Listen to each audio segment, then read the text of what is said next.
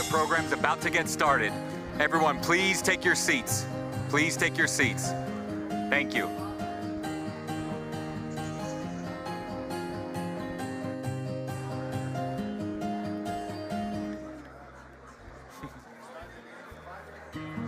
Three, yeah. 3 minutes.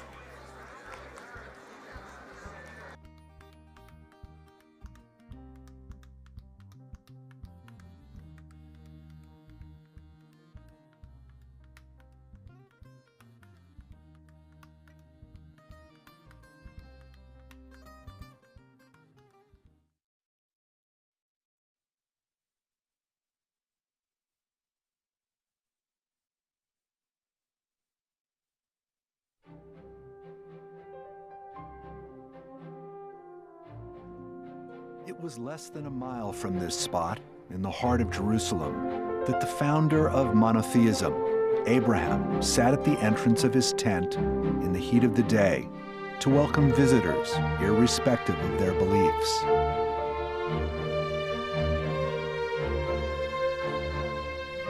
Today, 3,500 years later, Abraham's descendants are building the Museum of Tolerance Jerusalem, a place that will teach the lessons of unity, inclusion, and human dignity, is nearing completion.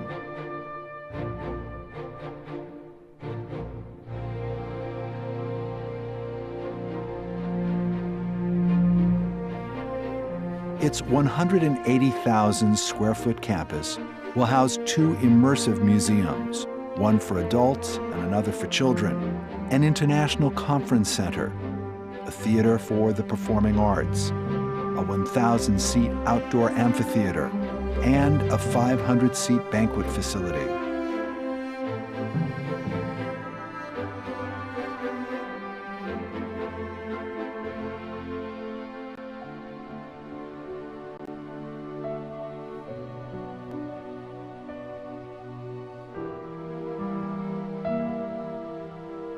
Experiential exhibits that will be unlike anything ever seen before in a museum. Pavilions that explore the history of the Jewish people and their connection to the land of Israel.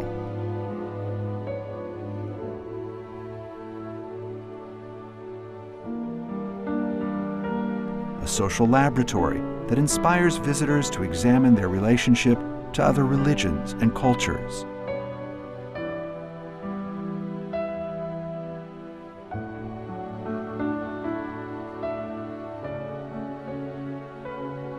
It is a project that Nobel laureate and former Israeli President Shimon Peres described as more than a building. It is an eternal message of understanding, togetherness, and unity.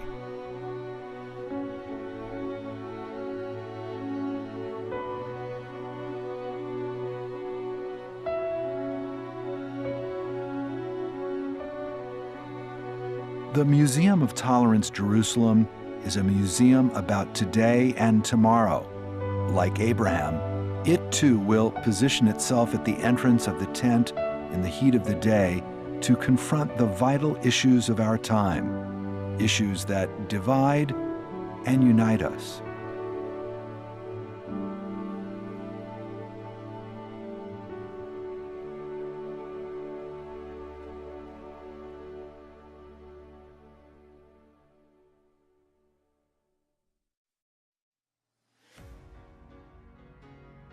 The history of the State of Israel begins with the formation of the Jewish people, as written in the Bible, and continues over thousands of years as diaspora Jews yearned to return to their ancient homeland. For 90 years, the Jerusalem Post has been telling Israel's story to the world, serving as a window into events in our national homeland, in the wider Middle East, and across the Jewish world. Today, we at the Jerusalem Post celebrate that milestone as well as the stories, the successes, and the tragedies that have together forged the modern state of Israel as we know it. We have been here from the establishment of Israel in 1948 to its miraculous victory in the Six-Day War, which reunified Jerusalem as the country's capital. We were on the front lines of the Yom Kippur War and continue today to tell the stories of the most recent operations in the Gaza Strip. The prophets predicted the ingathering of the exiles. Since the founding of Israel, Jews have come from Europe, North Africa, Ethiopia, the former Soviet Union, and North America, all sharing a common destiny as members of an ancient people who yearned to return home. Israel remains a safe haven for Jews from around the world and a place for people who decide to come and be a part of Israel's modern-day miracle. While it has long been a joke that Israel's national sport is its politics, Israeli athletes have proven that wrong for decades. The sadness of the 1972 Olympic massacre in Munich was followed by the utter joy of Maccabi Tel Aviv's 1977 victory over the Russians, that, in the words of star player Tal Brody, put Israel on the map. Israel's history of winning Olympic medals began with judoka Yael Arad in Barcelona in 1992 and culminated in the 8 Olympic medals won in the summer of 2021, led by the gold medal winning performances of gymnasts Linoy Ashram and Artyom Dolgopiat. From the inception of the Jewish people, the Jews have always hoped, prayed, and worked for peace. In 1948, when Israel declared statehood and was attacked by Arab armies, those hopes appeared pointless. But Israel did not give up. In 1979, it signed a peace agreement with Egypt, in 1994 with Jordan, and in 2020 with the United Arab Emirates, Bahrain, and Morocco. The Abraham Accords give Israelis hope that the Jewish state can exist in peace. There is a decades-old joke about Moses making a wrong turn and taking the Jews to the only place in the Middle East without natural resources. The history of Israeli innovation, though, has made that humor obsolete. Israel invented everything, from the Intel Pentium chip to the flash drive, from instant messaging to the tiny pill can. The Jewish state gave paraplegics the ability to walk again, prevented car accidents and unnecessary loss of life with its mobilized system for cars. Waze, Wix, WalkMe, Wiz, Taboola, Papaya Global, and so many more. Israel is called the Startup Nation, and today, the country's record number of unicorns, companies worth over $1 billion, have made the magic of Israel help turn the world into a better place. We at the Jerusalem Post Group are proud to be the go-to platform for connecting Israel with all of you. Thank you for reading us for 90 years. We look forward to continuing to share this journey with you.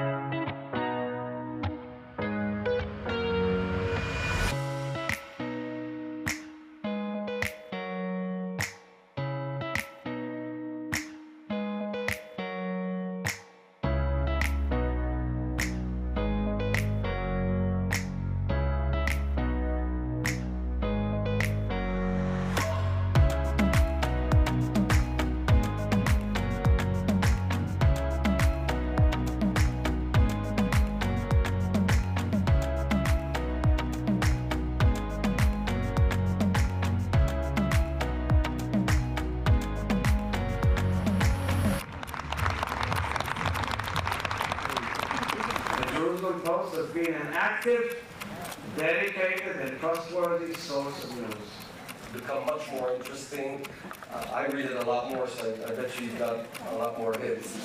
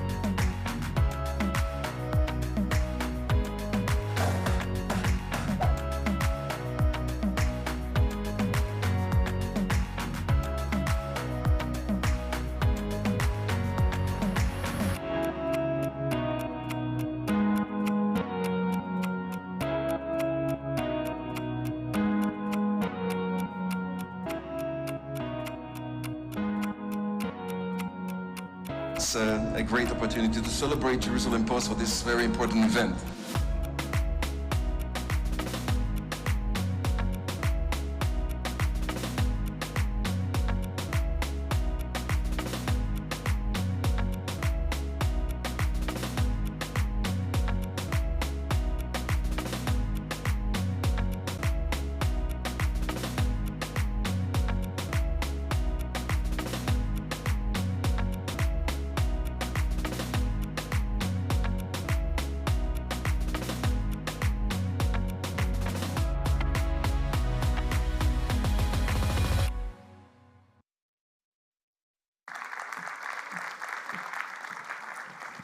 Ladies and gentlemen, please rise for the President of the State of Israel, His Excellency Isaac Herzog.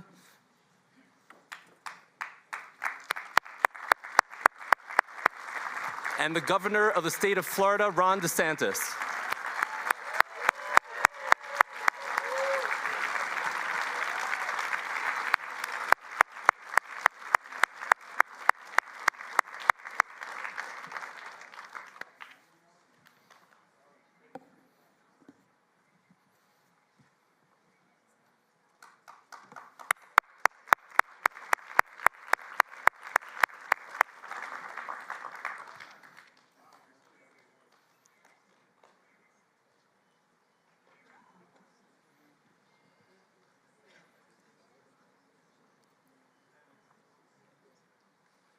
Ladies and gentlemen, good morning. Please be seated.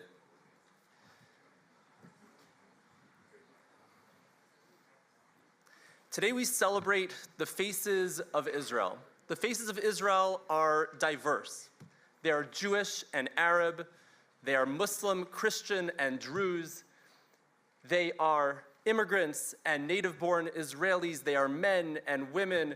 They are members of the LGBTQ community and straight people. They are people who run the gamut of society. And today, we're going to come to know some of those faces. Israel has produced remarkable accomplishments. We have won Nobel Prizes and Olympic medals. We have produced remarkable innovations that are changing the world. We've even produced a Wonder Woman. And today, we're going to get to know a little bit about what makes this country so special and the human mosaic that makes Israel so remarkable. I'd like to thank the chairman of the Museum of Tolerance Jerusalem, Larry Meisel,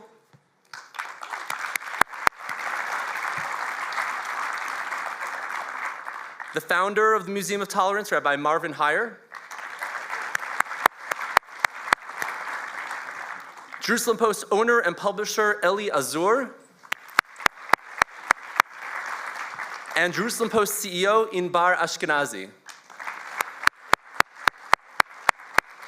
I'd also like to acknowledge some of our distinguished speakers today, including the President of Israel, Isaac Herzog, the Mayor of Jerusalem, Mr. Moshe Leon, and of course, our keynote speaker today, Florida Governor Ron DeSantis.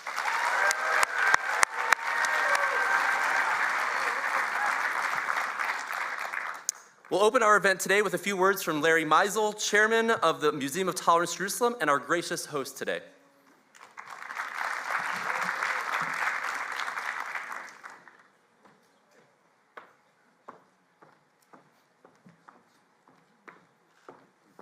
Thank you,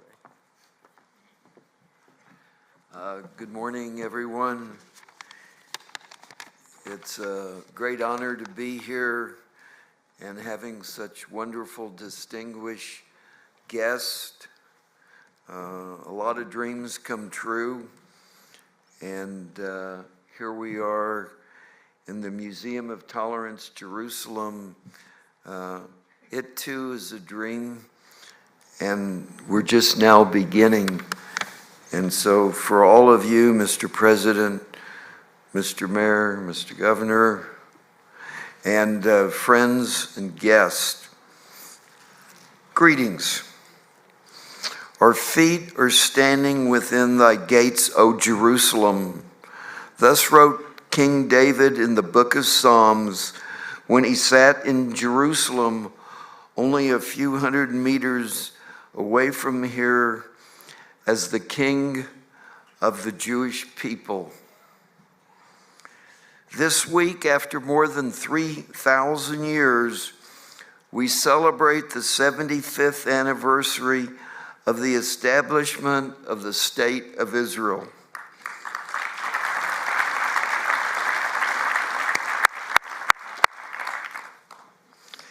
Here, in the center of Jerusalem, the capital of the State of Israel and the Jewish people, at the point of confluence between Old City of Jerusalem and the New Jerusalem, the construction of a unique and magnificent structure has been completed.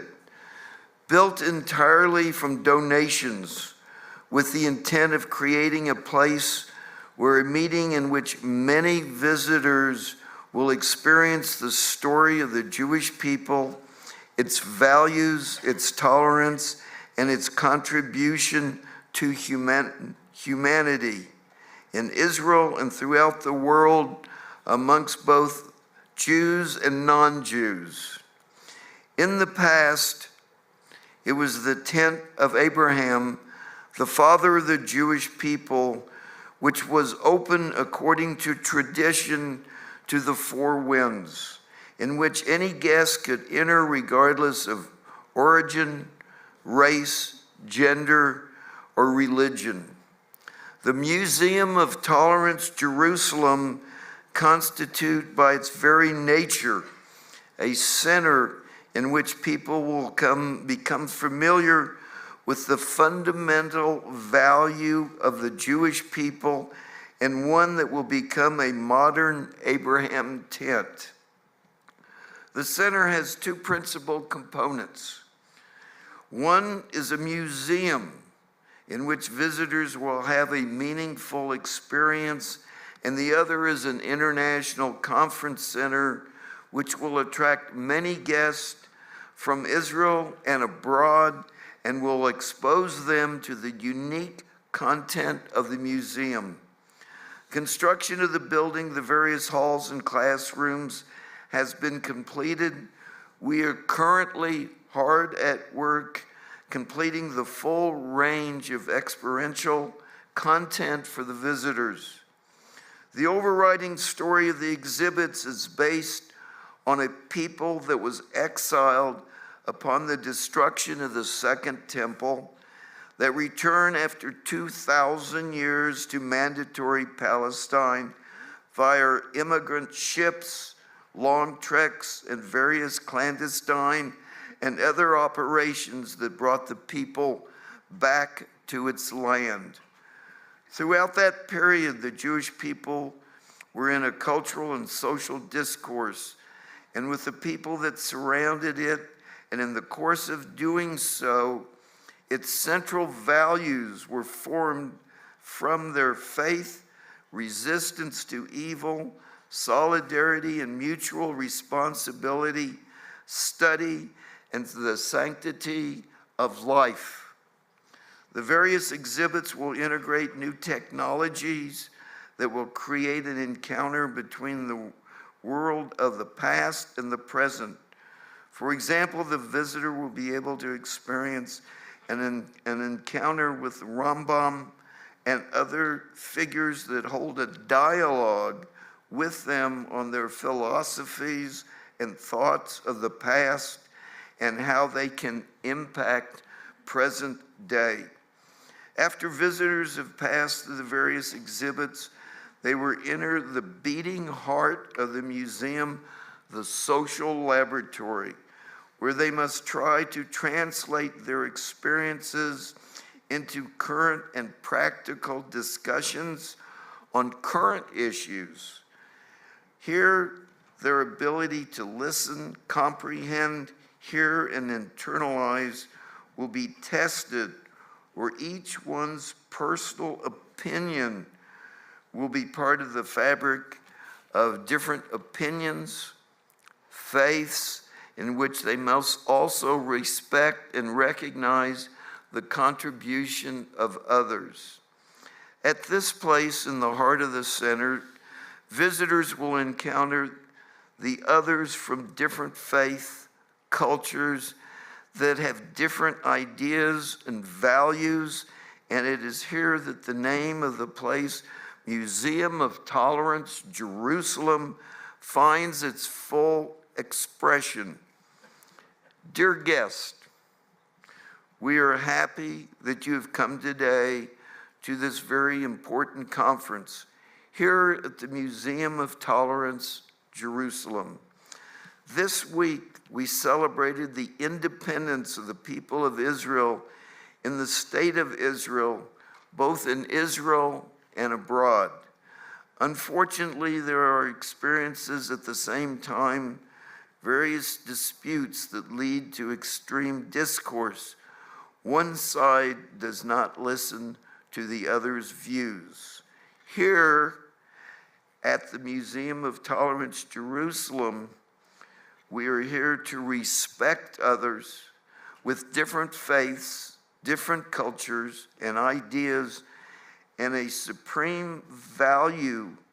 We will be happy to host meetings, roundtables at any time in order to better share and instill those things that unify us, less those things that divide us. I will conclude with the same psalm which I opened my remarks with, in which King David emphasized his vision. Here is what is good and what is pleasant, and when brothers dwell together in harmony. Thank you for coming, all of you. We will be honored and look forward to seeing you again here many, many times. God bless.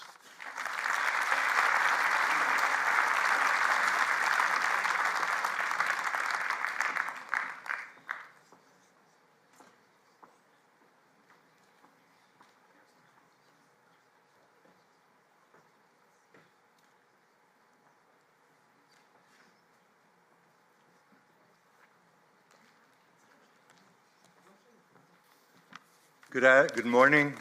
My name is Norm Brownstein. I'm from Denver, Colorado. I've been involved with, I'm a director of the MOTJ and somebody who's been involved with the Simon Wiesenthal Center for 40 years. Ladies and gentlemen, I now have the privilege, which is a great personal privilege, of introducing the President of the State of Israel, Isaac Herzog. President Herzog has been a solidary force for unity during these days of hyper-polarization and a respected voice for the Jewish state worldwide. He was elected by the broadest majority out of any president in the history of Israel, whether they were unopposed or not.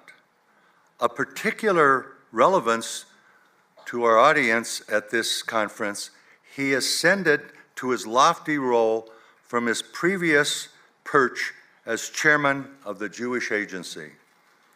He took with him his unique appreciation for the importance of world Jewry to his current role, advocating for taking diaspora Jewry into account when critical decisions are made for the Jewish state's future. Mr. President, please.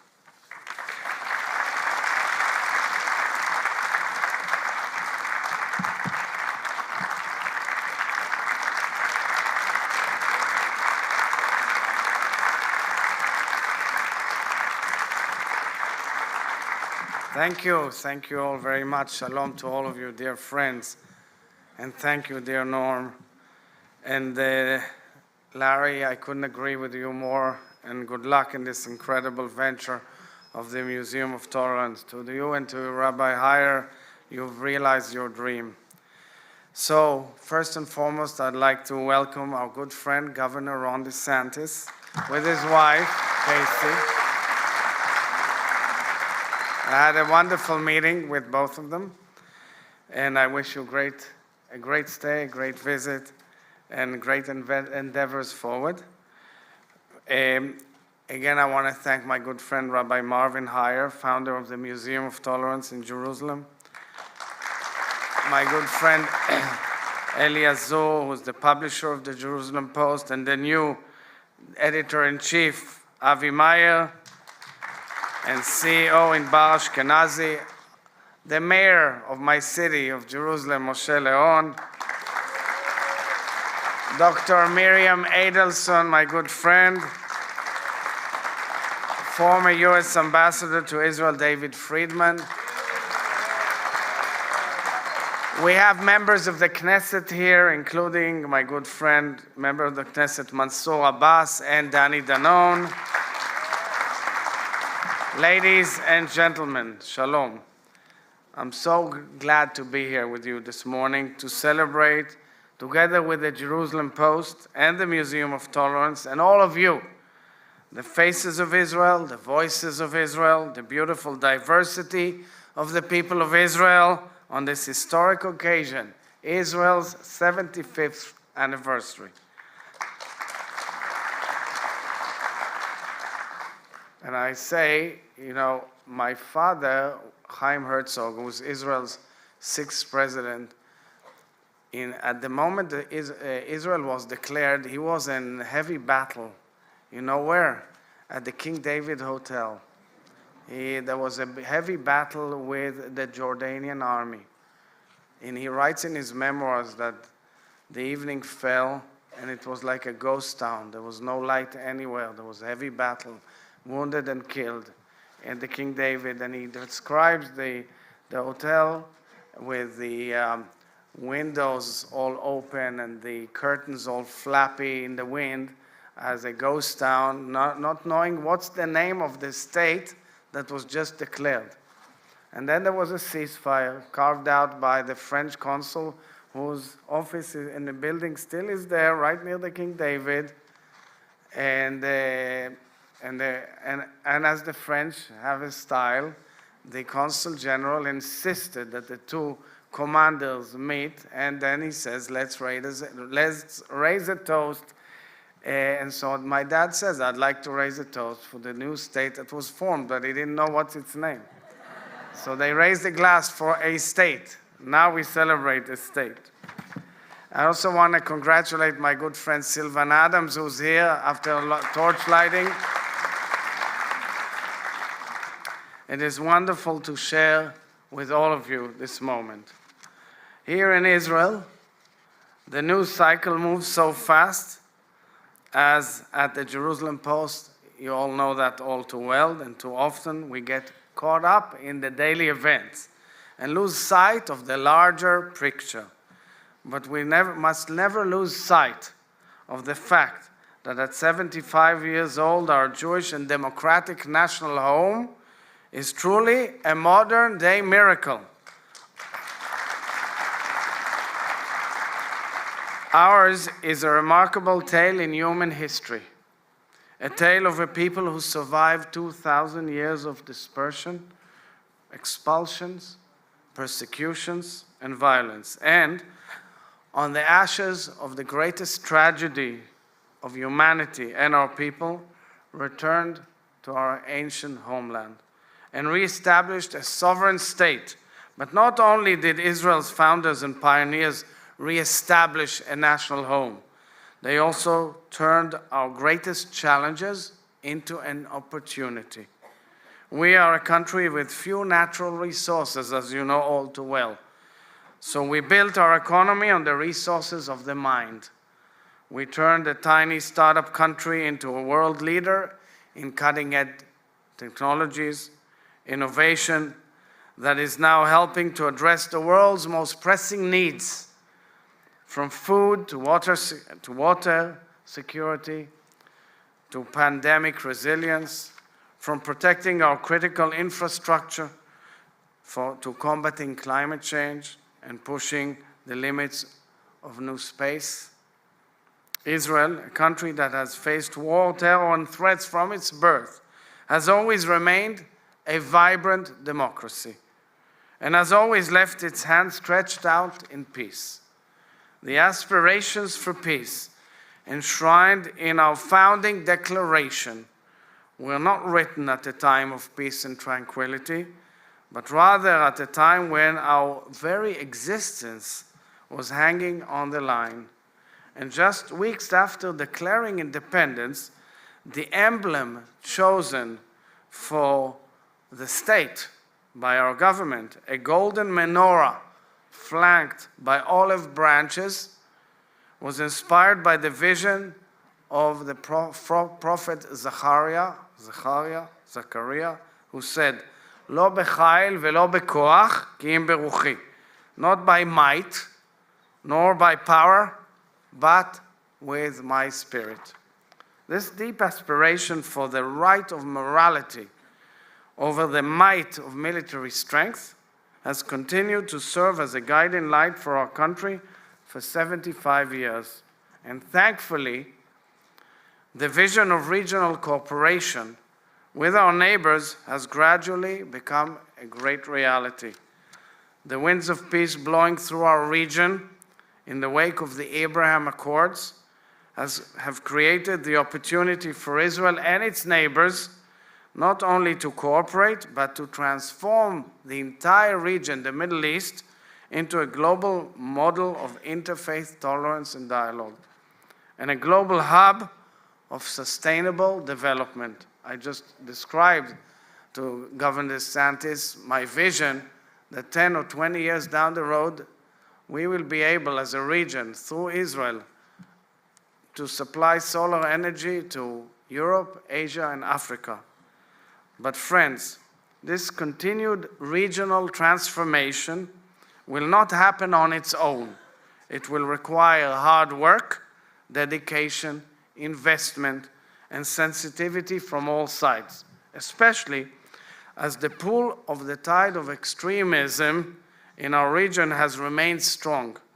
Over these past weeks, we have seen Iran and its proxies in Gaza, Syria, Lebanon, Hamas, Hezbollah, and Islamic Jihad, misreading the vitality of our democratic discourse as an opening to cause destruction and suffering.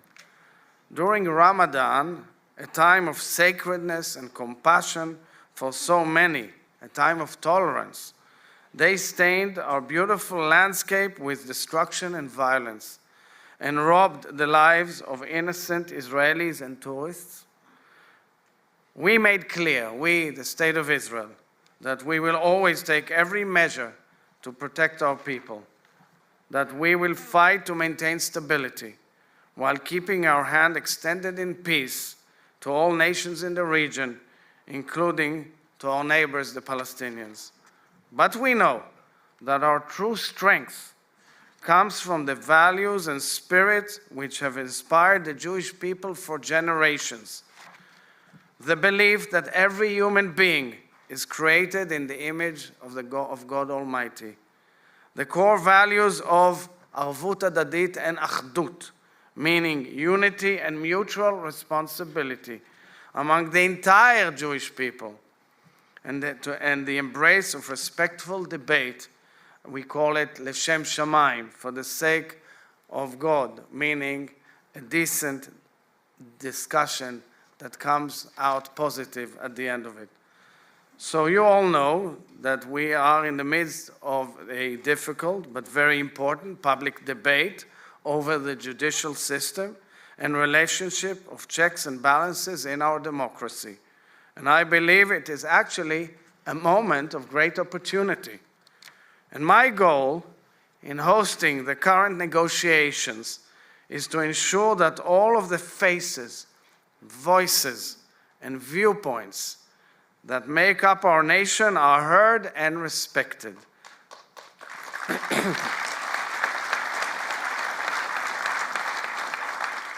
While still staunchly defending the core pillars of our democracy and the independence of the legal system. I will do everything in my power to help us reach broad consensus and to emerge from this crisis stronger than ever. And, dear friends, just as we must all work together to strengthen democracy and equality in Israel, We must all work together here in Israel and across the Jewish world to strengthen unity and mutual responsibility among the entire Jewish people. Here too, I am committed to bringing the full force of my presidency to realizing this goal. Just a few days ago, I addressed the General Assembly of the Jewish Federations of North America, together with the Jewish Agency, the WZO, and Keren Hayesod, and I outlined my vision for a new initiative to help us reach that goal. It's called Kol Ha'am Siach Yehudi Olami, meaning Voice of the People, the President's Initiative for Worldwide Jewish Dialogue.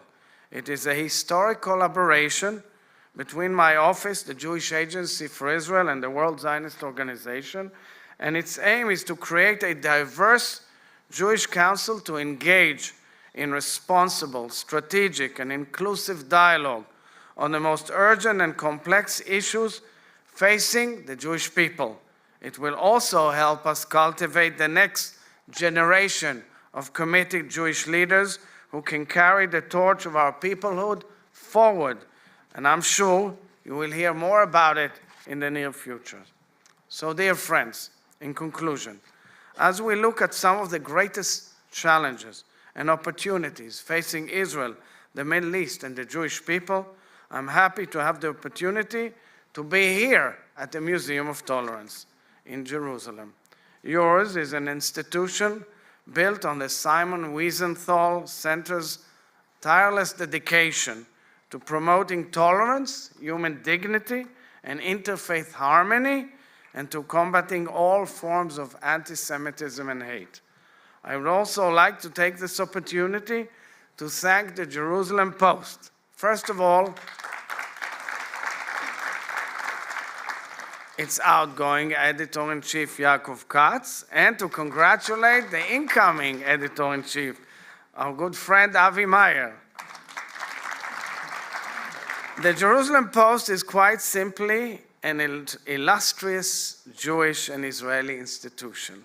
It has covered 4 generations of my family, on both sides, incidentally, and I continue to enjoy reading it myself. Of course, at this time of rapid news developments and national debates, the role of responsible press is especially important. We need journalism that gives voice to all sides and which helps present an accurate and nuanced picture of what is happening in Israel to the international community. So congratulations once again on this very important conference.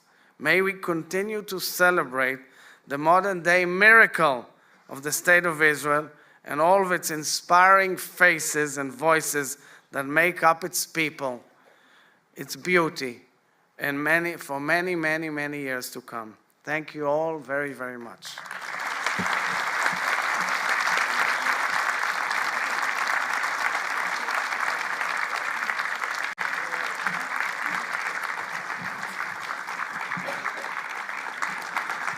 Thank you, Mr. President, for honoring us with your presence today.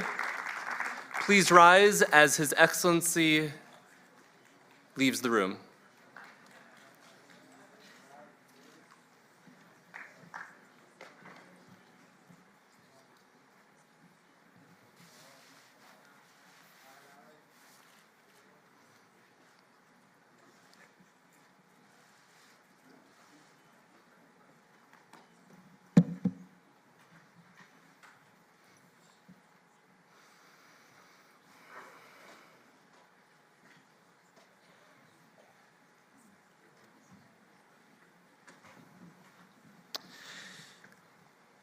Our collaboration today is the product of Museum of Tolerance Jerusalem's Jonathan Yoni Riss, Inbar Ashkenazi, CEO of the Jerusalem Post, and Aaron Leibowitz from the Adams Foundation.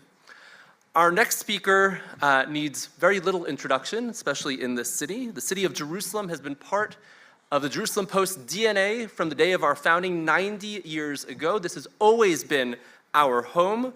Please join me in welcoming the distinguished mayor of Jerusalem, Mr. Moshe Leon.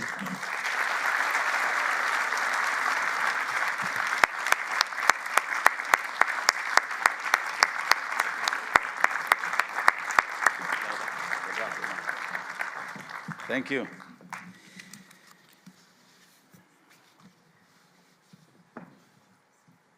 Chairman of the Museum of Tolerance, Jerusalem, Larry Meisel, my friend, founder of the Museum of Tolerance, Jerusalem, Rabbi Marvin Heyer, CEO of the museum, Jonathan Rees. We are honored to have with us today some great friends of Israel, Governor of Florida, Ron DeSantis,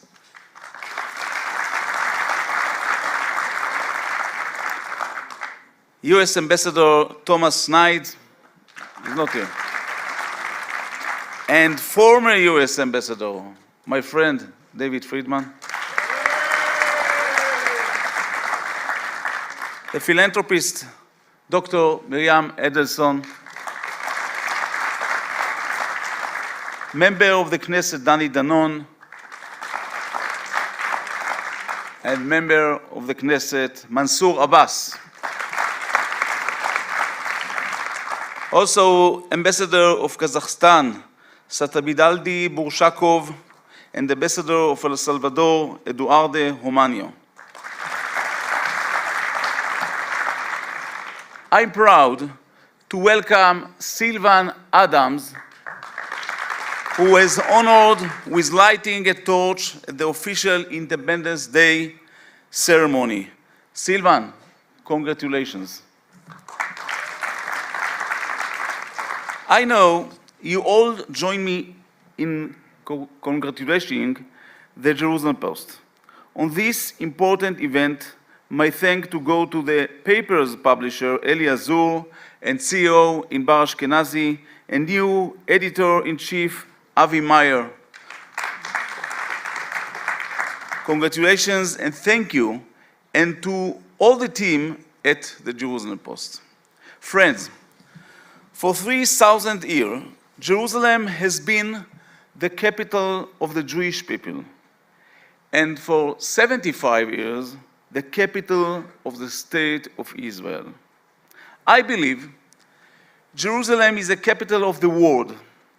It is a city of inspiration which billions of people pray for every day all over the world. It is a city of innovation where new startups and multinational tech giants are changing the world every day. Jerusalem is a city which is microcosm of the whole region.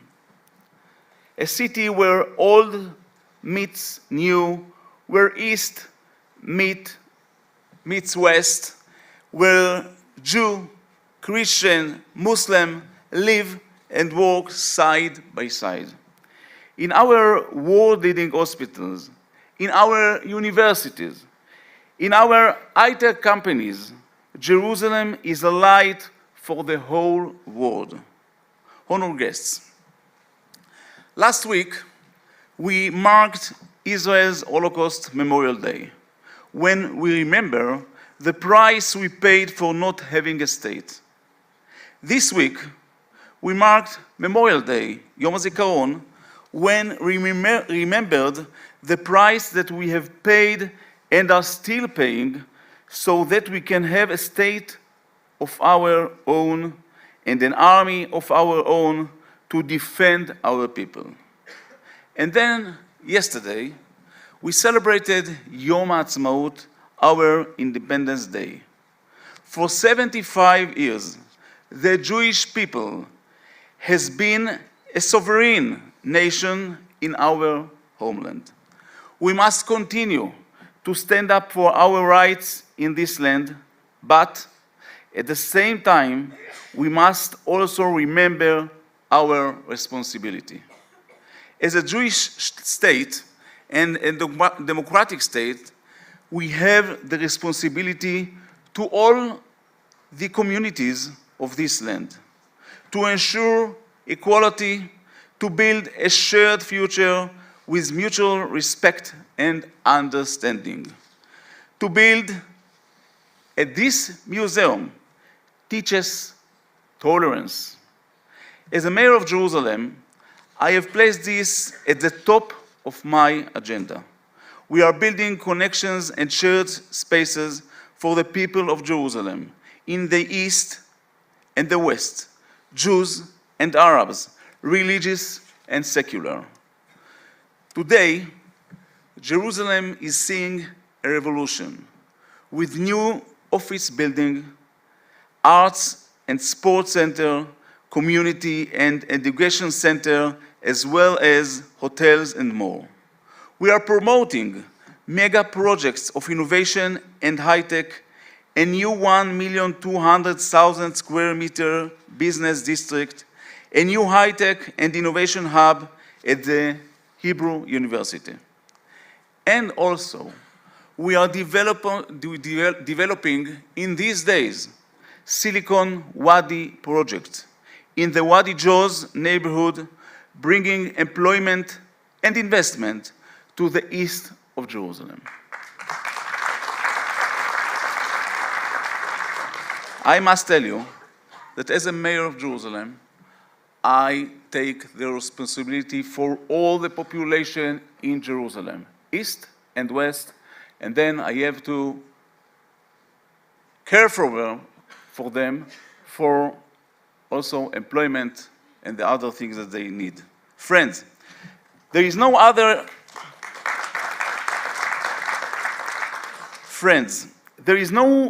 better example of what we can achieve when we all work together. And there is no better example of what Israel has achieved to reach this point and mark 75 years of independence. But I have to tell you, as long as important as our history might be, I'm even more excited for the future, a future I know you will all share into. I wish you all wonderful and interesting conference and hope to welcome you all back to Jerusalem very soon. Thank you.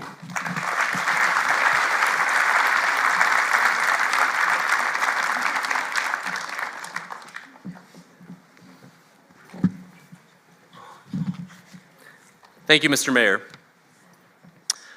Our next speaker is a man who has dedicated his life to showing the true image of Israel and to strengthening the bond between Israel and Jews around the world. And as of this week, he was also honored with kindling a torch on the occasion of Israel's 75th Independence Day.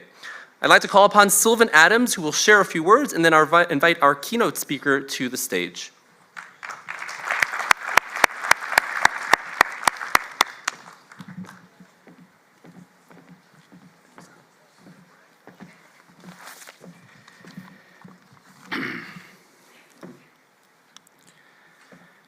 Good morning, all.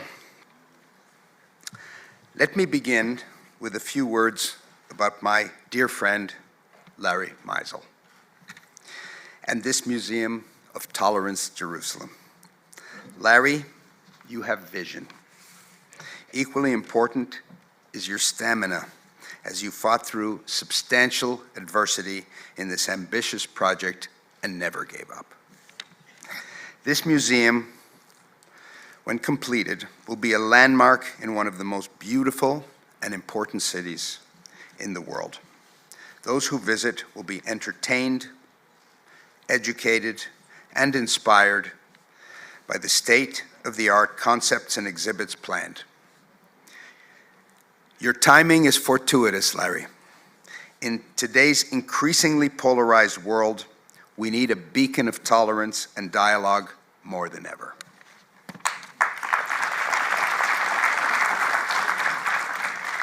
Rabbi Heyer and Larry, thank you for inviting me to join you on the board of directors of the Museum of Tolerance of Jerusalem. Our teams, MOTJ CEO Jonathan Rees and Aaron Leibovitz, CEO of my foundation, are working together to bring life to this facility. We have a unique asset here, which in addition to the outstanding museum exhibits, will be an appealing venue for live entertainment and a town square that will greatly enhance the fabric of the center of Jerusalem. My friend Mayor Leon, I look forward to partnering with you to bring international sports, music, and culture to our national capital.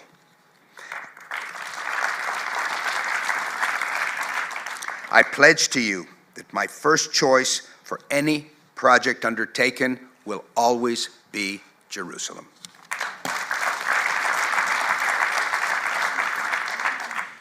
President Herzog, I'm humbled and proud to be your friend.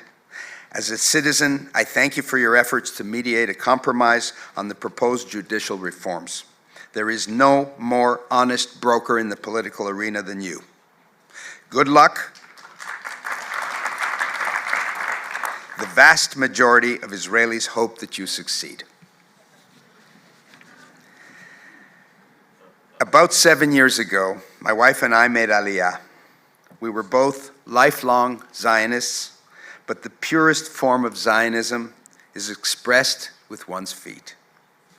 I would never have moved to a country that is less open, tolerant, pluralistic, democratic, and importantly, safe than my native Canada. 2 nights ago, I was given the honor of my life as I was selected to be one of the 12 torchbearers at our nation's 75th birthday celebration. To me, this is validation that my efforts to promote our country, which is so often misunderstood abroad, are seen as strategically valuable. In the torchlighting ceremony on Mount Herzl, I was given the particular honor to represent the Jewish diaspora. In my remarks, I indicated that as the homeland of the Jewish people, Israel belongs to all of us. Israeli-born, Israeli immigrants such as my wife and myself, and Jews in the diaspora. We are one people, Am Israel Chai.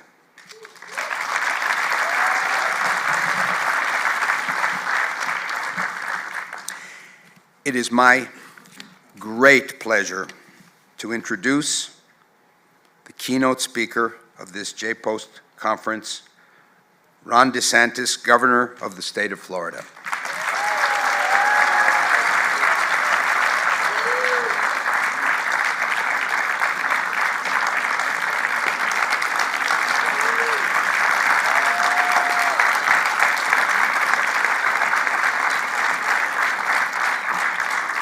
Governor DeSantis, welcome back to Israel.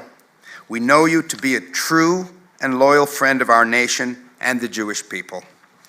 In 2019, you brought the largest ever governor-led trade mission to Israel.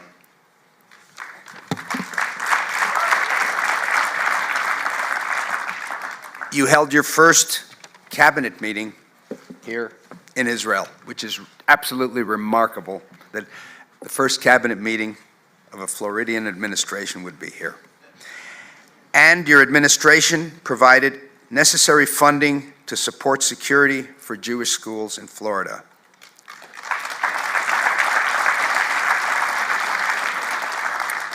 And tuition subsidies for Jewish students studying in Jewish day schools. And I could go on and on and on, but your return visit is timely. We are celebrating the 75th anniversary of the creation of the State of Israel, so we are happy to welcome you and your trade delegation from Florida to our birthday party. Thank you for coming to celebrate the miracle that is Israel, a country that survived all odds, fighting off hostile enemies time and again. Today, we are an economic and military powerhouse, and I know the members of your delegation will be impressed during your stay. No American dignitary can come here without hearing our profound gratitude that the United States is our greatest ally and friend.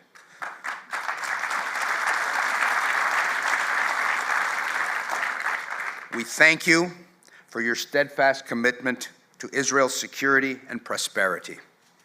And we thank you for your genuine friendship, which is entirely reciprocated. America cannot have a better friend and ally than Israel. But, Mr. Governor, we have a common foe in this region, Iran, that needs to be confronted and contained. Iran is a hostile actor that sows conflict and terrorism in the Middle East and beyond. Dangerously, Iran is also advancing apace towards the development of nuclear weapons, something all American administrations vowed to prevent. But words alone will not be enough to stop or even slow down Iran's nuclear ambitions. Israel and the United States need to work together to curb and eventually eliminate Iran's nuclear program. We jointly need a credible plan that includes a multitude of tools at our disposal, including a credible military threat on which our countries must cooperate. Iran is not solely Israel's problem, even if we are in the Islamist regime's crosshairs. When we succeed, we will liberate the Iranian people from this fanatical totalitarian regime that deprives them of their basic human rights. A regime that polls indicate is hated by 80% of the Iranian population. Taking action against this bad actor will make this region and the entire world a safer place. Governor, this is not your first trip to Israel, and I know it will not be your last. Who knows? Perhaps your next visit to Israel will be aboard Air Force One.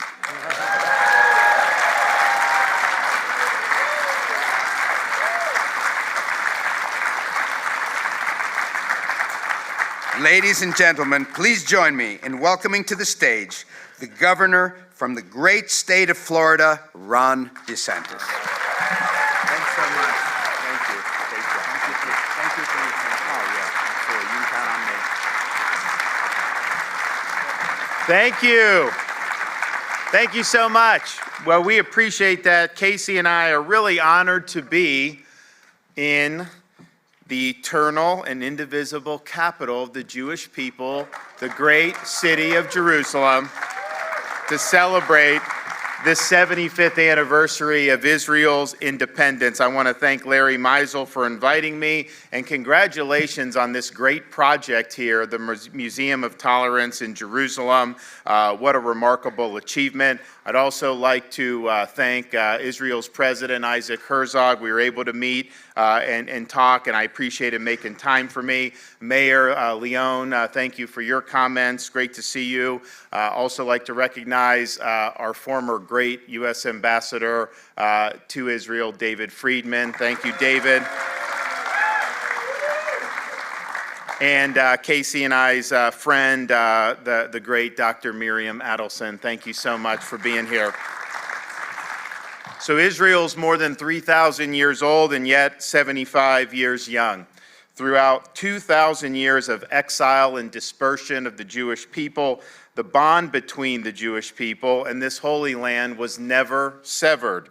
Both the Balfour Declaration and the British Mandate recognized the historic connection of the Jewish people with the land of Israel and acknowledged the compelling basis for reconstituting their national home right here in the Holy Land.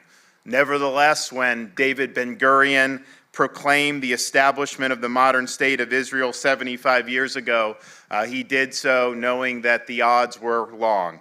How could a ragtag group of Sabras, refugees, and Holocaust survivors possibly prevail against powerful Arab armies determined to snuff out the Jewish state in its infancy? The odds were about as long as the odds that a young shepherd boy armed with rocks and a slingshot could slay a giant. But just as David defeated Goliath, the newly minted Israelis beat the odds, won their independence, and preserved their right to self-determination. Israel's victory meant the long-standing dream had become reality, a national homeland for the Jewish people in the land of Israel. Now, Winston Churchill noted the establishment of the Jewish state was, quote, an event in world history to be viewed in the perspective, not of a generation or a century, but in the perspective of 1,000, 2,000, or even 3,000 years.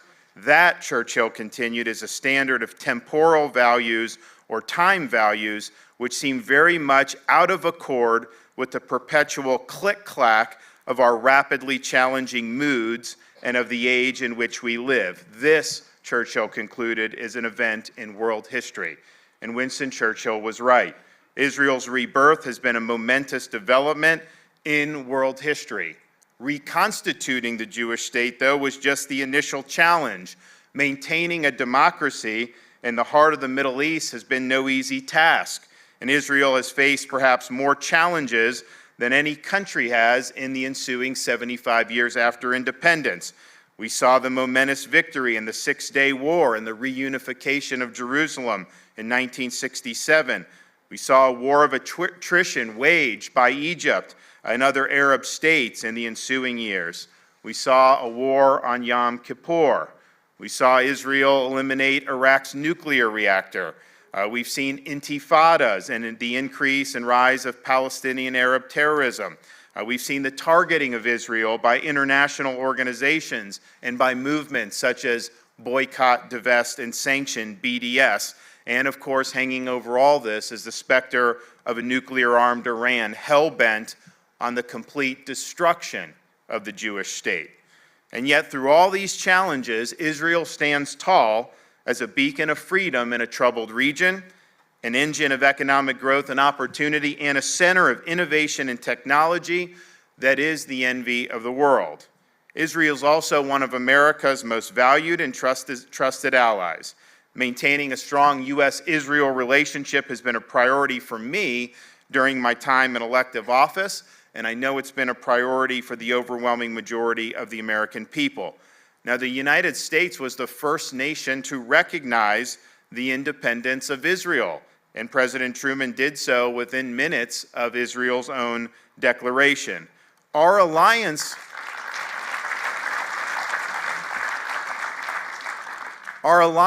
with Israel rests on unique cultural and religious affinities, the Judeo-Christian values that trace back thousands of years to the Holy Land and which have been essential to the American experiment. When I was a U.S. congressman, I represented the city of St. Augustine in Florida, which is the oldest city in continuous operation in the United States, 1500s. And I used to think to myself, man, our country was founded in 1776. This was 200 years plus prior to that. How historic, how old? Well, when you walk here in Israel, that vantage point changes because we're talking about thousands of years, all the way back to the beginning of recorded history, that the vast majority of Americans have familiarity with. And I can tell you a story about my wife and I on, actually it was her second trip with me to Israel. I was a U.S. congressman at the time. We did not yet have kids.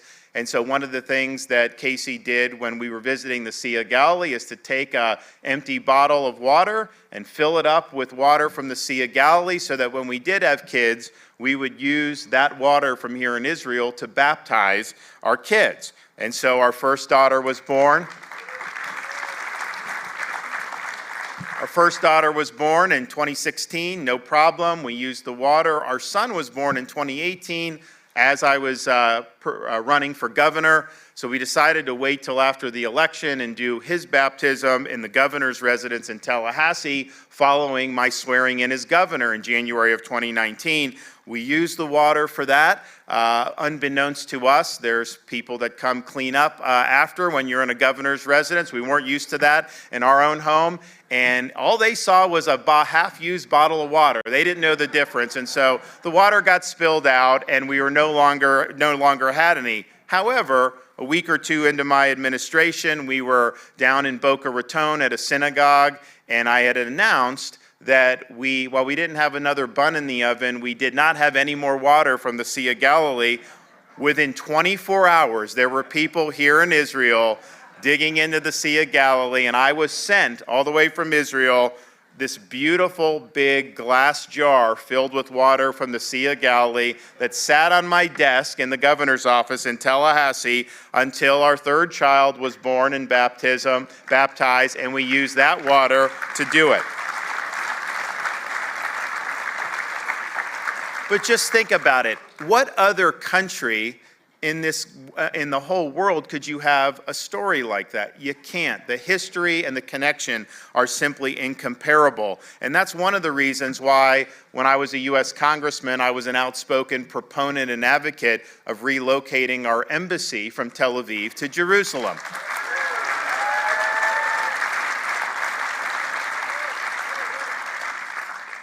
When we were trying to cajole the previous administration to do it, I actually launched a very small delegation over here. We looked at a bunch of different sites. We did a big press conference, announced that this was going to happen. We were confident, and there was a plethora of possibilities to be able to do it. I chaired a major congressional hearing in the fall of 2017 leading up to the decision, probably the most attended congressional hearing of my congressional career, and both sides of the aisle acknowledged that this is something that needed to be done. Part of the thing that really was compelling to me is you see how important these religious sites are to people, not just Jews, but Christians and Muslims. And I can tell you, with Israeli sovereignty over the city of Jerusalem, people have the ability to practice their religion freely. They have the ability to visit those sites freely. That would just factually not be true if that were in other hands. And so we thought it was very important for that. We also just thought it was important to honor the historical record. Jerusalem is, in fact, going back thousands of years, the eternal capital of the Jewish people. U.S. policy should recognize the truth.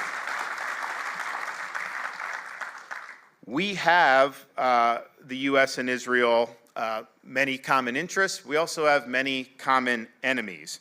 And there's perhaps no adversary more hostile to both Israel and the United States than the Islamist regime in Iran. And I, as a U.S. Navy officer, I was deployed to Iraq during the Iraq War. And at the time, we were stationed in places like Fallujah, Ramadi. These are Sunni Arab areas in the western part of Iraq where really the Al-Qaeda in Iraq movement had started. That was really the task, to put that down, and U.S. forces did a very good job of doing that. What I noticed, though, as that deployment went on, that the overwhelming majority of the casualties that we were starting to see in Iraq at that time were not in Sunni Arab areas. That was not at the hands of Al-Qaeda in Iraq. It was at the hands of Shia militias that were funded and controlled by the regime in Iran. And they were responsible for killing hundreds of U.S. service members during the Iraq campaign, and of course, were responsible for killing hundreds of U.S. Marines in Beirut in 1983 when they bombed the Marine Corps barracks. And so, since its inception in 1979, the Islamist regime in Iran has viewed the United States as its foremost enemy, and Israel probably close behind, and so we share that. And if you look at the challenges that we see as a matter of strategic in this region, Iran's pursuit of nuclear weapons creates a risk unlike you've not seen in this region. Their ideology, an apocalyptic ideology, combined with the ability to use humanity's worst weapons, represents a threat, an existential threat to the state of Israel, and it represents a threat to the United States of America. And I'm just proud that as a congressman, like many of you, we saw through this many years ago when they tried to do this Iranian nuclear deal. We said that all it would do was empower Iran, and guess what happened? They got billions and billions of dollars flooded into their coffers. What did they use that money to? Did they make the citizenry's lives better in Iran? Of course not. They used that to fund terrorism all around the Middle East. And so we opposed it, the deal failed, and I think it's important going forward that we learn from that and learn that you cannot approach them in a way that is going to empower the regime. You must hold the regime accountable, and that's what U.S. policy should do.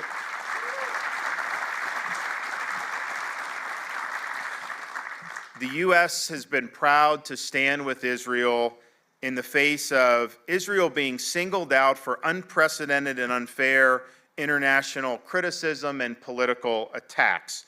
UN resolutions since 2015. The UN has passed 125 condemnatory resolutions against Israel, but only 55 such resolutions for the entire rest of the world. How could you possibly justify that type of action? And if you look at the movement to boycott, divest, and sanction the State of Israel, so-called BDS, we in Florida have stood against that from day one of our administration.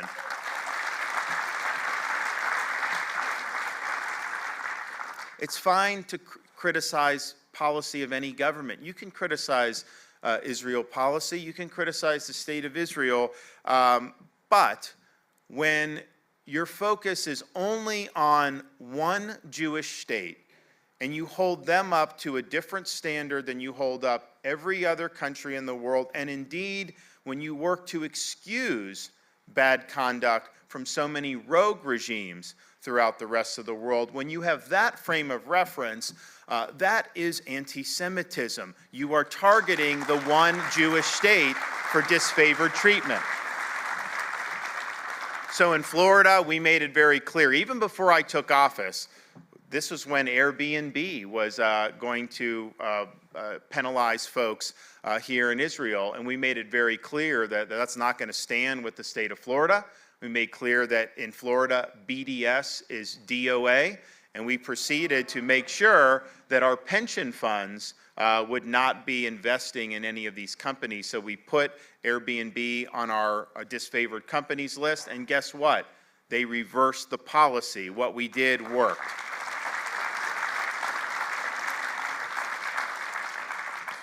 Florida has led the way on combating the scourge of anti-Semitism. My first year as governor, when we actually were here on our trade mission, I signed legislation to combat anti-Semitism in our public universities. And that's been a huge problem throughout our country. In Florida, we treat anti-Semitism the way we treat racism. And so if it's not appropriate to attack someone on the basis of their race, which is not, it should not also be okay somehow to engage in anti-Semitic tropes. And so in Florida, we've stood on the side of combating anti-Semitism. As was mentioned, we've provided millions and millions of dollars since I've been governor for security at Jewish day schools. We understand there's threats, and we're not going to let the bad guys win when it comes to our schools. We've also led a nationwide effort to enhance education standards for the Holocaust, and we've funded millions and millions of dollars for Holocaust museums throughout East Florida. May not be quite at the level that you see here in Jerusalem, but it's important that we do that. I was able to give, many months ago, a Florida Medal of Freedom to a man named Ben Ferencz, who was then the last surviving prosecutor from the Nuremberg trials. He was 103 years old at the time. He's recently passed away, but he led an extraordinary life. But when you see somebody like Ben Ferencz, you realize the importance of Holocaust education. The generation that survived the Holocaust is, as the years go by, is passing from the scenes. It's not going to be too long where we're not going to have any living, breathing, first-hand accounts of the horrors of the Holocaust. And I believe people that forget the history are doomed to repeat it. And when we say never again, we mean never again.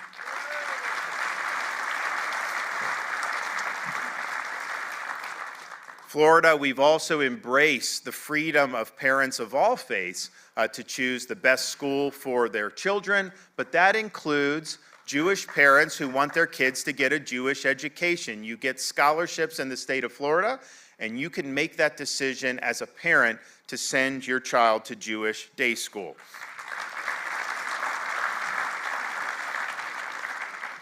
We're proud in Florida of the strong economic ties that we have with the State of Israel. As was mentioned, we did a historic trade mission in 2019 where we brought businesses, folks from our universities. It was really an unprecedented mobilization.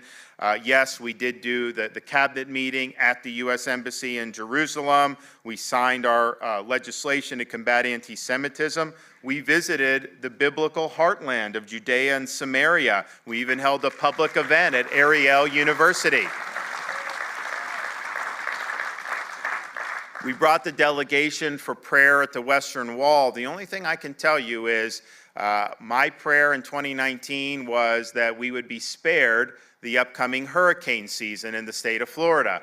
And we were in a situation as we got in the height of hurricane season, you had a monstrous hurricane barreling west towards the Florida Peninsula, Hurricane Dorian. It was a Category 5, a very strong Category 5, and it was headed basically going to ram right into our state. Well, and at that time, when it was on that track, people were saying, well, God must not be listening to the governor because we may be getting rammed here. Well, I can tell you, the storm was heading our way.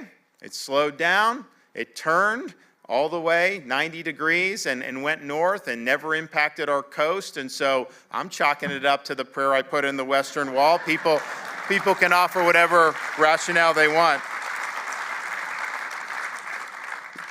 But because of that trip, we now have Israeli businesses engaged in all kinds of parts of Florida and Florida's economy. We have an issue in Florida. We've got a big lake in the middle of Florida, in southern Florida, Lake Okeechobee. It has sometimes, because there's runoff from fertilizer, all this stuff, creates algal blooms. When the federal government and the Army Corps disperse that in different streams, that's not good. So we've worked to combat that in a variety of ways. Well, we have Israeli company in Lake Okeechobee combating the algae that's growing with their technology. We have companies from Israel who are involved in our medical space. We'll actually have more announcement about that later this afternoon, but they're involved in their path-breaking research on things like Alzheimer's and helping with different types of brain tumors. So this is something that's very significant. We have a great relationship with Israel with respect to space. Florida is the epicenter of space launches in the entire world, and Israel now has a big part of doing that. And so this has been a great relationship with the state of Florida. It's also been a great economic relationship between the United States and Florida. And so we're very proud of those ties, and I think those ties are only going to go stronger in the future, and we're going to be the only state that has 2 direct flights to Ben Gurion Airport, Miami and Fort Lauderdale. El Al is going to do both.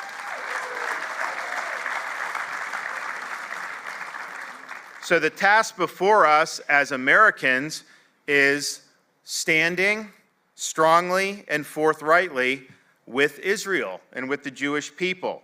We must support Israel's right to defend itself, and that includes strong military and intelligence cooperation.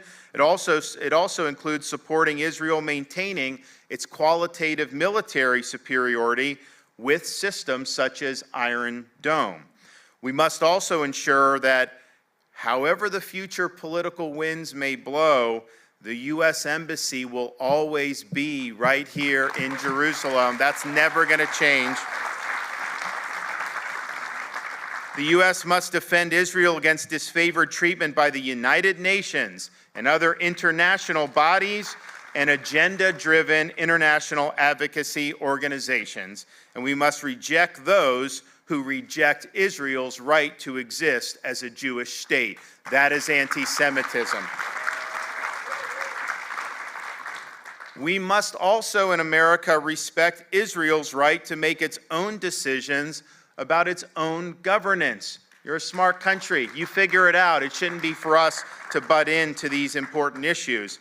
U.S. should also recommit to the framework of the Abraham Accords and build a strong alliance between the U.S., Sunni Arab states, and Israel against the threat posed by the Iranian regime. I recently met in my office in Tallahassee with ambassadors from Israel and the UAE. a joint meeting between those two ambassadors and the governor of Florida, that would have been unthinkable just a short time ago. So look at all the progress that's been made. We should focus on common interests and future opportunities, not on past grievances. The U.S. can work with countries to advance mutual interests with its natural partners and stand by its allies. This vision for a strong U.S.-Israel relationship is one that enhances regional cooperation, stability, and security. So let's hope that the next 75 years will be just as good as these previous, and that people will look back and identify the strong partnership between the U.S. and Israel as a major factor in the continuing vitality of the Jewish state.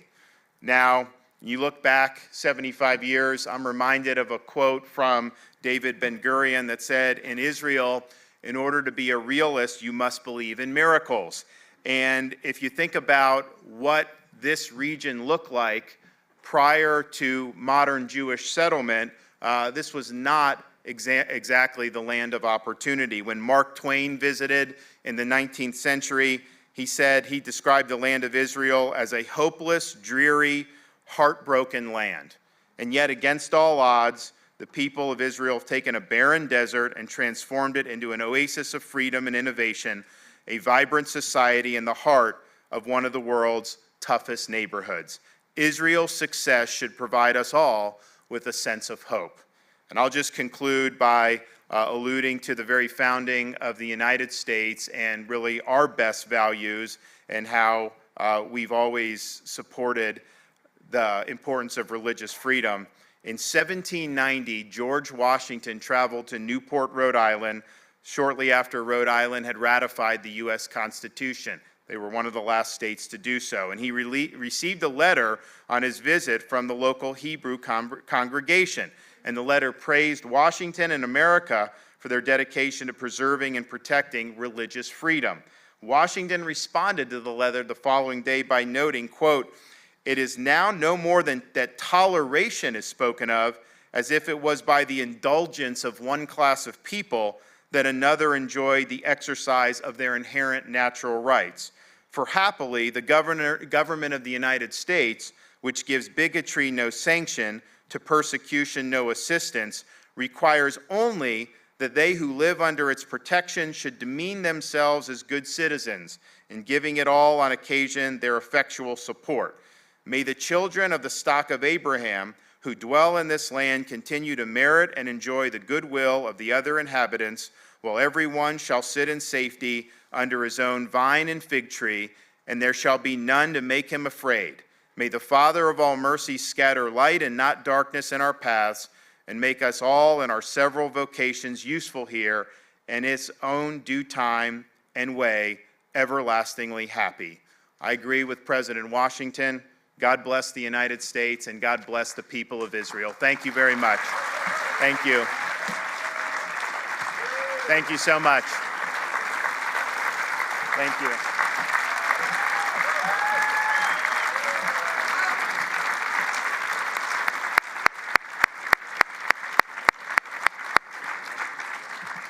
Thank you, Governor.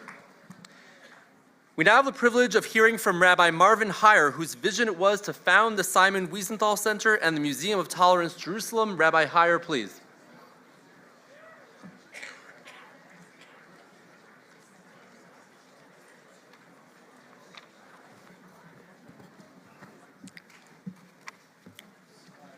I will thank you very much, Governor, for brilliant remarks. I will never forget what the Dalai Lama said to me when he first visited the Museum of Tolerance in August of 1996.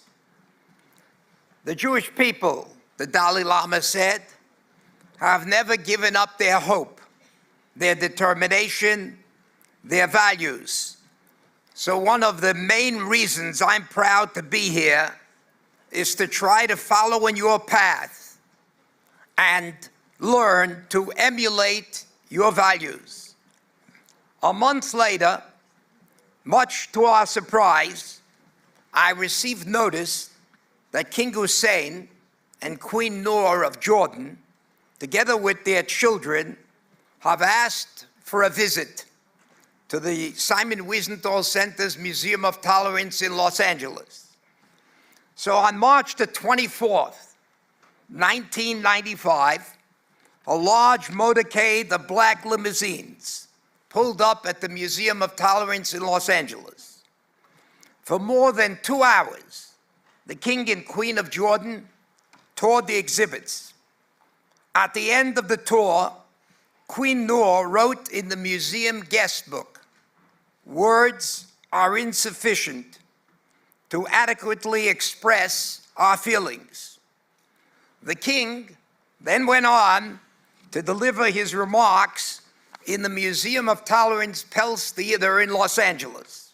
He said, "We look forward with confidence when the words Arab-Israeli will no longer evoke images of strife and hate, but at a time when future generations of Arabs and Jews will enjoy a life of peace, where the enemies of yesterday will become the good neighbors of today and tomorrow, when conflict will be replaced by cooperation. The Museum of Tolerance that I visited," he continued, "is a haunting reminder to all mankind of the many inexplicable acts of cruelty and unnecessary hatred and intolerance." He received a standing ovation from everybody present. For all those assembled who never heard such words from an Arab leader, after which he came over to me and whispered, "Rabbi, I want to become a member of the Simon Wiesenthal Center's Museum of Tolerance. Is there a membership card that I could fill out and keep with me?" I was so proud to present King Hussein, a descendant of the Prophet Muhammad, with a membership card of the Simon Wiesenthal Center's Museum of Tolerance.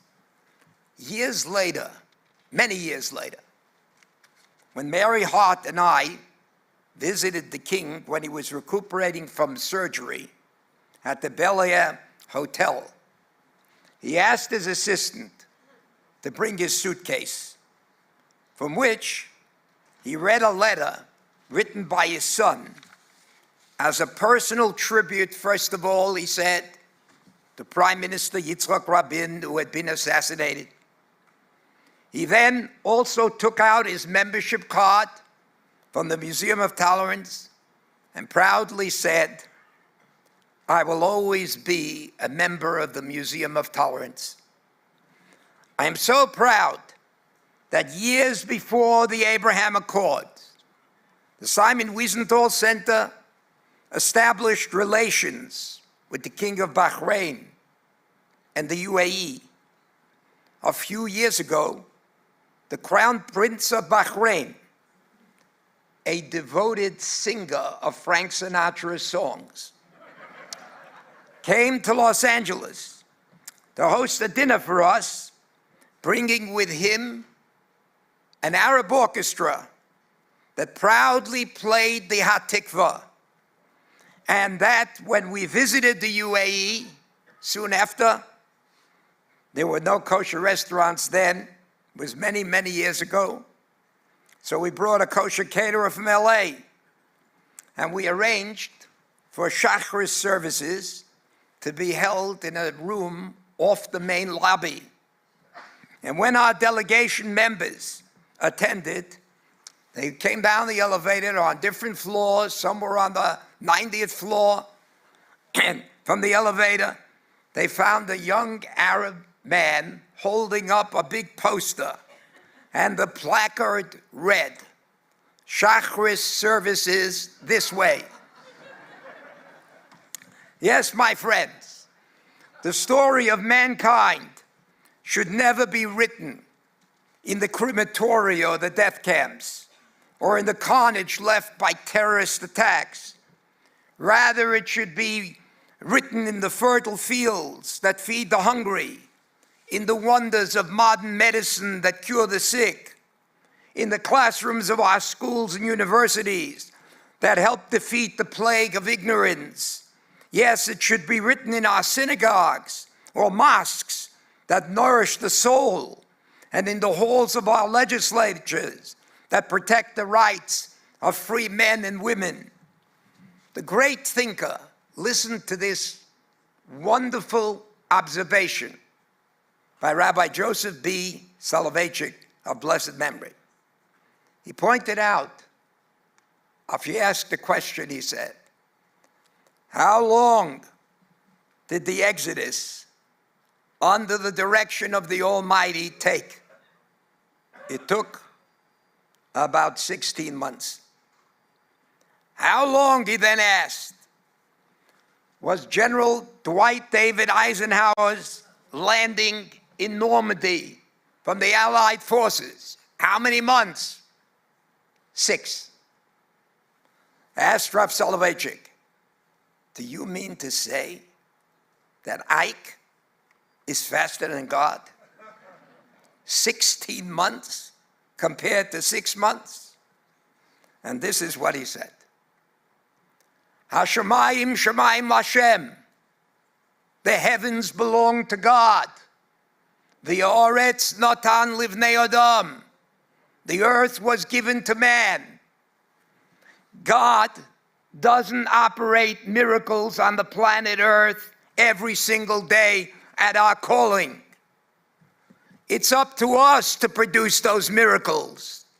If we sit back and don't produce those miracles, we are not going to get from heaven to do it, because the Ribono Shel Olam expects man, that man is born and created in the image of God. If we don't do our job here on earth, don't expect God to do it. It's up to us. Remember, and that's what the Museum of Tolerance stands for. Hashemayim Shemayim Hashem. The heavens belong to God. We intend to make the events here on planet Earth to live with dignity, with honesty and integrity. Amen.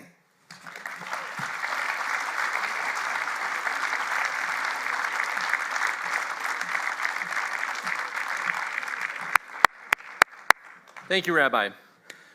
Our first interview today is with member of Knesset Mansour Abbas, the chair of the Ram party in the Knesset, which in 2021 made history by becoming the first predominantly Arab party to join an Israeli coalition.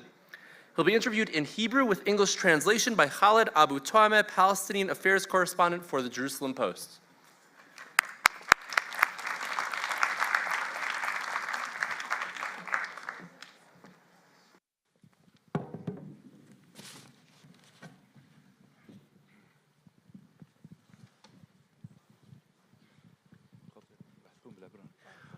אוקיי. תודה רבה, חבר הכנסת מנסור עבאס, שהסכמת לבוא היום ולהשתתף בכנס הזה החשוב. I will be asking the questions in Hebrew, and then I will be translating to English. I'll do my best. שאלה ראשונה, מנסור עבאס, לאחרונה התבטאת ברעיון בו קראת לפלגים הפלסטינים שלא להתערב בעניינים הפנימיים של ערביי ישראל. למה התכוונת בדיוק? ולפני שאנחנו ממשיכים, אני אתרגם את השאלה. I just asked MK Mansour Abbas about his recent statement in which he called on Palestinian factions not to meddle in the internal affairs of the Arab citizens of Israel. He actually expressed concern about that phenomena, and the question to him is, what were you exactly referring to? נכנסת ישירות לפוליטיקה, אז ברשותך נדבר כמה מילים על האירוע שאנחנו נמצאים בו ועל ערך הסובלנות. First of all, the answer is, you went directly into political issues, but first of all, I would like to talk about this event, the event organized by the Museum of Tolerance, Jerusalem. אין ערך שאנחנו צריכים אותו בחיים שלנו כמו הערך של הסובלנות. There is no value that we need such as the value of tolerance.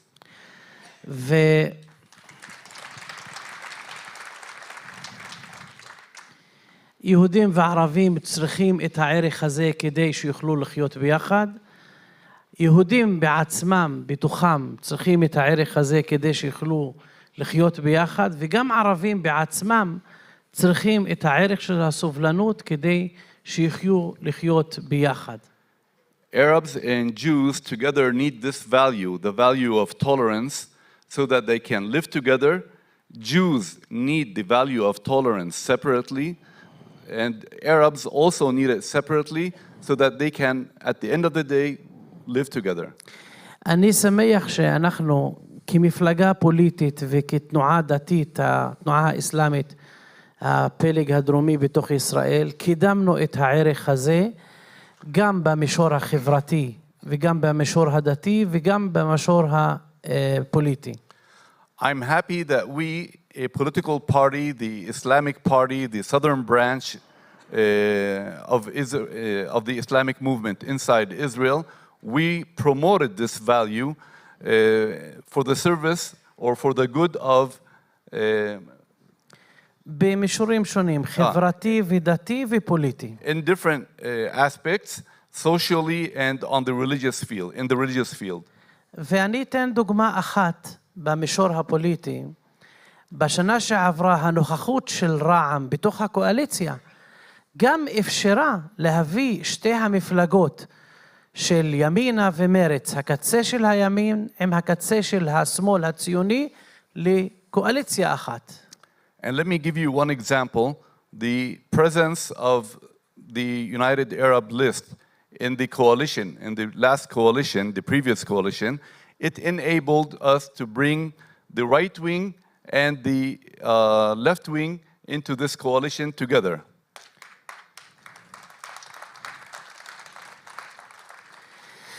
ולכן אני חושב כאשר אנחנו מקדמים ערכים ומקדמים שותפות אזרחית, ערכית, בתוך מדינת ישראל, זה לטובת כולם, יהודים וערבים, ויהודים ביחד וגם ערבים ביחד, יכולים ליהנות מתהליך של שותפות אזרחית ערכית. Therefore, I believe that by promoting partnership and such values, we are helping both sides, and we are working together towards promoting coexistence and good and these principles. ולשאלה שלך. Now the answer to my question. אנחנו האזרחים הערבים הפלסטינאים בתוך מדינת ישראל, יש לנו מעמד מיוחד. We, the Arab Palestinian citizens of Israel, we have a special status inside Israel. אנחנו רואים את עצמנו כגשר בין שני העמים. We see ourselves as a bridge between the two people. מצד אחד תודה. בהיותנו אזרחים, אנחנו כן רוצים להשתלב במדינת ישראל ולקחת אחריות ולקדם פתרונות גם לאזרחים הערבים וגם לאזרחים היהודים בכלל. As citizens of Israel, we are working towards integration because we want to promote our ideas of partnership and working together. וגם בהיותנו ערבים פלסטינאים, אנחנו רוצים לקדם את השלום בין שני העמים בתוך ארץ הקודש. And as Arab Palestinians, we want to promote peace in the Holy Land between the two people. ולכן המעמד המיוחד הזה הוא הזדמנות לשני העמים כדי שיוכלו להתחבר ביחד דרך הגשר הזה של אזרחים ערבים בתוך מדינת ישראל. Therefore, this special status provides an opportunity for both people to connect together. ולכן אין מקום למשוך את האזרחים הערבים אל מחוץ למעגל האזרחות, אל מחוץ למעגל החוק והסדר, ולדחוף אותם להתנהגות שיש בה כל סוג של אלימות. Therefore, there is no room for dragging the Arabs or pushing the Arab citizens of Israel towards violence and towards actions that go against their citizenship and their status inside Israel. בהקשר הזה אני מסכם ואומר, המודל שאנחנו מנסים לייצר זה מודל אזרחי, ערכי, שנותן תקווה לשני העמים שהם יכולים לחיות ביחד בתוך ארץ הקודש. We are trying to promote a civil model that will provide an opportunity for both people to live together and to coexist. בסדר, שאלה שנייה. האם אתה מצליח לראות מעבר לזהות הערבית או הסקטוריאלית שלך, זהות אוניברסלית שמאפשרת לך ולאחרים בחברה הערבית לגשר על הפערים? אתה רוצה לתרגם את השאלה הזאת לקהל? Okay. The translation is, beyond your own sectorial Arab identity, are you able to see a universal identity that goes beyond religion and community, through which it is possible to bridge gaps and establish trust between Jews and Arabs inside Israel? בהחלט, אין סובלנות שמוגבלת לתחום מסוים של לאום או של דת. סובלנות היא ערך גלובלי, אוניברסלי, הומני, שמביא את כל האנשים ביחד, ללא הבדל דת או גזע או מין. Tolerance is a universal value. It is not limited to religion or nationality.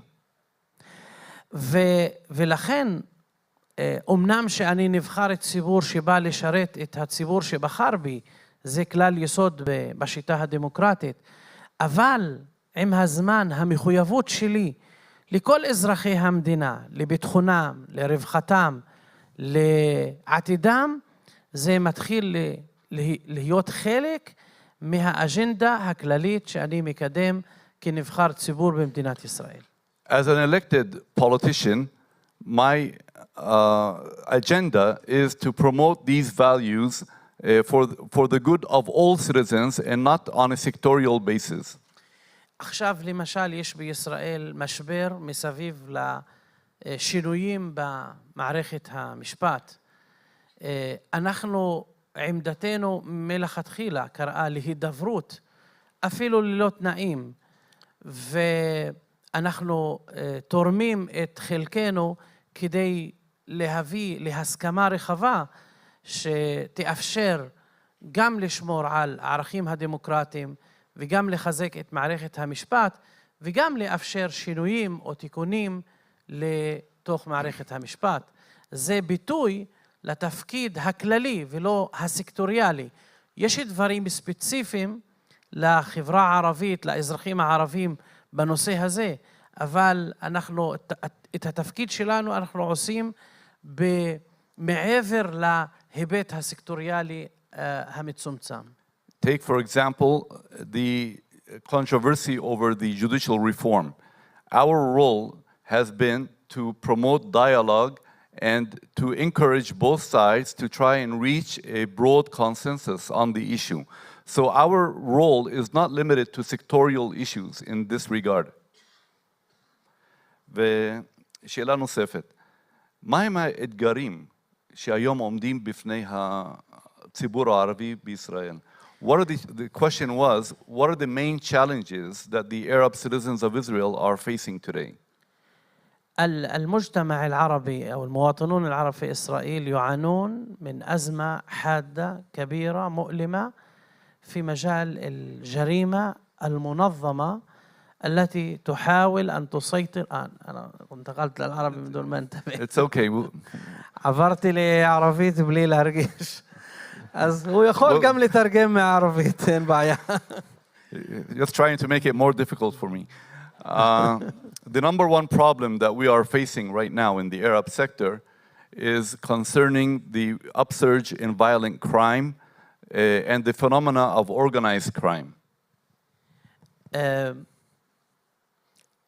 طبعا هذه الظاهرة هي ظاهرة غريبة على المجتمع العربي، ولكن يعني إحدى الأعراض الجانبية للتطورات في 10 أو 15 سنة الأخيرة، وهذا الأمر يعني يمثل تحدي أمامنا كمجتمع عربي وأيضا أمام الدولة، لأن مجموعات الإجرام هي أيضا تتحدى الدولة وسلطة القانون وليس فقط تؤذي المواطنين العرب. This is a challenge not only to the Arab citizens of Israel, it is also a challenge to the state of Israel, because these organized criminal groups that are operating inside Israel, they are also challenging the state of Israel. But حابب أسألك سؤال. I'd like to add another question to that, which is, where is the responsibility of the Arab leaders inside Israel towards the crime? وين مسؤولية القادة العرب أو زعماء الجمهور العربي في إسرائيل من هاي الموضوع؟ אני עצמי, הכניסה שלי לכנסת היא באה על רקע הרצון להביא לפתרון לבעיית הפשיעה והאלימות בחברה הערבית. כי מצד אחד הייתי עוסק בנושא הזה בהיבט החברתי, הערכי, החינוכי, אבל ארגוני פשע גדולים של מאות חברים צריכים כוח של המדינה.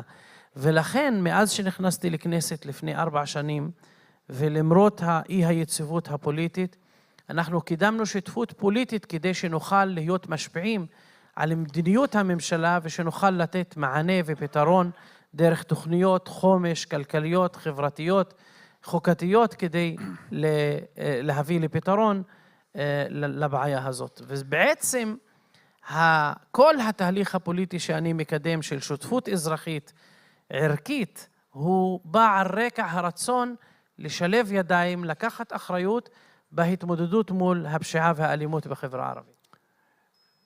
To summarize it, I came to the Knesset with the goal of fighting crime. I was elected on this platform, and since then I have been working through different channels to combat this phenomena and to promote civil partnership between the Arabs and the Jews and all citizens of Israel so that we can cope with this problem. So this is the role that I am playing in the Knesset. בממשלה הקודמת הצלחנו להוריד את רמת הפשיעה בלא פחות מ-15% בשנה הראשונה. In the previous government, we managed to decrease the rate of crime in the Arab sector by 15%. והממשלה אישרה כמה תוכניות חומש לטובת החברה הערבית ותקציבים. And the government even approved some plans for and budgets for the Arab sector.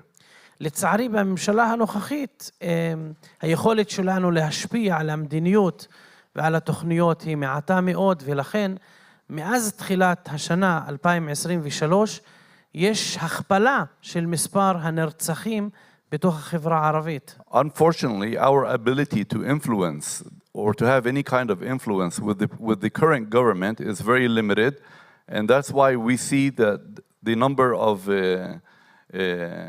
homicides in the Arab sector has doubled since the beginning of the year. سؤال أخير, last question. Do you see any chance that you will be able to join this current coalition? هل بتشوف إنه في مجال إنكم تنضموا لهاي الحكومة أو الائتلاف؟ יש לנו ברע"מ, יש לנו עמדה עקרונית, שזה מתחבר גם על הנושא של סובלנות. יש לנו עמדה עקרונית שאנחנו מקבלים את החברה הישראלית כמו שהיא, על הימין ועל השמאל, למרות המחלוקות שיש, הפוליטיות שיש. Our stance in the United Arab List is that we accept the Israeli society as it is, with all its disputes and differences, right and left. אבל במציאות הפוליטית העכשווית, אנחנו רואים שהממשלה מנסה לקדם נושאים שאנחנו כמובן לא מסכימים להם, במיוחד. But in the current political reality, we see that this government is trying to promote issues that are not acceptable to us. ובעיקר האחריות מוטלת על ראש הממשלה עצמו, שהחליט לבנות קואליציה שהוא מאמין בה. The Prime Minister decided to form a coalition that he believes in. ואנחנו לא יכולים לכפות את עצמנו עליו. And we cannot impose ourselves on him. למרות שבשנתיים האחרונות כן ניהלנו משא ומתן עם הליכוד, ולא פסלנו שותפות גם עם הצד הימני של המפה הפוליטית הישראלית. Although in the last 2 years we did negotiate or conduct negotiations with Likud, and we have not disqualified the right wing in Israel. מה שמנחה אותנו זה היכולת להשפיע לטובת האזרחים בכלל, ולטובת הערבים שיש להם בעיות קרדינליות, בעיות קשות, שאי אפשר לפתור אותם בכלים פרלמנטריים. צריכים כלים ממשלתיים, מדיניות ברמת ממשלה, כדי שנוכל לתת מענה לבעיות השונות של החברה הערבית. What guides us is a desire to influence, and such influence cannot be achieved only through parliamentary tools, but most importantly through state tools. Okay. شكرا كثير. شكرا. تודה רבה לכם. Thank you. תודה רבה לחבר הכנסת מנסור עבאס.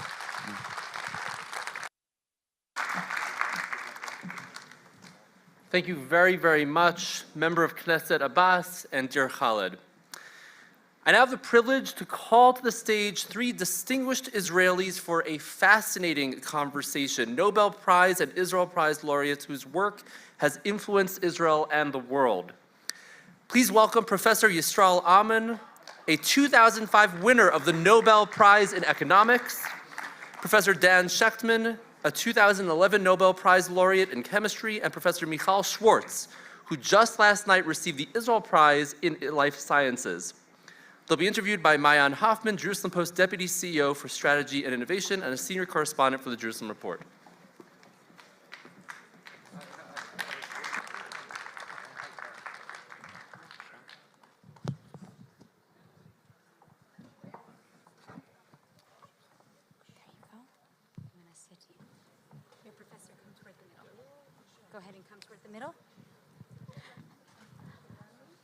Okay, well, it's such an honor to be up here with such incredible prize winners and scientists. I want to start just by making sure everybody understands who we have on the stage. Professor Aman, you were awarded the Nobel Prize in Economic Science in 2005 for your work on conflict and cooperation through game theory analysis. Your insights help explain economic disputes like price wars and trade wars. Professor Shechtman, you received the 2011 Nobel Prize in Chemistry for discovering crystal structures previously unknown to science, quasi-crystals. Quasi-crystals have transformed scientists' understanding of how matter can arrange itself and open scientists' minds to a whole new class of materials that can exist. And Professor Schwartz, you are one of the leading scientists in your field. Last night, you received the Israel Prize in Life Sciences for what the committee called groundbreaking discoveries that led to a new understanding of the interactions between the immune system and the brain. Your discoveries include the critical role played by immune system cells in repair processes within the central nervous system, the importance of the immune system to the functioning of healthy brain, and the link between the decline in immune system function and dementia. Tell us about your research and how it could affect our lives. Okay, thank you very much. Can you hear me back? So basically, the brain was... Put it right next to your mouth. Basically, the brain was considered for decades, since 1960, as an organ that is completely isolated from the immune system. And my team, since 1998, decided to challenge this dogma, and we discover, unlike the prevailed dogma, that the brain needs the immune system for its maintenance and repair. And we discover that basically aging of the brain or dementia is not necessarily an outcome of the chronological aging, but aging of the immune system. Based on this understanding, we suggested 7 years ago to treat Alzheimer's disease and other type of dementia by rejuvenating the immune system. So that's basically a summary of a 26 years working, leading into new treatment of dementia. Okay, I finished. Well, you're not really finished, because the truth is your work actually challenged the prevailing dogma. But you believed in it. And 30 years later, as you said, it's now a mainstream understanding about the role that the immune system plays in the brain health. Explain to me how you managed to fight against all these other scientists and move forward with what you knew was right, even when they thought you weren't. We need several hours to discuss it. Basically, when I first published the first paper, published in 1998 in Nature Medicine, my colleagues at the Weizmann and in the Word told me, you're absolutely wrong. At that time, I decided that there is no way to convince my opponents, and the only way to convince them by continuing doing the hard work. And I used to cite Abraham Lincoln when he started with his revolution. He told himself that if I will spend time trying to convince my opponents, I will not have time to do my work. If at the end of the day I'm right, I wouldn't need it. If I'm wrong, it would not help me. So I decided to continue working hard. And I think the time that the community joined us and started to understand and believe that we were right, when we demonstrated for the first time that brain plasticity, cognitive ability, coping with stress, and later on it was shown by others, and social behavior are very much dependent not only on the brain, but on the immune system. And this was really revolutionary at that time. The way to manage with opposition in science is only hard work, believe in what you're doing, like what you do. And I think that in this community, I would like to emphasize that I was very lucky to have outstanding students that joined me. Without them, I wouldn't be able to do the work. And very nice support from the European Commission, competitive grants, very generous grant. Without them, which I received several times, I wouldn't be able to do the work. So hard work, love science, passion, and belief. Amazing. Now, I want to ask you one more question before we move on to some of our other panelists, because your research today actually has very real implications to many of our daily lives. You are right now in the midst of a clinical trial looking at how your research could stop the progression of Alzheimer's.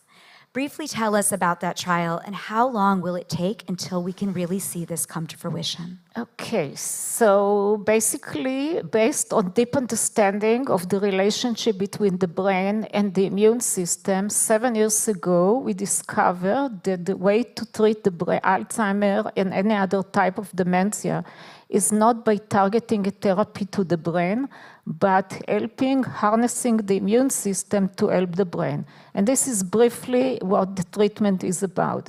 So 7 years ago, we founded a new company, a startup company, which is now Small Biopharm. And we completed all the preclinical study needed to go for clinical study. I should emphasize that right now there is not a real treatment for Alzheimer's or any other type of dementia, the prevalence of which is going up with the increased life expectancy. And the biofarm that we founded got all the approval by the regulatory authority in Israel, in UK, in Europe, and in the States. We initiated the clinical trial 4 months ago in 5 centers in Israel, 3 and hopefully 4 in UK, and eventually 2 centers in Amsterdam. We believe the first few patients were already dosed with the treatment. We believe that in a year from now, we'll be able to open the code because it's double-blind and see safety and some sign of proxy to efficacy. But overall, it will take several years, and I hope that all of us will be able to enjoy it. The idea is not to rejuvenate the brain, but hopefully to arrest disease progression and make an untreatable disease to a chronically treated disease. Wow. So Michal is not the only one who has a startup. Israel is the startup nation, the scale-up nation, the unicorn country. Jews and Israelis have received many more Nobel Prizes than expected for being such a small piece of the world's population. Professor Shechtman, Professor Ahmed, why do you think that is? Shall I start? Yes. Okay, this is a very important question. In Israel, we have 4 Nobel Prizes in sciences, in chemistry. Let's assume that the number of Jews in the world, in the diaspora, equals the number of Jews in Israel. You know how many Jews won Nobel Prize in the diaspora? 150 Jews. And in Israel, we have 4. So why are we so proud of ourselves? Something is wrong here. We should have many more Nobel laureates in chemistry and in physics and in physiology in Israel. Why don't we have that? Because we don't have the facilities that the Jews in other countries have. And let me tell you one more thing. Hershko and Shekhanouver, with their discovery of ubiquitin, they received the Nobel Prize with a partner from the United States. Ada Yonat, with the discovery of the structure of ribosome, could not do it in Israel because she needed a synchrotron to run her experiments. And we don't have a synchrotron in Israel, so she used synchrotrons around the world. I myself made my discovery while I was on sabbatical in the United States. Hey, something is not working very well here. We need much more investments in science in Israel. What does it mean? It means opening civilian research institutes in Israel. We hardly have any, maybe something in the north. In the United States, every office or every ministry has many research laboratories. Department of Health, hey, NIH is a huge institute. Department of Commerce have a fantastic research institute. Department of Energy, 26 research institutes. It's amazing. And this is why most of the Nobel laureates come from the United States. Most of the Nobel laureates in the world come from there because they have the facilities. It's wonderful that we can cooperate with them. It is great. But hey, we need to do much more here in Israel. What is the budget of the Ministry of Science in Israel? Minuscule. Something has to be changed here. We need civilian research institutes, and real one, serious ones in Israel. This will also bring back the exiled scientists who cannot find a job here and are doing very well in the diaspora. We need to bring them back.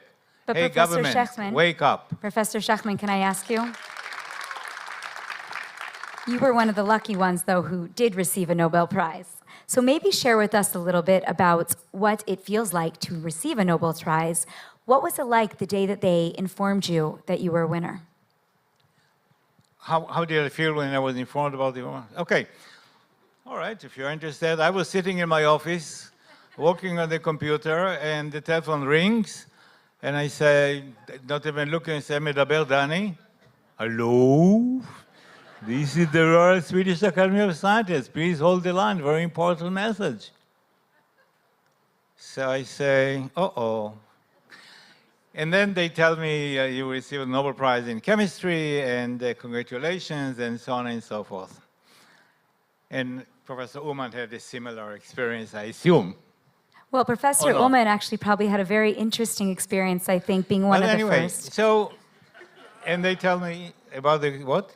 No, he's one of the first, but he's also an observant Jew going up to receive the Nobel Prize, and I want him to also have a chance to speak and to tell us about that. How? Oh, say it again for me. Professor Ullman received a Nobel Prize as well, and he went up on the stage as an observant Jew, right? To represent Israel as an observant Jew. Talk to the microphone. 2 minutes left.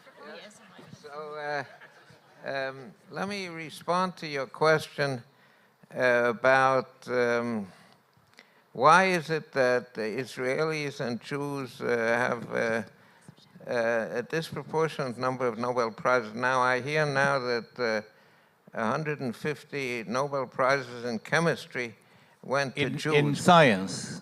In science. Science altogether, 150. This is what happens when you have professors sitting together on the stage. You know, I would estimate it as more. Yes, are you sure?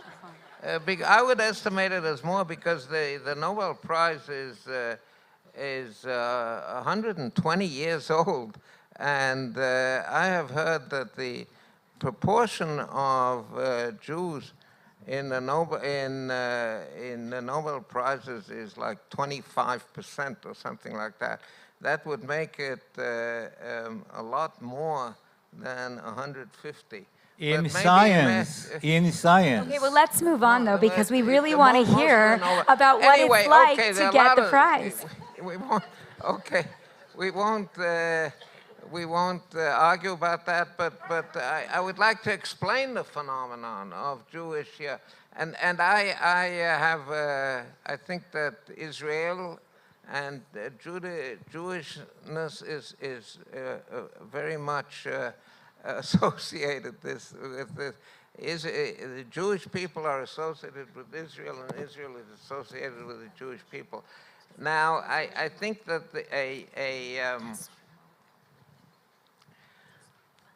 a major, or the major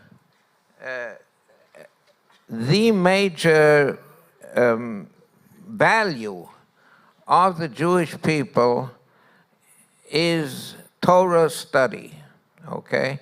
That is the major value, and we say this in our morning prayers. We say Talmud Torah keneged kulam. The study of the Torah is equivalent to everything, all of the Jewish values. And this, in other words, it's an intellectual endeavor that has become the major value of the Jewish people. And this, it's not the study of the Torah. It started out as a study of the Torah, but it became an obsession with intellectual activity. The Jews are called the people of the book, and it's not for nothing. It used to be that when a rich man wanted to marry off his daughter, in all other peoples, he seeks another rich man to provide a son, a groom for the daughter. In the Jewish religion, the rich man goes not to another rich man, but he goes to the head of the local yeshiva, and he asks him, "Who is your best student?" Okay, so that is the value, and that has filtered through and become. And that, I think, the cultural value of intellectual endeavor is what makes it possible for the Jews to get to excel in intellectual activity. Amazing. So we're running out of time. So I want to be able to ask just one more question, and I want to start it with you, Professor Ullman, by quoting from actually what you wrote in your autobiography that you submitted to the Nobel Foundation. You said this: "For me, life has been and still is one tremendous joyride, one magnificent tapestry. There have been bad, very bad times, like when my son Shlomo was killed in action and when my first wife, Esther, died. But even these somehow integrate into the magnificent tapestry. And there have been a lot of very good times, the excitement of research, of groping in the dark and then hitting the light, the satisfaction of teaching, of meeting someone at a party who tells you that the course in complex variables that he heard from you 25 years ago was the most beautiful that he ever heard. Seeing the flag of Israel fluttering in the wind right next to that of Sweden from the roof of the Grand Hotel in Stockholm." Professor Ullman, you are 93 years old. You are still researching right now the evolution of consciousness. You are still seeing the beauty in life. For all of you scholars here, starting with Professor Ullman, what is your secret sauce? Well, young people always ask me, what is it that I should do to succeed? Many people say hard work, perseverance is what makes it. But I don't think that that is the key. The key is do what you like, okay? Do what interests you. Do what pulls you. Professor Schwartz said the same thing, yes? She mentioned hard work. I don't think hard work is the issue, okay?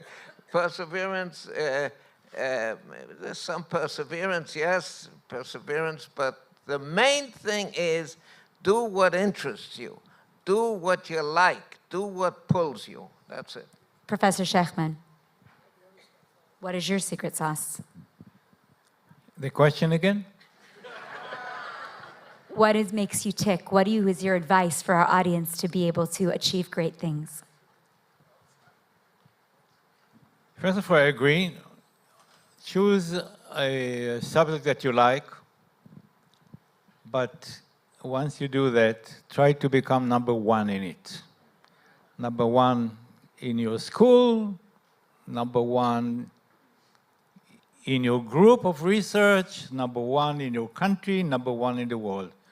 Do something that you like, but whatever you do, try to be number one in that particular subject.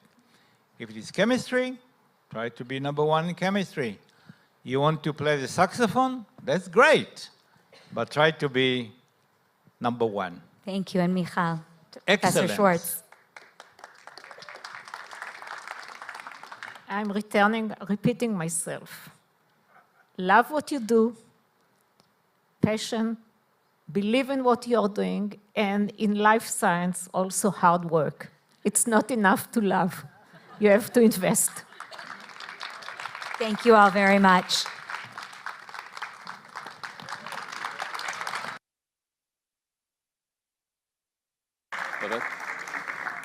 Okay, thank you all. We will now be taking a brief 20-minute break. Please be cognizant of the times that we can return to our program, which will include a conversation with U.S. Ambassador to Israel Tom Nides and former Ambassador David Friedman. There will be a festive lunch after the event. Enjoy.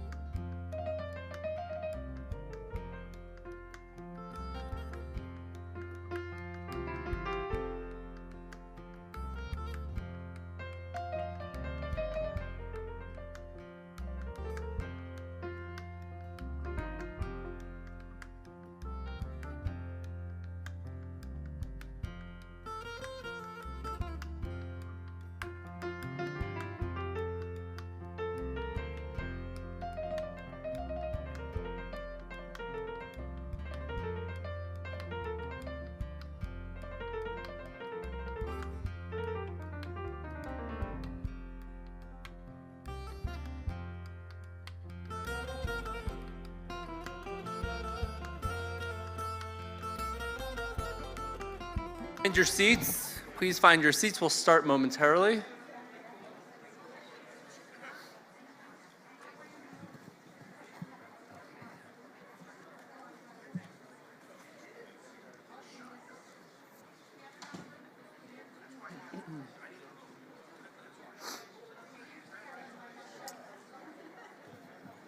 Please find your seats.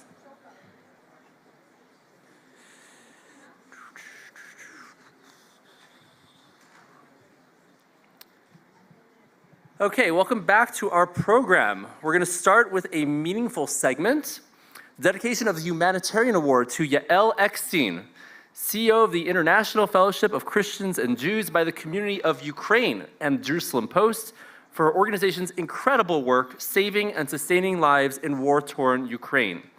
But first, let's watch this short video.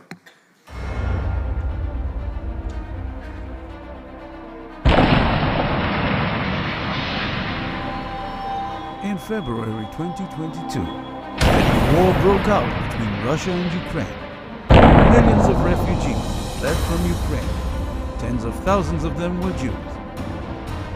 Many leaders and organizations reached out in order to assist hundreds of thousands of members of Ukraine's vibrant Jewish communities. But one of these leaders stood out exceptionally: Yael Eckstein,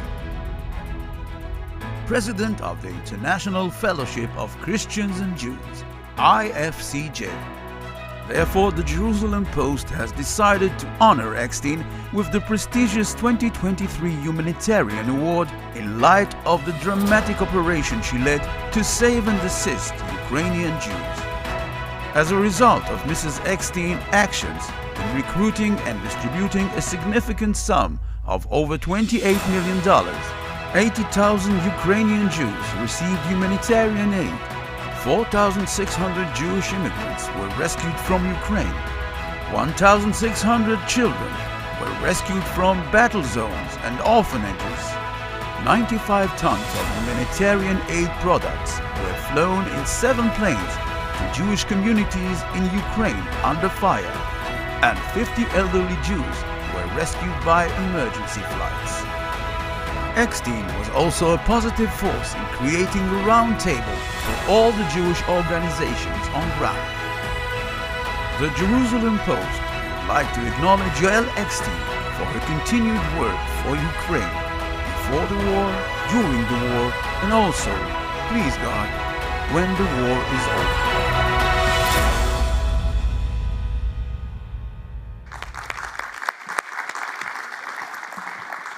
I'd like to call upon Rabbi Shlomi Peles of Chabad of Ukraine to come to the stage to help me give this special award. Yael, please join us as well.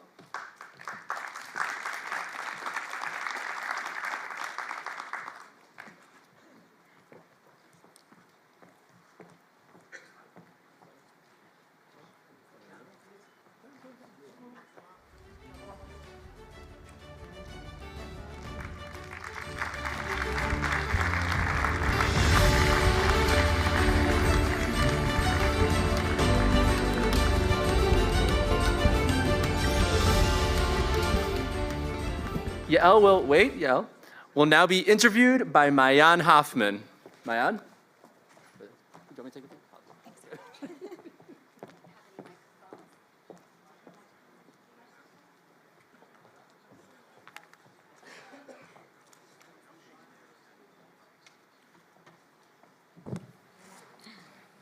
Wow, watching that movie really brings back a lot of memories of being in Ukraine with the IFCJ and having a chance to see your incredible work.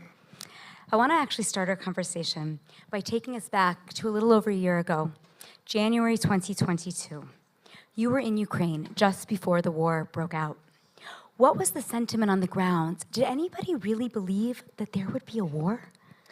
Now looking back, it's so hard to believe that everyone didn't think that war would begin. But I remember being here in Israel, and all of the international media was reporting that there were 100,000 Russian troops on Ukraine's border.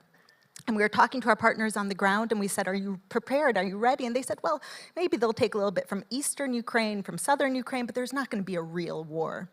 And that's when I started to get nervous. So I flew into Kiev, and we did the tour of the emergency food box packaging locations and different synagogues. I remember seeing a Torah scroll with the stamp of the KGB. And that was what was such a stark reminder we have to be prepared for anything.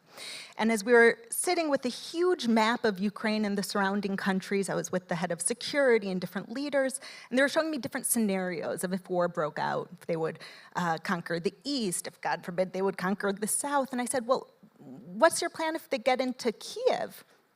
And they all kind of stopped and made a little smirk, and they said, there's no way in 2022 anyone's trying to conquer Kiev. And that's when I really started getting worried, that on the plane ride back later that evening, the fellowship approved $1 million for emergency preparedness.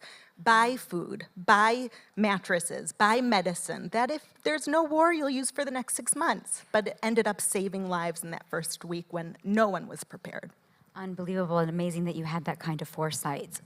Now, the fellowship, though, I mean, I guess you would know the area because the fellowship has actually been working in the former Soviet Union for 40 years. You know the people, you've been there, and you've seen firsthand the tragedy. Give us a brief overview of your efforts on the grounds and who you work with, and maybe share a personal story or two. Well, we have amazing partners on the ground, and we can't do anything without them, especially Chabad, Federation of Jewish Community, Rabbi Shlomi Peles, and the JDC. We also work with World Ort and Tikva and Shema Yisrael, and of course the Jewish Agency, so many others. And we've seen the needs change throughout the year. In the beginning of the war, we were focused on evacuation. And I remember evacuating 1,500 orphans from inside of Ukraine in the middle of the night. Where did you bring them? Well, many of them came to Israel, and many of them went to neighboring countries. But as the war broke out, all of the airports inside of Ukraine were closed. So we opened up operations in Moldova, but in Moldova, the airport was closed as well. And within 1 day, we were focused on opening the airport for our chartered flight for humanitarian aid, bringing in 12 tons of humanitarian aid, unloading it, loading it with Jewish refugees, bringing them to Israel, and turning around and doing the same.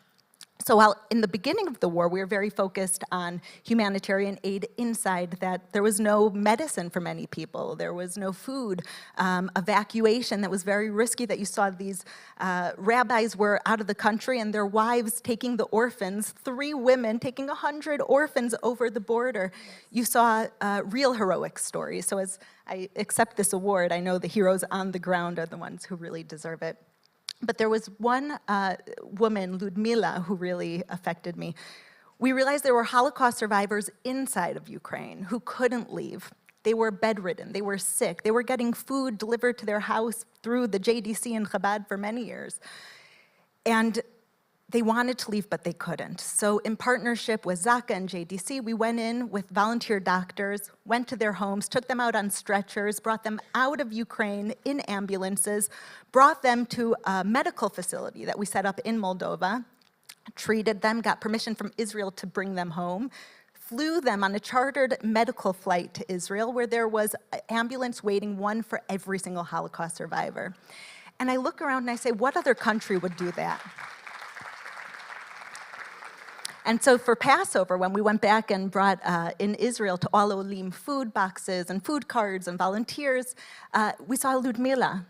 And she comes from eastern Ukraine, Bakhmut, where there's a lot of heavy fighting. And she looked healthy and in such better shape than when I saw her on the tarmac there. And she looked at me and she said, I would not be alive if it was not for the fellowship.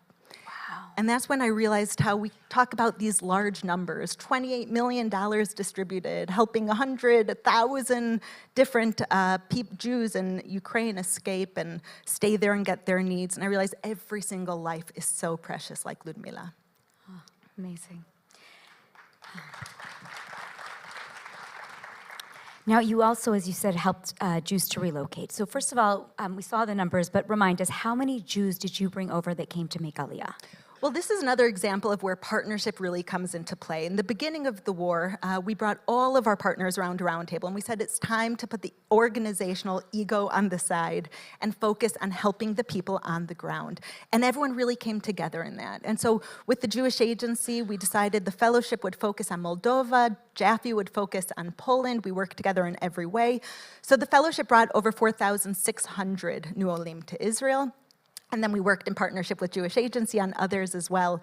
But every single person who arrives in Israel, it's not a given that as we celebrate 75 years that we have a homeland to evacuate the Jewish people during war, maybe the first time that we've had Jewish refugees since World War II. And to know that we can bring them to Israel that openly accepts them and does everything to accommodate their needs is something that was not taken lightly. Do you know where they are today? We do. We continue to care for them, be in touch with them. We provide all the furniture and basic needs for their first apartment. We give them a grant when they arrive because they came with the clothing on their back. So we are very lucky that we have so many donors who say, do whatever's needed to make sure they feel comfortable at home. For sure. Now, when you talk about donors, I mean, I don't know if the audience knows, but the IFCJ is exactly as it stands for, the International Fellowship of Christians and Jews. And the majority of your support comes from Christian donors all over the world. But I'm wondering, with the current political tensions that are going on in Israel, and honestly, with the younger generation of all faiths losing connection to their faith, are you concerned about this kind of support continuing? I might be an optimist, but in short, the answer is no. The fellowship, thank God, has grown by double in the past 4 years. We have over 700,000 mostly Christian donors. Last year, we raised $250 million to help Israel and the Jewish people. And I think today, what's more exceptional than ever is that we are completely non-political. We work according to criteria. So we help Jews, Orthodox, secular, in every single city in Israel. We don't have any political affiliation, but we'll work with any government that wants to help with our humanitarian focus. And we're an organization that brings people together, both Christians and Jews, our 700,000 donors, but also inside of Israel. When you look at our office, we have a Druze who runs our security program, we have ultra-Orthodox, we have Arab, we have secular, we have from Sderot and Tel Aviv, that I believe the fellowship is also creating a microcosm of what could be, which is unity, brotherhood, love, that is what we need today. Now, unfortunately, the war is not going to end anytime soon. Do you have a vision for what will be in the next 6 months? What kind of efforts do you feel you're going to be focusing on next, and how will you ensure they come to fruition? Well, as the needs change on the ground in Ukraine, we continue to work with Chabad, with Rabbi Shlomi Peles, of course, with JDC.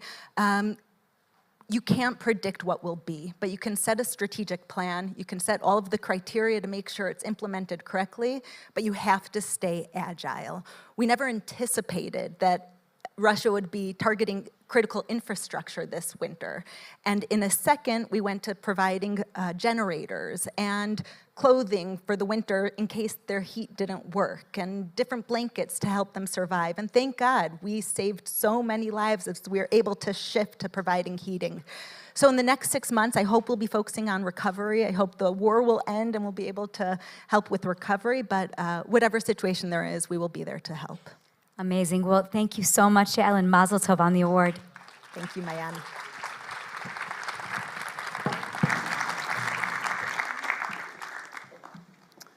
Thank you both very much. I'll give you the award later. I now have the privilege of introducing our next panelists, U.S. Ambassador to Israel Tom Nides and former U.S. Ambassador to Israel David Friedman. I will have the pleasure of interviewing them together.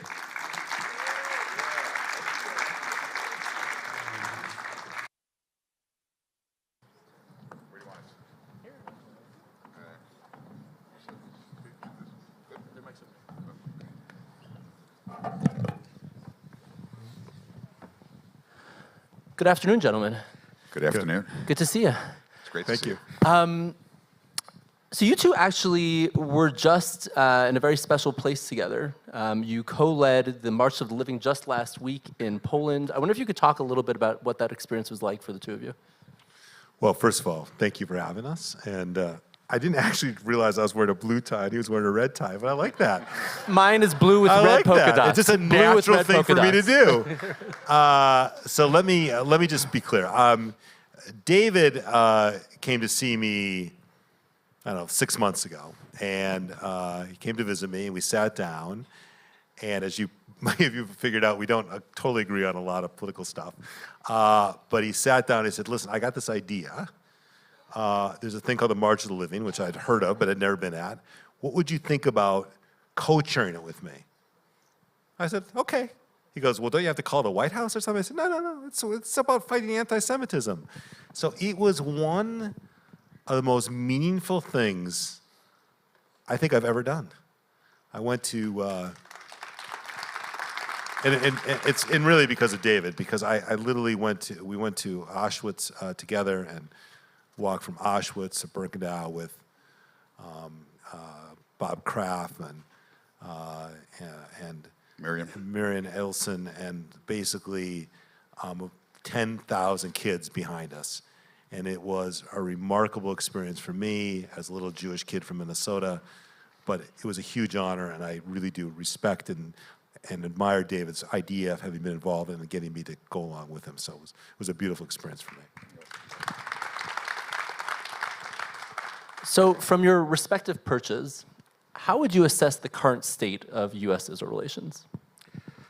So one thing I would say, and I think Tom and I will agree, is that it's multifaceted. It exists at a high level at a high political echelon.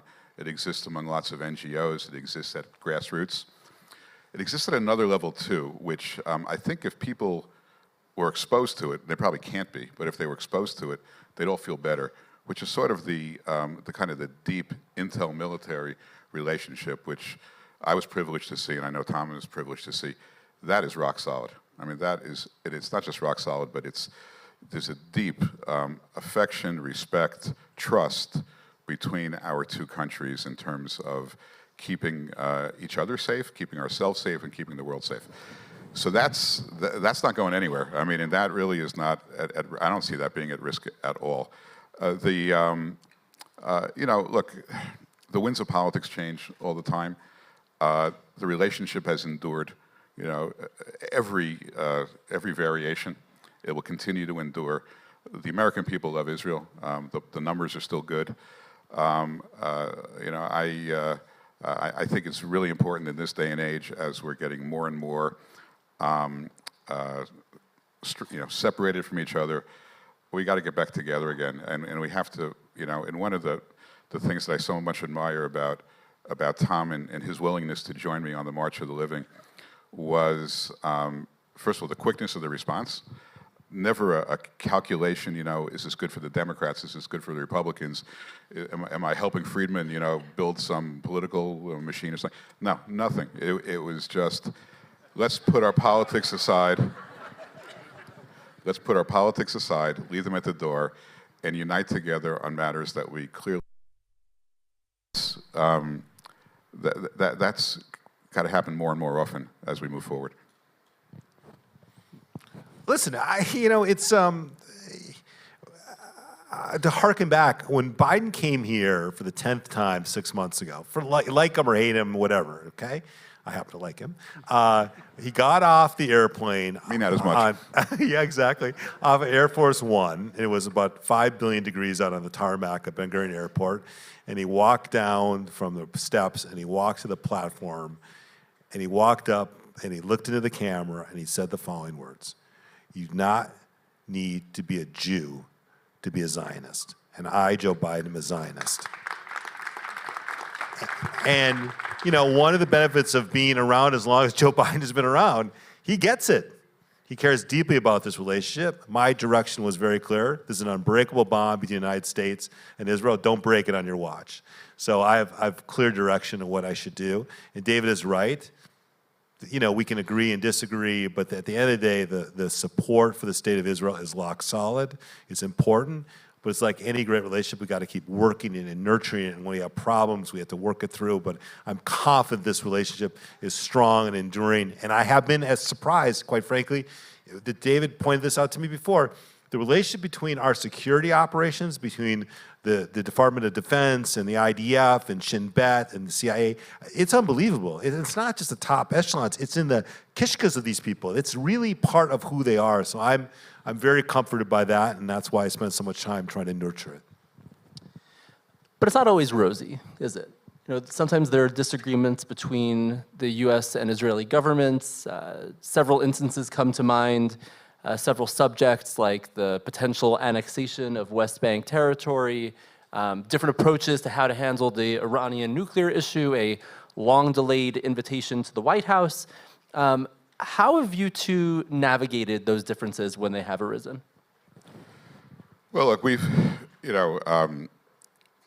it was very much a romance over the 4 years that I was there, and I'm not trying to denigrate before or after. So we didn't have a lot of friction between us. But having said that, you read history. Look, there's going to be friction. There was in the past. There'll be in the future.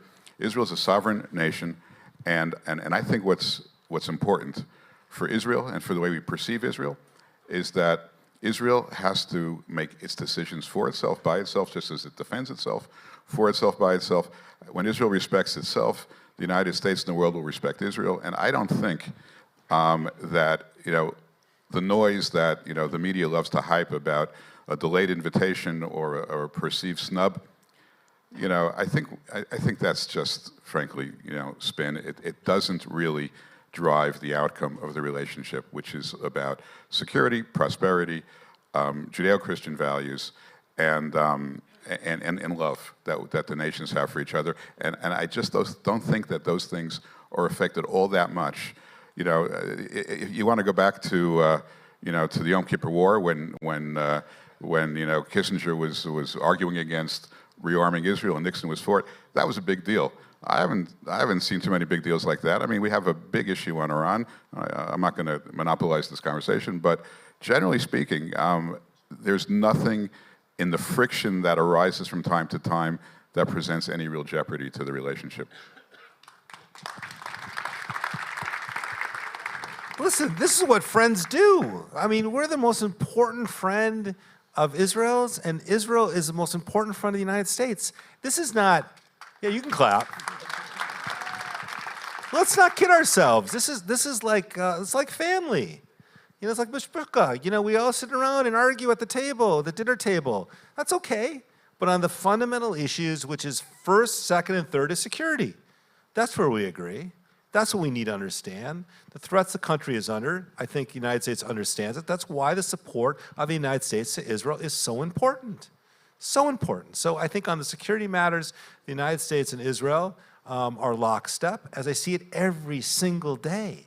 Every single day I'm dealing with these issues. So I think that's fundamental, number one. And let me comment on the really important things for the future state of Israel. Obviously, Iran, which we talk about, the proxies that are out there trying to do damage to the state of Israel, we concur with. But on the positive side, listen, this administration, following the former administration, not former or future, but the former administration of the Trump administration, they deserve an enormous amount of credit for the Abraham Accords. And we, and David in particular, working with it, it was a game changer. And this administration, the Biden administration, has embraced it and growing it and nurturing it, and hopes that the idea of a relationship with Saudi Arabia, to normalize Saudi Arabia, would only enhance what has already been created here in the Middle East. So on the issues that we need to focus on, we're lockstep with this government and attempts to try to achieve those things. So I think there are issues that are friction. Sure, of course, why not? That's what friends do. We'll try to work through those issues as closely as we can. Okay. So Ambassador Nides, you've been here for how long now? Almost 2 years. Almost 2 years. Not that I'm counting. So you're practically Israeli, right? 3 prime ministers, 2 years, it's easy. Revenue's counting. What piece of advice do you wish that you'd received from Ambassador Friedman? And Ambassador Friedman, what piece of advice do you wish you'd given Ambassador Knight? I was thinking about that. Well, I wish Dave would have told me I needed to hire a real estate agent before I got here.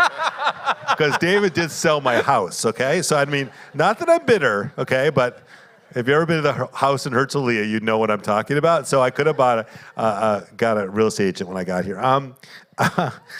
Listen, I think that the advice is, and I knew this intellectually. I did know it intellectually because I've been here hundreds of times. But I sort of didn't know in practicality how much people care about this place. I mean, what I mean by that is I can't tell you how overwhelming it is. Every member of Congress, every single member of Congress, every governor, every mayor, every Jew who's given $4 to UJA has wanted to come see us, okay? And that's the beauty of this relationship. The diaspora community is completely and utterly engaged. And I sort of knew it, but not to the degree that I'm witnessing it. And I think it's important for every diplomat, because believe me, most diplomats do not have the amount of attention that Israel gets, I assure you. So I think if I kind of knew that intellectually, I'd be prepared, because one of the issues for all of us is time is our most precious asset. So how much time I spent on that versus trying to get things done proactively would have been a good mindset. But the reality of this is, David's been helpful to me as someone I can bounce off ideas with, even though we don't always agree on the end results, but we understand how to get there. And one of the things I understood when I took this job is you have to talk to everybody. You have to talk to everybody. Regardless if you agree or disagree, it's important to hear their perspectives. It just makes you a better person, a better diplomat, and a better representative of the United States of America. So, thank you. So I haven't stopped giving him advice since the day he got here. I bend his ear. I bend his ear all the time, and he probably properly dismisses most of the things I say. But look, I think it's important. People look. I have very different views, and those views are popular with a good portion of the Israeli population, not with everyone. Obviously, I had the privilege of riding the tailwind of moving the embassy to Jerusalem, and it was the greatest thing I've ever done, and something I'm so proud of. And so, you can't do that twice. So Tom can't do it because I did it already. But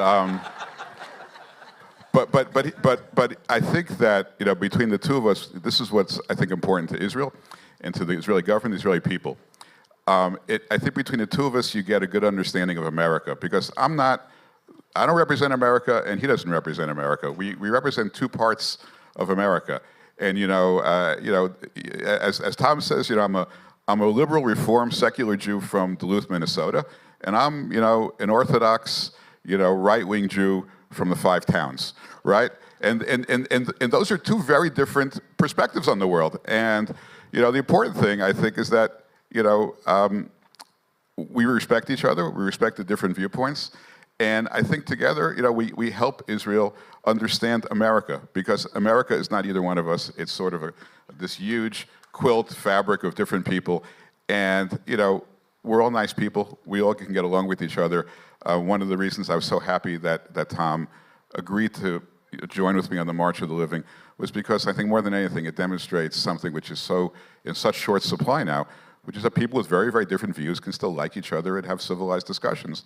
And we need it more than ever. And that's, I think, was our goal.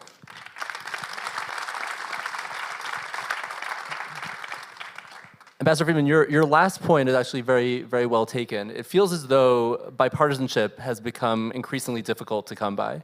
The world is so polarized. The discourse in the United States is itself so polarized. What are a few things that you two disagree on? What are some differences that you two have? I'm sure there could be a whole laundry list, but you just name a couple. And where do you two come together? Where do you Now you're trying to stir up the pot. I like that at the end. Yeah, that's my job. It was so pleasant at the beginning of the interview. Yeah. Okay. I'm glad you picked up on it. Well, go ahead. Well, first of all, here's the thing. Not to steal a line from Naftali Bennett, Prime Minister Bennett, but the problem with is he said, let's spend the time on the 70% of the stuff that we agree with, and not spend all of our time talking about the 30% of the things we don't agree with, okay? So again, listen, David and I have different views about settlements. We have different stuff about some of the Iran stuff. Okay, I got it, okay, well, that's all right.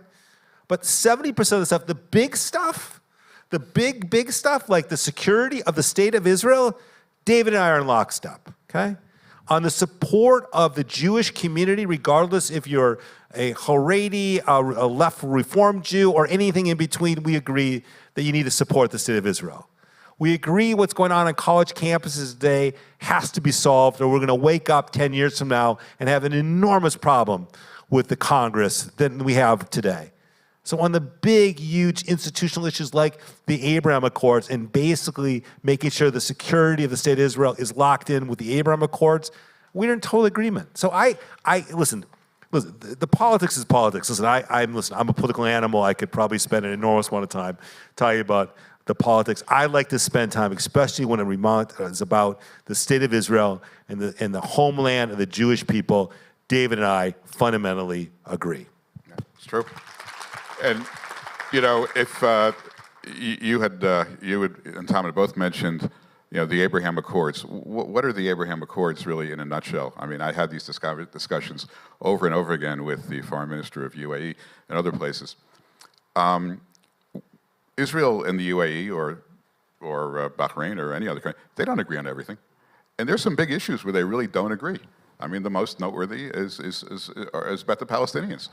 What the Abraham Accords demonstrates more than anything else is you can disagree on issues and still come together and protect and advance your own national interests. And whether it's, you know, between Israel and the Gulf nations or it's between the United States and Israel, at the end of the day, you have a bucket of issues, and there's certain issues you're just not going to resolve. Look, we're not resolving the Palestinian conflict anytime soon.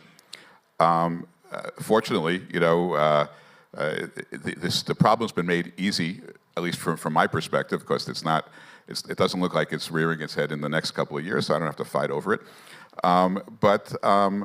You take issues you don't agree with, you say, okay, we're going to agree to disagree, you put them aside, and then you go forward and say, well, we have so many national interests that we share in common, that we care about.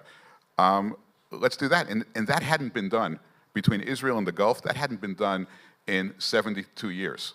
All right? They would say, if we don't talk about the Palestinian issues and don't resolve that, we're not going to talk about anything else. And now that's behind us. And that's like it's true with the UK, it's true with Canada, it's true with lots of countries that Israel has very long-standing relationships with. And that's the way we have to be. We can't let, you know, the perfect get in the way of the possible, and we just have to, you know, find our common ground. And, you know, I have found in Tom, notwithstanding, you know, deep ideological differences, exactly that approach. What can we do to solve problems and move forward? Let's not dwell on the problems we can't solve. Let's work on the problems that we can solve. Outstanding. Thank you very much, gentlemen. Thank you. You're welcome. Thank you.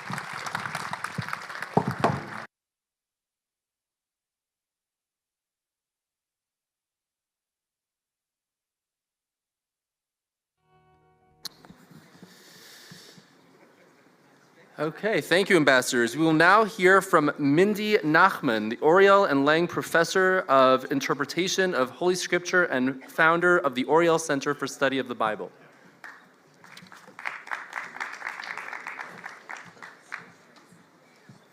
Thank you. I also I want to thank the Jerusalem Post and the Museum of Tolerance, and I also want to add my thanks to Rabbi Heyer, Larry Meisel, and Yoni Riss. We have just experienced the juxtaposition of Remembrance Day, Yom HaZikaron, and Independence Day, Yom HaAtzmaut. I am reminded of the words of the sage and scribe Ezra in the time of the reestablishment of the Second Temple, when he writes, "When the people saw the building of the temple foundations, that the sounds were mixed with mourning, bechi, and simcha, joy. It was impossible to differentiate between the cries of mourning and the cries of joy." Our work here reflects that mixture of zikaron, memory, survival, resilience, and vitality, as expressed by selfhood and independence. We must negotiate the darkness and the light together with generosity, hope, love, and loss. It is in that mixture of hope, grief, and pride that we can locate the empathy required to reconfigure and recenter tolerance and its progeny, acceptance, support, empowerment, All of this is at the core of MOTJ. I am here today as we are embarking on a partnership in light of our shared commitment for tolerance, which is exemplified by our determination to create conditions for renewed conversation as understanding across peoples, religions, and communities, as you've heard across this morning. We must address prejudicial assumptions so that we can conquer the ugliness of hatred and create the conditions for dialogue and intercultural interaction and support. I've endeavored to do this through building rigorous academic programs which celebrate vitality as a response to and as a mode of resistance against prejudice in the university and society. A few words about the role of my college at the University of Oxford and the leadership in Oriel College. The provost, Lord Neil Mendoza, leads the college with a profound commitment for tolerance and with an equally profound disdain for hatred, and in particular, a commitment to fight against anti-Semitism. The conditions on the ground at Oriel College are ideal now for building a bridge between MOTJ and Oxford because of the joint vision that these two institutions share. I also share my college with none other than Yonatan Riss, who was the first Israeli to attend Oriel College. His sipuk nefesh and chazon, his investment and vision brought me here today. I am the statutory professor of Hebrew Bible of Mikra at Oxford. My chair was founded in 1883. It probably is not a surprise to you to tell you that I'm the first Jew, the first woman, and the first American to hold this chair. I've built a vigorous and engaged community that is committed to the ongoing vitality of Judaism as a way of challenging anti-Semitism and bigotry on the whole in society and in the university. My goal then is to foster and encourage ethical pathways, what I've called ethical reading, for thinking that are resilient, generative, and full of creativity. If we are to win a decisive victory over hatred and intolerance in the present, it's essential that we overcome the prejudicial image of Judaism, Semitic languages, and Semitic peoples that young and old minds encounter. This is also the case for all forms of hatred and bias, since all stem from the same hatred of difference at its core. We must engage it directly across all levels of religious practice and education.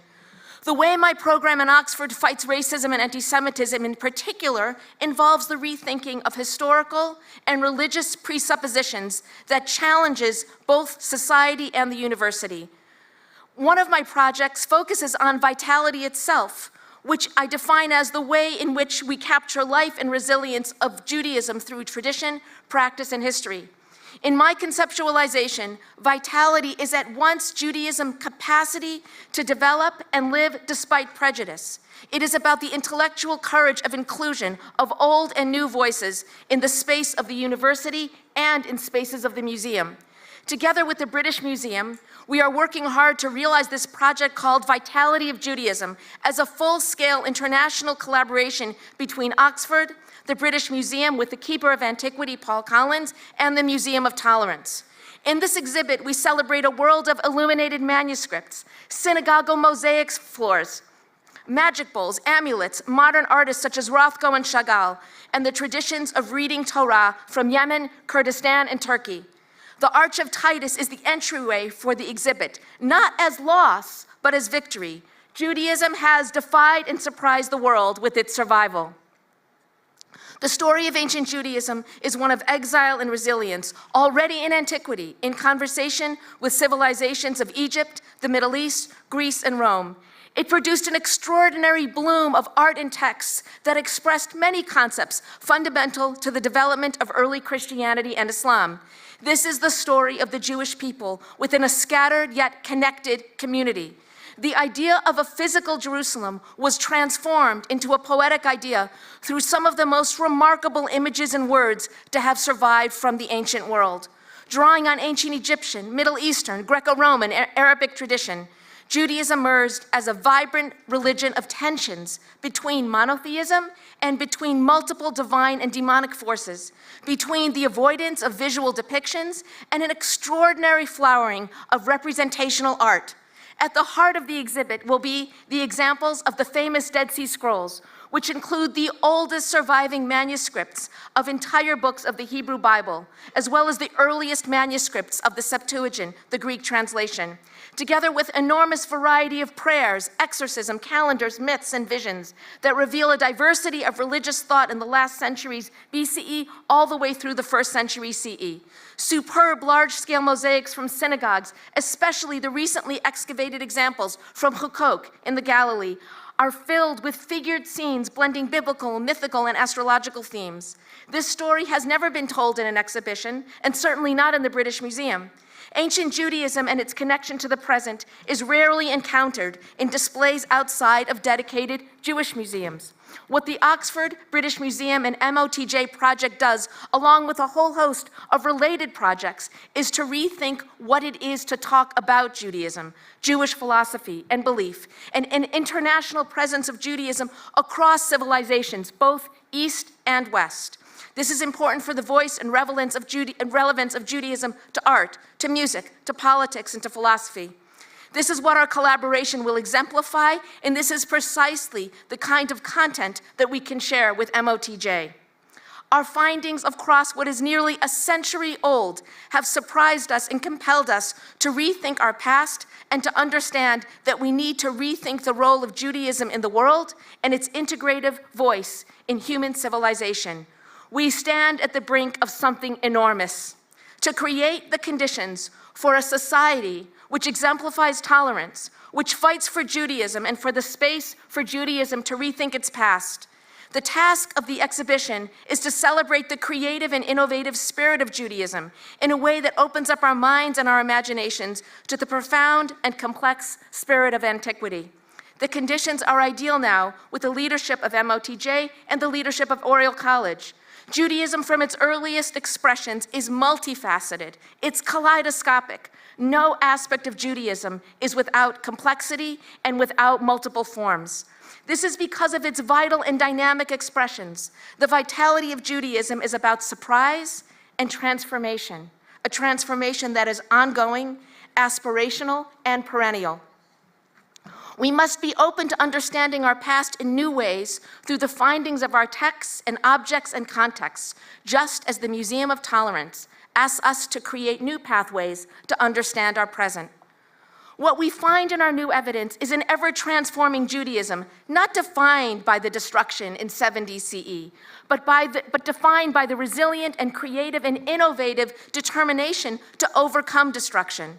I am excited to build a bridge with MOTJ between museums and universities in Israel, in UK, in Europe, in the US, and across the world. Public universities and museums can be ideal meeting places for cultivating a culture of tolerance and respect in a space that is open to everyone. Teaching religion contributes to fighting against intolerance and hatred that is both local and global. We believe that through understanding, through listening, and through a renewed courage to change the world around us, we can together celebrate the vitality and creativity of Judaism, Christianity, and Islam. There is no better place in the world to do this than Jerusalem as we stand in the Museum of Tolerance. Thank you.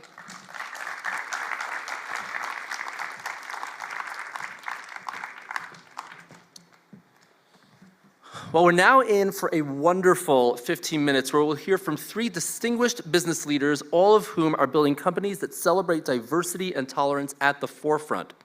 Please welcome Lana Zaher, former Vice President of International Business for Al Arz Tahina, Ofra Strauss, Chairperson of the Strauss Group, and Eyal Waldman, founder of Waldo Holdings and former President and CEO of Mellanox, to the stage. They'll be interviewed by Mayan Hoffman, Deputy CEO of Strategy and Innovation for the Jerusalem Post.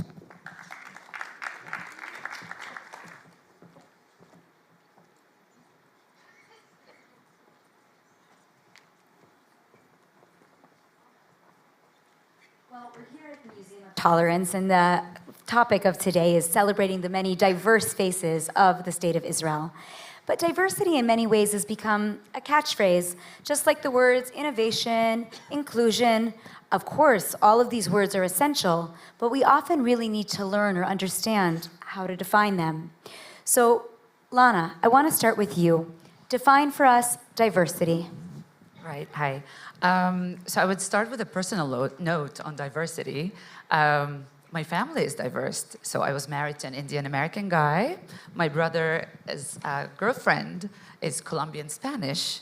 I'm a Christian Arab from Nazareth who lives in Tel Aviv for years and who studied abroad in international schools and where there's a lot of diversity. The first question when I chose the international programs, my mother asked both me and my brother, is it diverse? And I did not understand why is it that important. And then when we went back home and started the business, having people from different backgrounds seems so natural. And this is the new global village. We're all in the business together. It is a small local business, but it is competing everywhere worldwide. So diversity, I think, is very, very natural. It's very healthy for every business on a personal and social level, and of course, the business level. So, Ofra, do you agree or want to expand in any way? Well, I think I want to start on a personal note. What a great thing to have a conference talking about tolerance nowadays in Israel. So I think when I hear the word diversity, which is, for me, diversity is just, I learned it's facts and figures. It's just two questions, and you can talk about what is different between people. Actually, being in the food industry, biodiversity is the biggest word. So diversity is really a lens to look at the world. But tolerance is the thing that really jumps into my mind when I hear diversity. It's inclusion. It's really action. So diversity is something that I just see everywhere, but what to do with it is the thing that really moves me. And sometimes I really wish I can take these lenses off my eyes and to, just fall asleep and be quiet. But you can't. Once it's on and you see what you see, it's how to put everyone together. And tolerance is actually this action that it's not really so natural. We think it is. We want to think about ourselves as, wow, we are tolerant. But we are not. So it's every day to work on ourselves and to look at it till it's a second nature. So diversity for me is a call for action. And it is about really how to make everyone feel that they belong. And I think, we know each other through the relationship and the friendship that I have with your amazing mother. And I think that was for me really the first thing to understand that I can sit in Tel Aviv, speak with my friends, and wow, we agree almost on everything. But this action and to find new friends, and actually from just acquaintance to be friends, that's tolerance comes more natural when that happens. So you're sitting next to somebody who actually took a lot of action to make sure that his company was extremely diverse. So Eyal, I want to talk about diversity in the workplace because you employed people not only from all sectors of Israeli society, Haredim, Arabs, religious, secular, but also you worked with people all over the neighborhood, meaning Gaza, Ramallah, I remember a neighborhood near Ramallah, and other places in the West Bank. And you built an international company, but starting by focusing on the diverse community that is right here at home. Talk about how you did that. Yes, so first, thank you for inviting us to speak here. And so I was the CEO of Mellanox. We had 3,600 employees, and the majority of the employees were here in Israel. And I think if you realize that there's a huge potential of employees with amazing quality in terms of what they do and how they can work in all sectors of the Israeli infrastructure or community, you start to understand that you can utilize that and bring them in to work with you. So we started by bringing in Arabs, Israelis, and they were part of the founding team, and they continued to grow. I think 10 to 12% of our employees in Israel were Arabs. Then if you look at the neighboring countries, there's huge potential for human resources. And it's actually much more economic efficient to employ Palestinian employees than them in Israel. So we started opening, the first one was in Ramallah, then in Nablus, Hebron, Rawabi, and then we decided that it's even more important to employ the Gazan engineers and bring them into Mellanox, bring them into the high-tech community in Israel. And I'm very proud to say we have like 150 employees in the Palestinian territories and in Gaza. We've been employing with them, we're working with them for about more than 10 years now. It's very successful. I think they're getting a lot, not just on the compensation side, but also on the professional side. And I think this collaboration between Palestinian and Israelis is very successful once you start to know how to work together, once you have the fear levels significantly reduced, and you start trusting each other and give not just tasks, but also compliments and start to being real friendship because of the positive friction between the people that are working together. I think it was very successful, and now it's continuing within NVIDIA. Incredible. Now, I mean, I want to talk about diversity when we talk about internal as well. You had a lot of programs at Mellanox, and I'm assuming still do, to make sure that the Haredim or the secular, whoever it was, felt very comfortable. And you said that that actually impacted the ROI of the company. Explain that. What did you do, and how did that help you make money? So first, again, I think it's all about human resources. It's all about the people. And when you find and allocate very smart people and you're able to bring them into the company, it's very successful. So for example, for the Haredi women, it was very important to have extremely kosher kitchens. That what we've done. Also, some rooms we had to take the doors down, so there's no ichud, there's no them being one-on-one with someone else. And we've taken each sector. For the Arabs, we used to celebrate Eid al-Fitr, we used to celebrate Christmas and Israeli holidays, all with kosher food, so everybody can come and celebrate Eid al-Fitr regardless of which religion you are. So the gain is we have amazing, take the cream of the best employees you can get into the company. Their compensation is slightly lower, although we compare them very fast to all of the employees according to their execution. And the ROI for the company is much better. I want to say it's not like it doesn't come with no difficulties. We had some extreme from both sides, from the Jewish side, from settlers, and we had some Arabs that were also very on their side. Leumanim, I forgot how to say it in English. Nationalists. So, and there was some negative friction also within the company. They did not work together. They could not work together. And sometimes I tried. I didn't understand why I can't put two guys to work together, and it just didn't work. But in other sectors, although we tried very much, we did succeed to have them work and collaborate because they understood that they need to succeed together in the economic side, and then we can talk about other stuff as well. So I didn't let anything in terms of politics get into the company. We were all equal, regardless of where you come from and what your job. You're compensated according to your execution, and you have the same opportunities as everybody else. So Ofra, it's interesting, we have a panel here today on business, and we actually have 3 women and only 1 man. It's not usual, I think, on a business panel. So I want to actually ask you, Ofra. I feel good, that's okay. You should feel very good. You're an excellent company. But you're a very dynamic and very intelligent and educated person. But you're also like me, you're small-framed and female. And so I'm wondering, did you ever experience challenges in the workplace for being a woman? Did anyone ever question your ability to do your job or to take over, become chairperson of the 2nd largest food manufacturer and distributor in Israel? Well, I remember when I first became a chairperson of Strauss, I was asked by a journalist, how is it to be a woman in the business world? Well, I said, it's amazing. Really, because I never thought it's an issue. Okay, but then when I was asked again and again about it, I said, okay, it's about time I will, look reality in a different way and look at numbers. That's when I understood that really, wow, I was lucky. I was blind, not so sensitive, I assume. But it's really, I just enjoyed doing my work, and this whole thing of diversity and inclusiveness and gender wasn't top of mind at that time.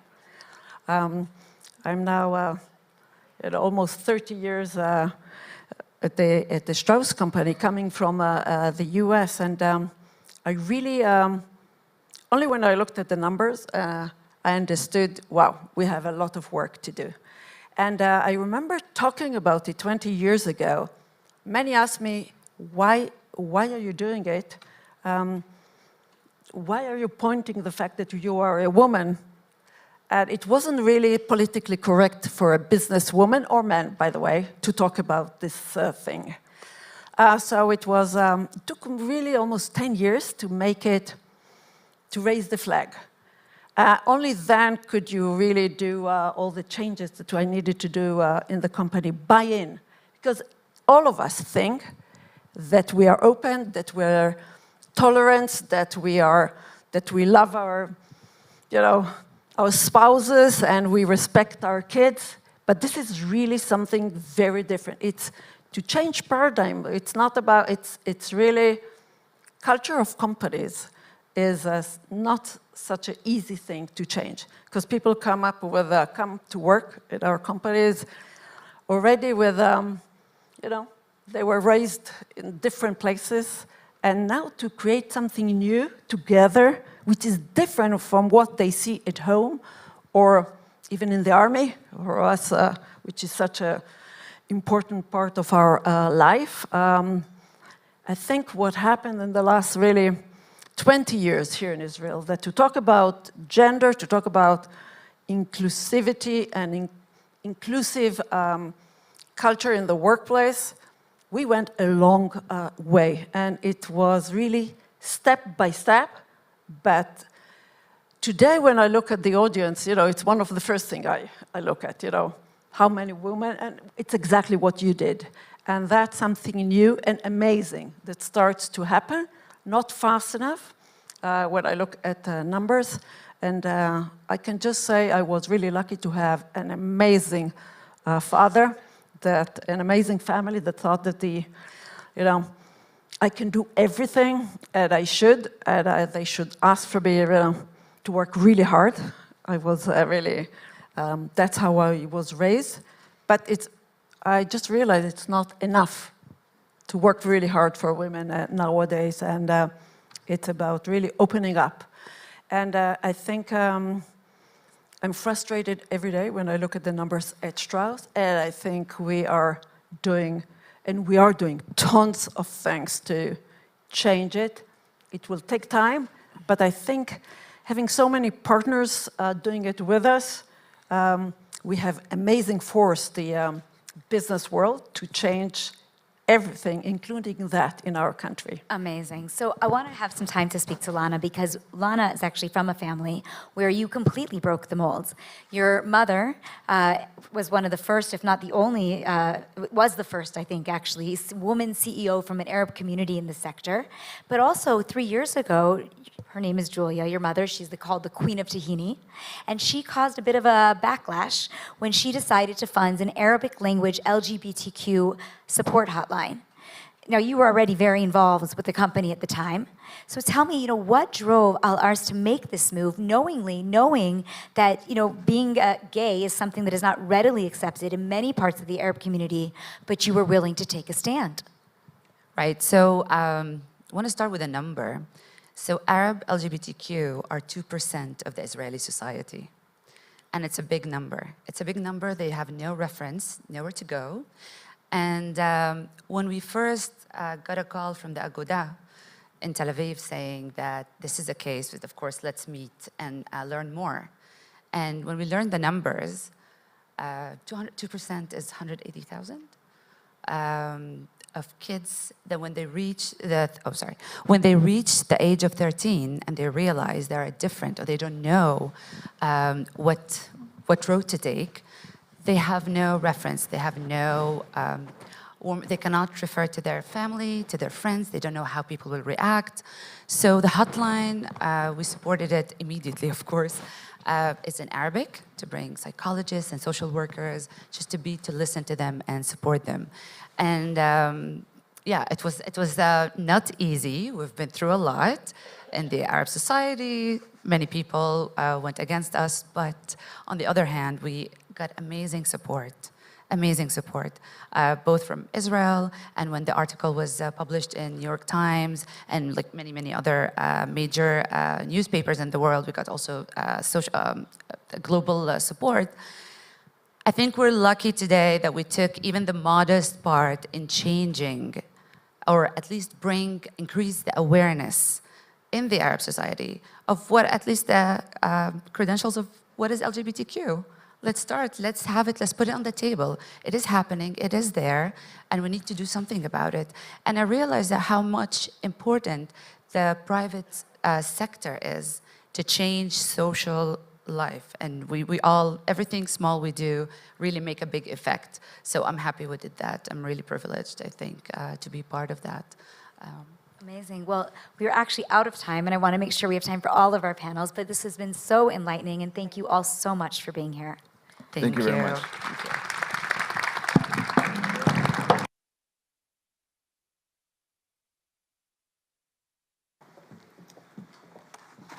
Thank you all very, very much. I'd now like to welcome a very important member of Israel's defense team, Gabi Portnoy, head of the National Cyber Directorate. Gabi is a leader with over 30 years of experience in intelligence, special operations, budgeting, foreign relations, and partnership management in the Israeli defense intelligence apparatus. He'll be interviewed by Yonah Bob, military and intelligence correspondent for the Jerusalem Post.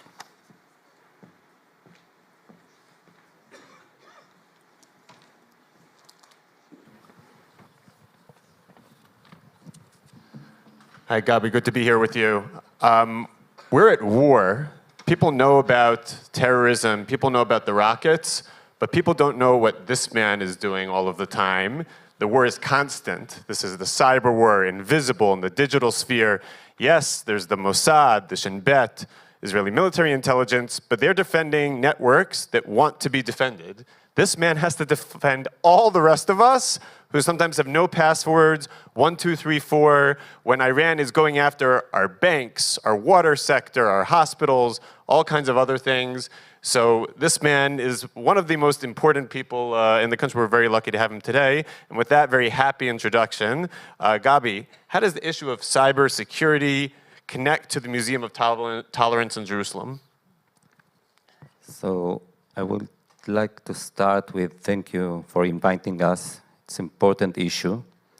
We need a lot of tolerance these days in the world, not just in Israel. And I hope the museum will affect Israel and, of course, all over the world. So if we are talking about tolerance, I noted 4 things that are regarding to cyber.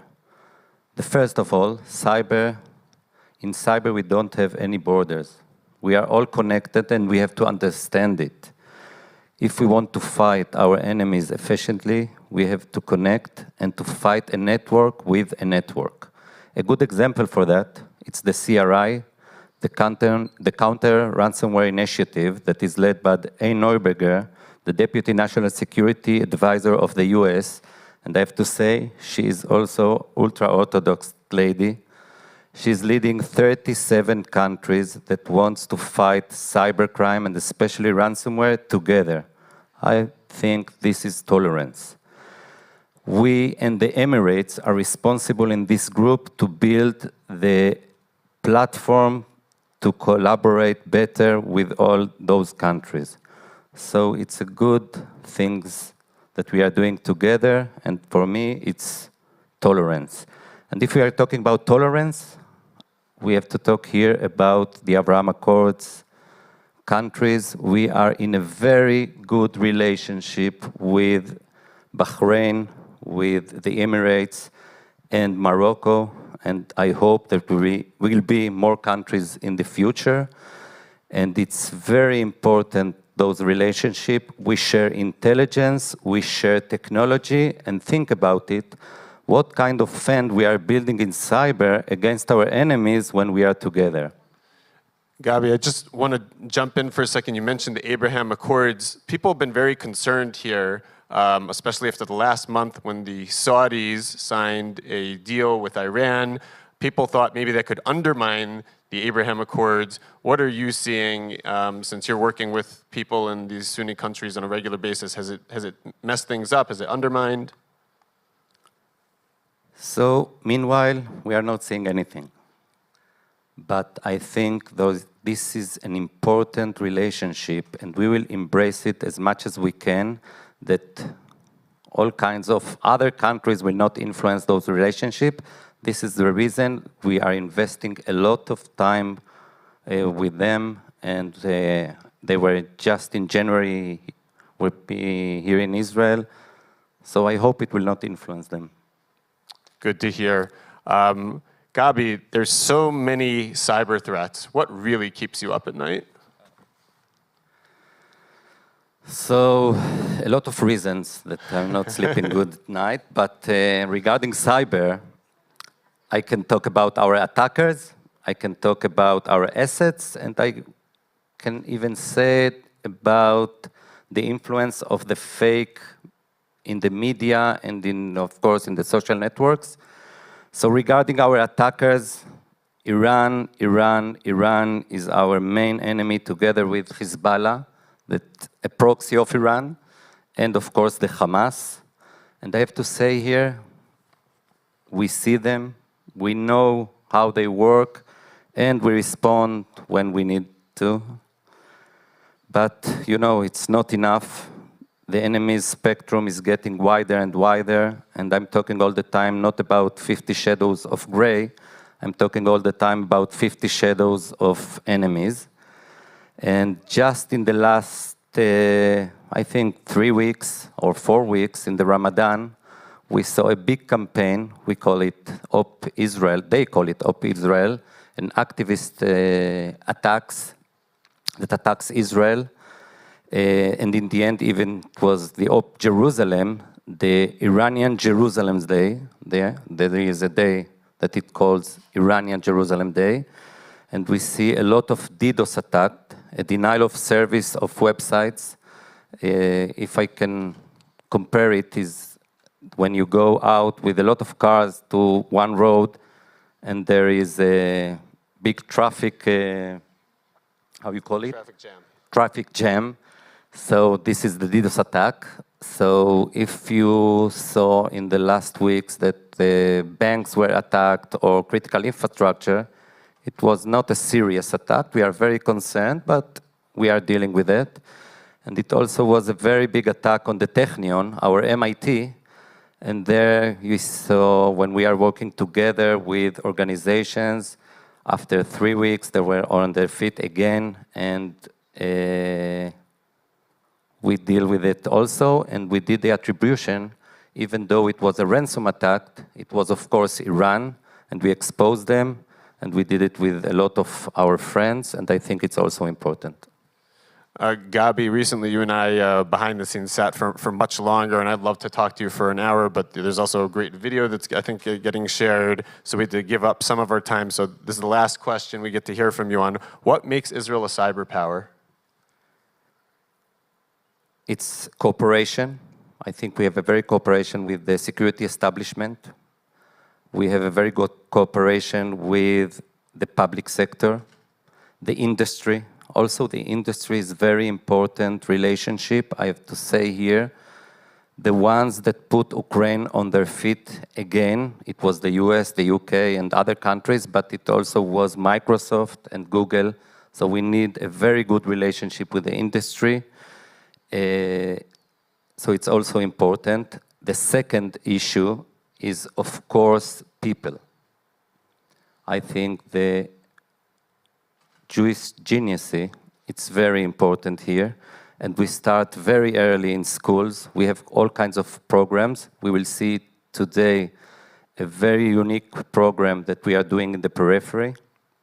Afterwards, you have the service. The mandatory service in Israel is important.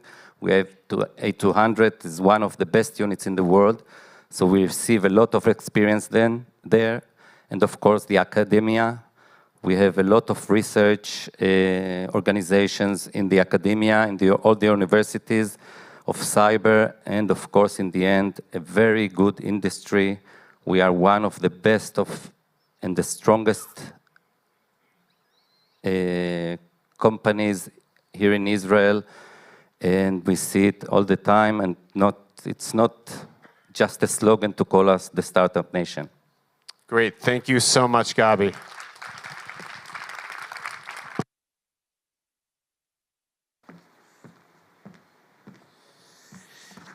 Thank you, Gabi and Yona. Now we will have the opportunity to have a panel on the importance of providing equal opportunities to all students via cyber and tech education. The panel will be moderated by my predecessor, Steve Lindy, editor-in-chief of the Jerusalem Report. But first, this short film.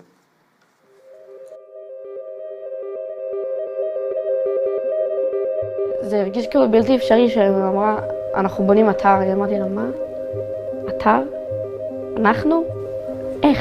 זה נראה לי כאילו מרחק שנות אור ממני. לא ידעתי כלום. זה כאילו התחלתי מאפס. בהתחלה חשבתי שאני לא אתעניין בזה ואני לא אצליח בזה. Ksharim, which means bridges in Hebrew, is the IDF's program established by the Human Resources Branch, the Intelligence Branch, and Unit 8200, together with the Education and Youth Corps, to provide an opportunity for middle school students in peripheral areas to be exposed to and experiment with high-tech and technological fields. The goal of the program is to provide students with technological skills and qualifications that will serve them in the job market of the 21st century. קשרים בעיניי זה בסיס. מתחילים לעבוד על התמונת עתיד של התלמידים. התלמידים מתחילים לחשוב על מי הם, מה הזהות שלהם, מה הם רוצים לעשות שהם יהיו גדולים. הם חיים את עולם הדיגיטל הזה כל הזמן. אין ילד אחד בכיתה שאין לו אינסטגרם, אין ילדה אחת בכיתה שאין לה טיק טוק, ופתאום אנחנו לוקחים אותם למאחורי הקלעים. אני קוראת לזה תיאוריית הפוקאצ'ה. אבל איך כל ארוחה איטלקית מתחילה? בפוקאצ'ה. קחו את השיעור קשרים במערכת שלכם כפוקאצ'ה.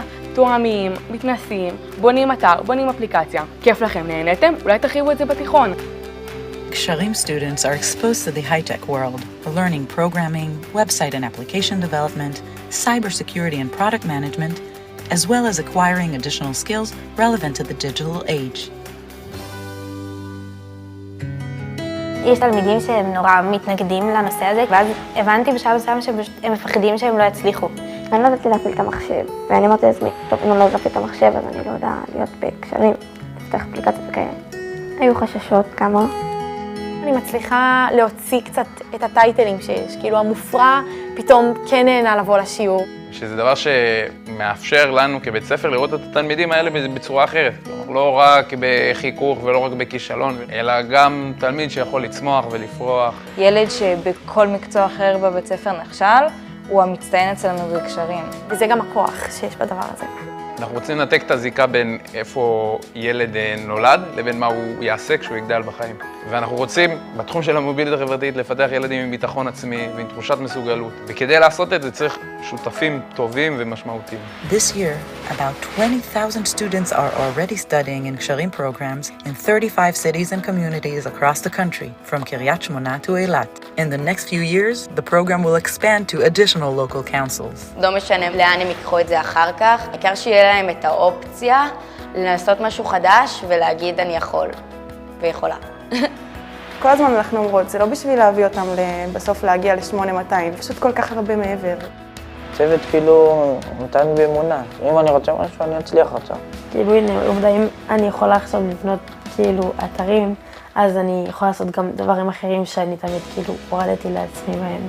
אם היית שואל אותי לפני שנה אם אני יודע לבנות באמת אתר כמו שבניתי מאפס, אז לא, אבל עשיתי את זה. עכשיו אני יכול ואני מאמין בעצמי הרבה יותר. ואם לא היה לי את זה, כנראה לא הייתי חושב בכללי על כל העולם הזה. כי עכשיו מה שאני לומד ספציפית זה איך לחשוב מחוץ לקופסה וכאלה. Ksharim is working so that every student in Israel will have an equal opportunity for a future with freedom of choice and a wide range of possibilities for success and self-fulfillment. אני רואה שנה שעברה ילדה קטנה שלא מאמינה בעצמה, חושבת שהיא כלום. והשנה אני רואה ילדה שגדלה לה ביטחון עצמי.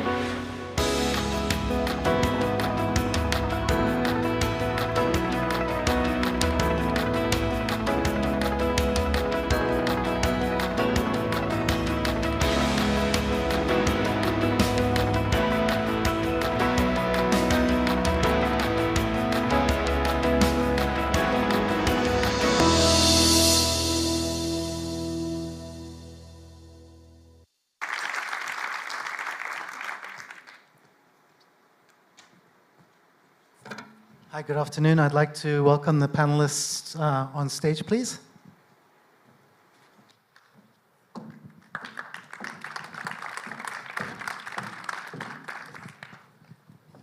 If you can grab a microphone.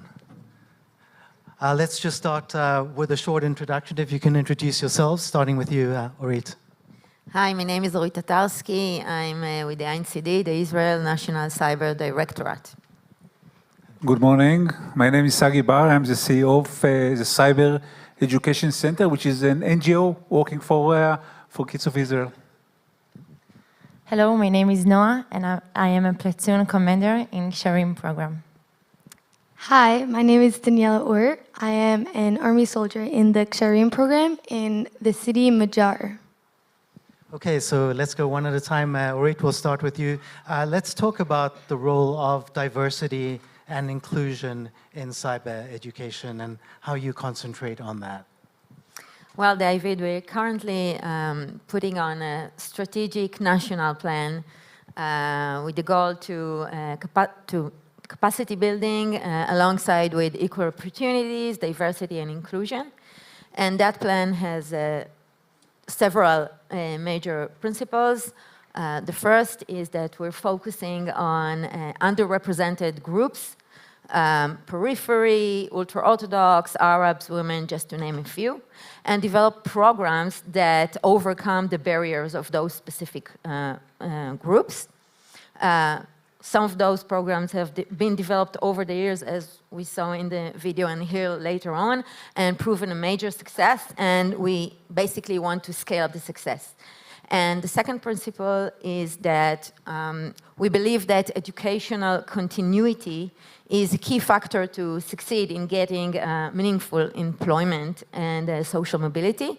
So we need to start early in junior high and give the kids experience and exposure so they too can believe it's a possibility for them and motivate them to pursue it. Later on in high school, give them specific expertise, for example, deep cyber knowledge and power skills. And last, give them their first position in a career placement through military or national service, and thus giving them some major hands-on experience. And from there, the way to the Start of Nation is paved. And last principle I want to mention is that we're putting together scalable cross-sector coalition system based on coalition between government, military, industry, philanthropy, academia, because we believe that like in cyber, it's a team effort and you need everyone on board to win it. Thank you. Sagi, the Cyber Education Center started the national plan 13 years ago. Tell us a little bit about the history. 13 years ago, only 3% of Israel IDF cyber and tech soldier came from the periphery of Israel. We thought that is not the right thing to do, so we tried to break the connection between the zip code of the kids and their future. For that reason, the Makshimin program was established and gives kids the opportunities to be part of the high-tech industry in Israel. 13 years later, there are more than 3,000 graduates of to date, 65% of which are accepted each year to IDF tech and cyber units. And those 3% I mentioned at 2010 have become 35% of the cyber units coming from the periphery today. Makshimin have proven that offering an opportunity changed reality dramatically. Now we want to do the same for all the kids of Israel, all the kids in the periphery. Thank you. Daniela, you are a soldier, a teacher in the Ksharim program. Tell us a little bit about your experience. Of course. So I'll say my name again, Daniela. I work in Majar, as I said before. It's a city up north which has a mixed Arab population, which means there's Druze, Muslims, and Christian Arabs. And so we talk about the big picture of inclusion and tolerance, and I'd like to share my personal story of how I see it in my day-to-day life and in my Army service. So when I first came into school, I was overwhelmed with a lot of students and a lot to teach them. I had a lot of material to go through. And so I first came into class, and my first class that I had, I noticed that one troublemaker kid. We all know those students in the classroom. And as a teacher, I was now in that position of a teacher, and I noticed that troublemaker kid. And as the students started to learn and the year went on, I saw that the teachers kind of avoided him, tried to put him off to the side, interact with him as little as possible, because as little as trouble as possible. And I decided, you know what, no, I'm gonna take his hand and I'm gonna walk with him and I'm gonna try to go on this process with him. And so I came into class one day and we sat down and we started with building an email. That's something that he didn't have. That was something really important that was needed for our class. So we made him an email. And then we opened up the website that we used to build websites, which was Coding Rooms. And we started our code with a title called Right is the Best. My student's name was Right. He was a Druze Arab. And so, of course, Right is the best because our students are always the best. And we went from building a title to adding a picture to adding fonts and colors and different pages and buttons and so many different features. And he left the class so proud of him. He came back the next week with the biggest smile on his face and said, Daniela, I have something to show you. And so he came to me and he sat me down in class and he showed me this awesome website that my mouth dropped. I thought he pulled it off of Google. I didn't really believe him at first. And I saw that he went through all the code, he understood what he was doing, and he managed to build a full website. And in that moment, I realized this is it. This is what we're doing. We can teach a student to open up a computer and learn how to code, but what we're doing is teaching our students to believe in themselves, teaching our students to have this feeling of, I got this and I can do it, very similar to what we saw in the video. And so we talk about this whole big project of making this big change, and we start with each student. We change one student's world at a time, and together we try and change the world. We do it one step at a time, and this student, Rait, is now coming out of class with a huge smile on his face, and the hope is that he can future his education in high tech and hopefully make Israel a better place. Thank you. We'll be watching your progress, Daniela. Noah, you're a squad commander in the Ksharim program, and tell us a little bit about how you see it from your perspective, how you cope with this ambitious project. So first of all, I want to say that I'm excited to be here representing the IDF and the Ksharim. It's very exciting for me. In my point of view, we are part of much bigger picture. All forces of the IDF is with us, the education branch, the intelligence branch, the unit 8200. And Ksharim is telling a story of inclusion between the army and the Israeli society, and partnership between all those people who works together to succeed, like the members here in the panel. In the end of the day, our goal is to create a system for making this program scalable and sustainable to reach every student in Israel who need us. Because we believe that every student, no matter where he grow up, should be able to open his own computer and has the sense of capability. So this is what we do. This is what Daniela and her friends do, and I'm proud of it. Thank you. Well, we're proud of all of you. Unfortunately, our time's running up, so thank you so much for joining us, and good luck in the future. Thank you very much. Thank you.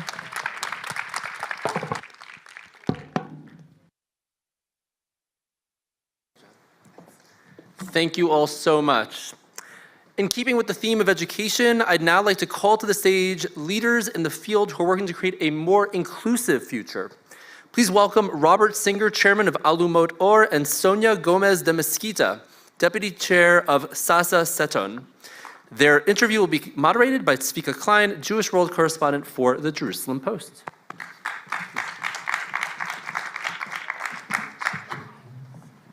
Hello, everybody. Thank you for being here with us. And hello, Robert and Sonia. It's great for me. Can you get closer to us, please? Thank you. It's nice and cozy over here on stage. So I'm actually very excited to be here with Robert and Sonia. I know them for many years, and two of them have done amazing things for the Jewish world, but we're actually here to talk about education. And it's fascinating, Robert, basically both of you represent two different organizations, but you're also connected. You'll explain about it if you want. But Alumot Or, I was fascinated to read about it, by the way, as someone who barely finished high school, but at the end finished with high grades. It's a difficult situation. There are many people around the country who have, who don't have enough, ability to succeed. Yeah, no, thank you, Tzvika. I'm dealing with education most of my life, being a senior officer in education in the IDF, but then moving to intelligence community and spending some time there. But even when I was there, I was responsible for establishing educational systems in the former Soviet Union and Eastern Europe. And also today I'm dealing with different things after completing my time as the CEO of the World Jewish Congress. And I'm still spending a lot of my time on meeting with presidents, prime ministers, ministers, ambassadors, and stuff of this kind. But I think one of the most important things that I'm doing, I'm chairing the organization called the Alumot Or. It came out of a conversation, a phone call that I received 7 years ago from somebody that I knew for some time. And he told me that there is a family of Holocaust survivors who left some fund and they want to do something significant in Israel. And I was sitting with myself and saying, Israel has so many needs. And what would I advise to this family? I'm not sure that even people that are still sitting in this room realize that about 12% of the students in Israel are students who are participating in special education, which means that every 8 students in Israel is in some way within the system of the special education. So I thought to myself, we had here speakers from different fields in Israel, speaking about excellence, Dan Shechtman and others. But basically, we all know that the strength of any chain is in its weakest part. So I decided to focus on this part, and that's how the Alumot Or was created. It started with a school for autistic kids on low spectrum in Kaduri, in the Lower Galilee. And from there, we have built together with the Ministry of Education 8 schools. Altogether, it's a network of 15 schools in different parts of Israel. And I'm very happy to say that Alumot Or became now the leader in the field of special education, developing different programs. And from the next year, they will continue also and will start working in 500 classes all over Israel. What's the most, can you give us an example of someone that you helped, that the organization helped, it changed their life, it moved something, it created something new? Yeah, no, first of all, I have to give a credit, to Jerusalem Post that included this issue on the agenda of such an important gathering, but also to 1,000 teachers who are involved in the system that Alumot Or is involved with together with the Ministry of Education. So examples, there are plenty of examples, but as you say, it's always you can go. What comes to mind is exactly a year ago I was driving and one of the teachers of one of the schools called me and told me, we're talking about this school for autistic kids. So she told me that one of the students in the school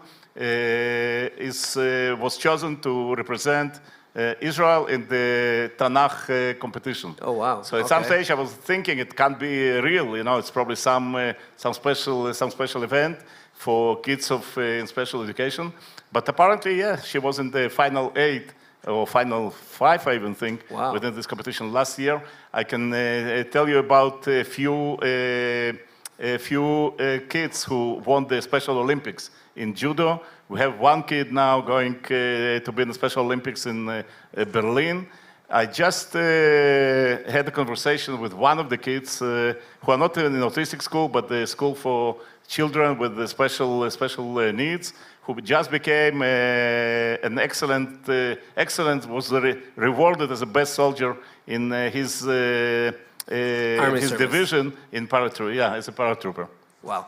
So, as you mentioned, I mean, you've worked and led so many Jewish organizations, as well as Nativ, which is, it was a secret agent for the State of Israel, helping former Soviet Union Jews. What do you bring from your decades of experience in the Jewish world into the world of education and special education here in Israel? The first thing that comes to mind is everybody can do everything, and many people said it here, but sometimes people don't look at the kids at the special education schools as somebody who can be or should be given a chance or given a choice. And I can tell you from being involved in this organization for the last 7 years that everybody can get to every place. So first of all, to give them a chance. And the second thing, we have today many examples of Jews from different countries worldwide, from Russia, from the United States, from Latin America, from different places, especially making aliyah to Israel in order to send their kids to our schools. What I want to say is that with all the problems we have in this country... Is that a phenomena, or is it like becoming... No, it becomes kind of... we have also different ministries of education sending their principals and their officials to learn from us. And the thing I want to say is that, with all the problems we have in this country, in the field of special education, Israel is really a pioneer in many ways, and I'm very happy that Alomot Or is a pioneer within Israel. Thank you very much for that. And I'll just add, well-deserved. There's also a rise in the identification of autism, et cetera, right? So, I mean, there's definitely going to be more and more students part of this, right? But just in a short answer. As criteria for kind of definition of autism changed, more and more students will become part of this system, and I'm very happy that both the previous Minister of Education and the current Minister of Education see it as one of the highest priorities of their ministry. Perfect, thank you. So Sonia, you're the deputy chairwoman of the Sasa Seton organization here in Israel, or foundation, family foundation in Israel, but dealing with a unique situation of people, children who are in hospitals, and some of them may spend years or months, and how do they cope with education and what they're supposed to be learning? So this is something very unique that the State of Israel is doing, and I'm not sure that people are aware that the State of Israel dealing with something really, really quite amazing, also on an international basis. I mean, people can't believe that something like this exists. So 41 hospitals in the State of Israel, actually in each one of them, there is a school that the Israeli government built many years ago, more than 25 years ago. This is under a special law, the National Free Education for sick children. So it was a special law, and Israel is one of the only countries in the world that has this law. We heard just recently that Turkey is going to do the same in their hospitals, in their country. So many years ago, the government, the Ministry of Education, came to the chairman, which is Robert Zinger, and asked how we can support them. So basically, in each hospital, there is a school with head teacher and a huge team of professional educational staff, which basically teaching from 8 to 12 o'clock the children. We are talking about more than 140,000 children every year hospitalized in Israel, and we are talking about more than 3 days hospitalization, whereby you need to give them the education. So Sasa Seton, special organization, 13 years ago, with a special family, Hilda and Philip Seton, one family that decided to support the whole 41 system, the whole 41 schools The network. 41 hospitals and schools in Israel. So we basically extend the the day school from 12 o'clock till the afternoon, and we are supporting the government, actually, and extending the school. Is it a joint venture with the government? It's a joint venture for the past 13 years. We supported more than 2 million children hospitalized in Israel, and with an amazing force of national service girls and boys that coming and helping us to do it, and quite an interesting and unique way. So as she mentioned, you're also the chairman of this organization, as many other organizations that we don't have time to mention. I want to say that I'm the chairman, but actually Sonia is the engine behind this. But you asked about the relations between the diaspora and Israel, and this is a beautiful example, because both programs are 100% supported by the Jews in the diaspora, and they are in partnership with the Ministry of Education, and I just wish that more programs like this, or more projects like this will take place. 100%. Yeah, so can you give us an example also of situations that people go through and need to cope? Hospital, you know, Tzvika, it's a special place that everyone comes to the hospital for a certain reason. At a certain point, yeah. Exactly, and unfortunately for not a natural reason. Right. And while you're coming to the hospital, you have to get the treatment, whether you are Druze, Arab, Israeli, Palestinian, refugee, new immigrant, Haredik, you have all of them in the hospital. So we, as an educational, arm of the Ministry of Education, and of course an organization that deals with education, we decided that this is the best place to take all the children where a Druze, an Arab, and Christian, and Israeli are studying together, sitting together, spending probably days and months in hospital. So this is the way to have life in partnership. This is exactly. And it really relates to what people were saying here before, right? Exactly. So it's tolerance, and in these situations that we don't choose to be in. We exactly. learn to kind of see other sectors, be with them, sleep in the same room with them, right? No, the hospitals are the microcosmos of Israeli society. So you have doctors and teams 100%. who are Jews, Arabs, Haredi, doesn't matter from what area, from what place, what part of Israel they came from, and the same with the patients, with the kids. So what you have there, really, and they found themselves, like you say, it's in the same place, in the same room, under the same treatment, going through the same negative experiences of being sick, and going to the school. So what Sonia and the teams are doing, really, it's part of really investing in putting a glue between all of them. And you see at the same class kids from different places, which is not happening to them when they're in their cities. They're sitting together, studying together in different languages, and it's a beautiful, beautiful project. Thank you very much for both of you for what you do and for your dedication to the Jewish world, but also to the Israeli society. Thank you very much. Thank you.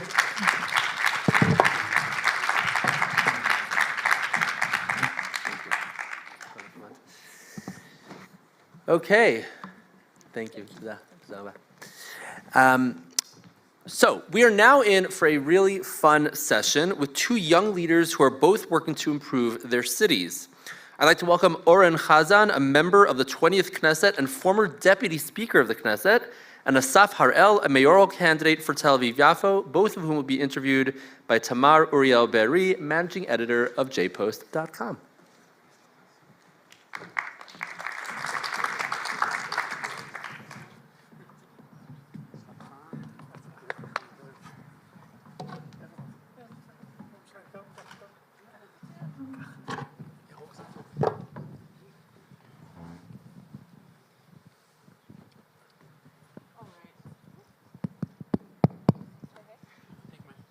I got it. Hey. Great. All right. Well, I've got a bit of a celebrity panel here today. Where? Well, haven't found them yet, but I'll let you know. So, Oren, I got to start with you. I mean, you're right after a win on the Israeli Big Brother. You got 500,000 shekels from that. Got quite a bit of attention while on screen. It was $1 million. The country take half, my wife take the rest. So we're not going to talk about it now, yeah? So you got to question how much of a win it is, right. But do you feel that win, alongside the sum that went to everybody else, contributed in any way to your desire to maybe focus more on municipal matters? It's a good question. First of all, hello everybody. We hope to wake you up. I think you had a long day. Hi, Asaf. It's an honor to sit with you. I want to start with an apology, okay? I took some English courses from Bezalel. I hope to stand up for my English, okay?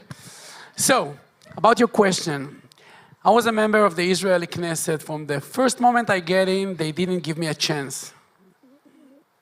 They went all over me, all over my wife, my family. They went back to the history and started inventing things. And actually they say we have a new cloud in the Knesset. A young guy, maybe a wild stallion, that if we will push him enough, he will break the government, he will break Benjamin Netanyahu. We will show the ugly faces of the right. It didn't work for them. But there was part of Israel that really believed the things that they say on news, really believed the stories. When I decided to go and take a part in the Big Brother show, it wasn't because I wanted to be famous. I think I'm famous, and I think so, yeah. I had one famous selfie, maybe you got saw Asaf's confirmation. Yeah. So I decided to do it from two reasons. The first one, I really want people to know me. Because in the end of the day, you see your leaders by TV, online, and you see only a part that they show you. But if you will take a moment and be enough tolerant to listen to them and realize who stands in front of you, you can realize a new world. So this is why I went there, and it's worked for me. The second reason was, when I look on the future, and I look on kids today, I think Asaf will agree with me about this too. This is a new generation. If you want to speak with this generation, they go fast, they talk by beats, they work online. They don't have time. Maybe they don't have enough tolerance. So I think that if I want to lead the kids of today, tomorrow, I need to talk with them by them language. And them language goes through the Big Brother and TV shows like this. And also includes some very famous selfies at the Trump insists, what can I do? Oh, you're blaming the former president of the United States, not yours. Well, I mean, your selfie went very, very viral, as did your one when the nation-state law was amended. But Asaf, I got to turn to you real quick if we're talking already about celebrity moments, because you come from the industry of television. Bichlal, I say Bichlal, I'm mixing Hebrew and English already. Your degree is in architecture, correct? Yeah. So how does all of this kind of lead you into municipal work? Well, I think that I've been a writer for TV for almost 20 years, and eventually I think Oren will agree with me now that your part as a politician, some of it is telling a story, the story of our lives, and you need to tell a good story you want people to listen to, and in a way that's what you're doing on a TV show. You need to tell a story, you want people to connect to it and come next week to listen to it again. So eventually we're telling stories. Stories about Israel, stories about ourselves, stories about why we should be elected to save Israel or Tel Aviv or Jerusalem or Ariel, whatever. But it's all part of stories that we tell and will bring people to vote. And the architecture studies helped me when I sit in committees of building committees of Tel Aviv. It's really helpful when you know to read plans and you understand what's happening in terms of constructions and infrastructure and so. Asaf, tell her the truth. The first building you built collapsed. No. It's a good way to start. Now you two are both allegedly, I'll add that word on a technicality, heading into more municipal work. Both of you, like I said, from different industries, and the two of you from very different political positions as well. You come from the Likud, and you're more lined up with the current municipality that's happening in Tel Aviv. Actually, you know what else, Asaf, I'll start with you. What's kind of setting you apart from Ron Huldai and the current leaders in the Tel Aviv municipality? Well, first of all, I'm a big fan of Huldai, and he's a really good mayor. And everything I learned from him. Yet I see myself as an updated version. 2.0? Yeah, exactly. No, it's not a whole different set of values. Actually, I think it's more updated. That's the reason you upgrade your phone, because it wanted to be more accurate, more faster. And if you look at, I think, transportation, which is one of the big issues now in Tel Aviv, I don't have a car. I came here by train and then by the light train, and I drive bicycles. And in a way, I think I understand and I live the true situation of Tel Aviv, and I'm ready to go to the next step of saying bye-bye to private cars, which I think Huldai is still in an old version. He's trying to keep everyone pleased, the bicycle riders and the walkers and the car owners, and you can't please everybody. That's why you have chaos on the sidewalks, and that can be only be solved by saying bye-bye to private cars, which he's not able to say. So very much focusing on infrastructure. I think that's really interesting, especially because of the public concern surrounding Tel Aviv lately. That is very much transportation focused. Yeah. Yeah. So Oren, I have to ask you kind of, would you be approaching the mayorship in Ariel? What would be your main focuses? Before I answer your question, I want to say something about the things you said before. Last night we sit to a dinner with Governor DeSantis and the member of the board of the Tolerance Museum. And the governor and the member of the board asked me a question, how we can help you guys. What is our place in your story? And I said, I think your place in our life and the way that you can help us the most is to help us tell our story. We have a huge problem with Hasbara. We have a huge problem. The Jewish nation and the state of Israel have a huge problem of giving our story. It's not something that happened last night or last week.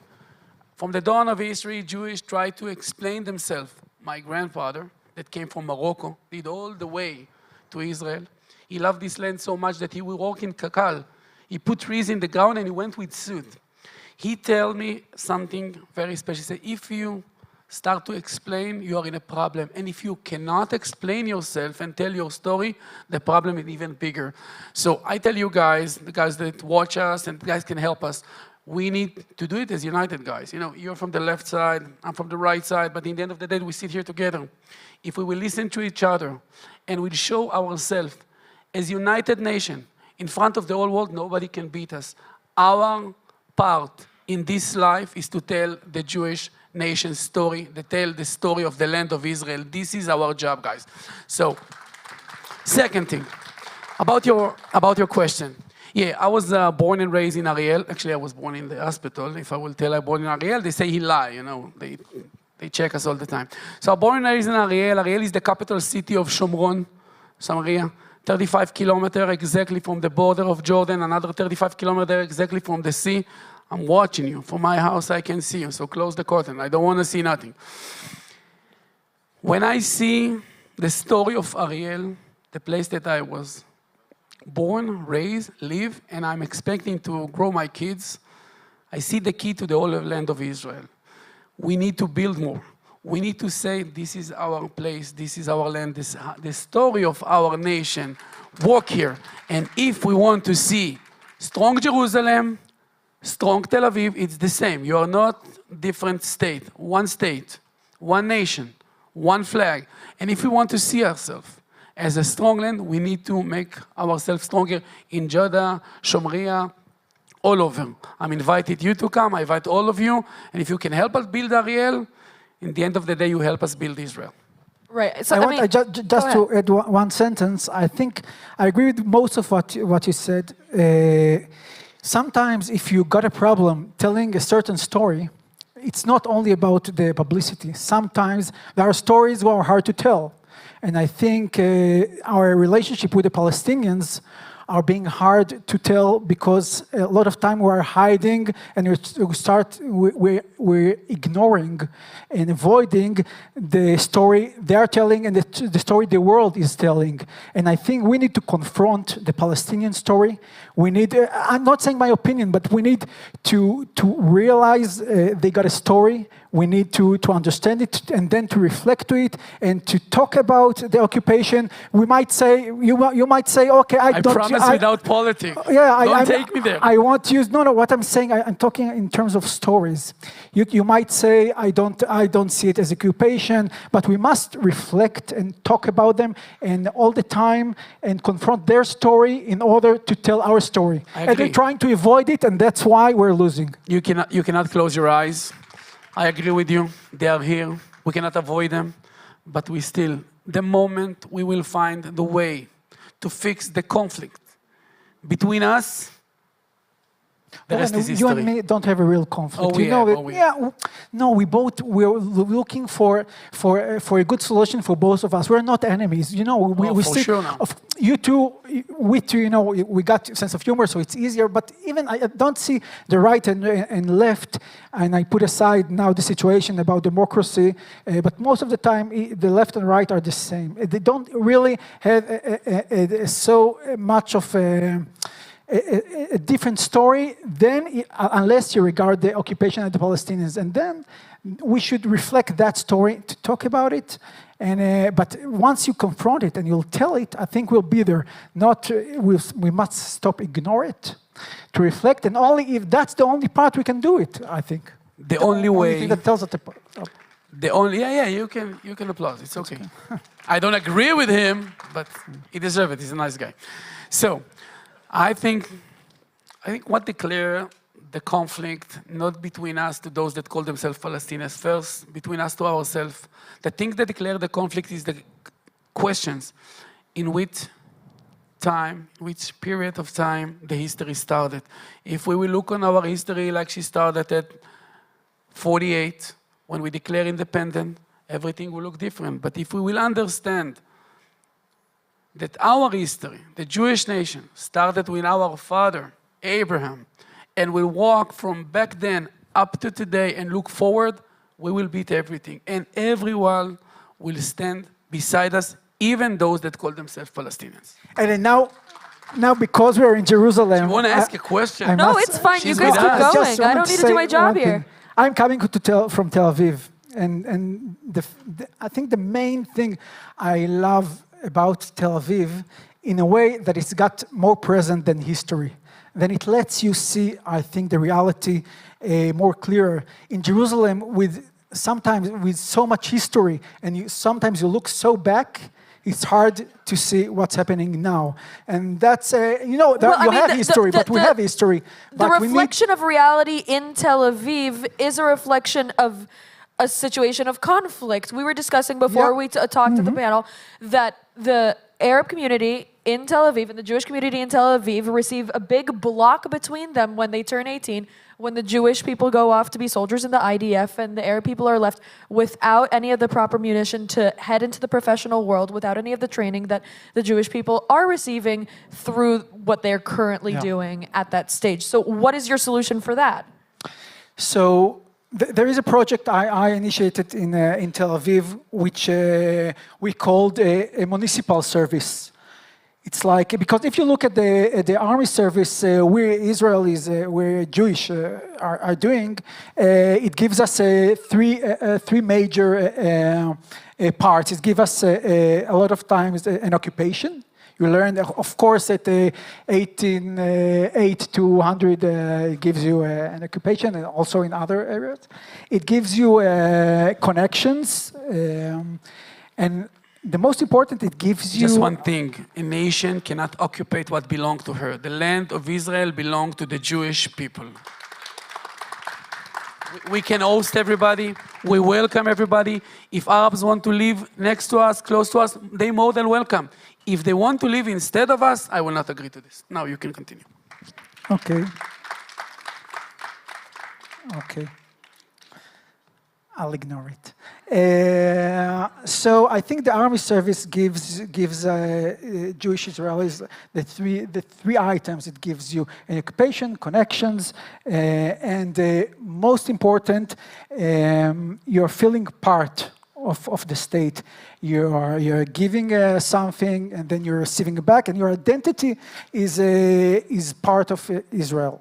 And for the Arabs, they don't have the connections, they don't have the occupation, and they are feeling apart from the state. So at 18 is a crucial moment. That's why what we initiated is a municipal service. At the age of 18, we offer a group of Arabs from Jaffa to be workers in a service in the municipality, and then getting back those three main items, the connection, the occupations, and of course, being part of the city is part of your identity. And I hope that eventually, and when it was the Likud before, the government before, I started to initiate it with the Likud, but because I think we all believe that the civilians here should be part, and I hope that it will turn to a wild, in all the country, a municipal service, where people, even in Bakal Garbia, or in every state in service for 2 years, work for 2 years in their community, in their municipality, to feel part of the place they're living in. It will always make them, and our life, everybody's life, better, and will shorten the gap between us. I want to help you, and I hope they will agree. And if we will find a way to give them an opportunity to volunteer as part of Israel, it will be better. But for this to happen, first, they need to find themselves in the story of the state of Israel. Thank you both very much for joining us today. Good luck in the upcoming elections. One last thing. I started with apology, and I want to end with apology. To see my face on this big screen, I'm not jealous at you guys. Thank you very much. Come visit us in Ariel. Thank you.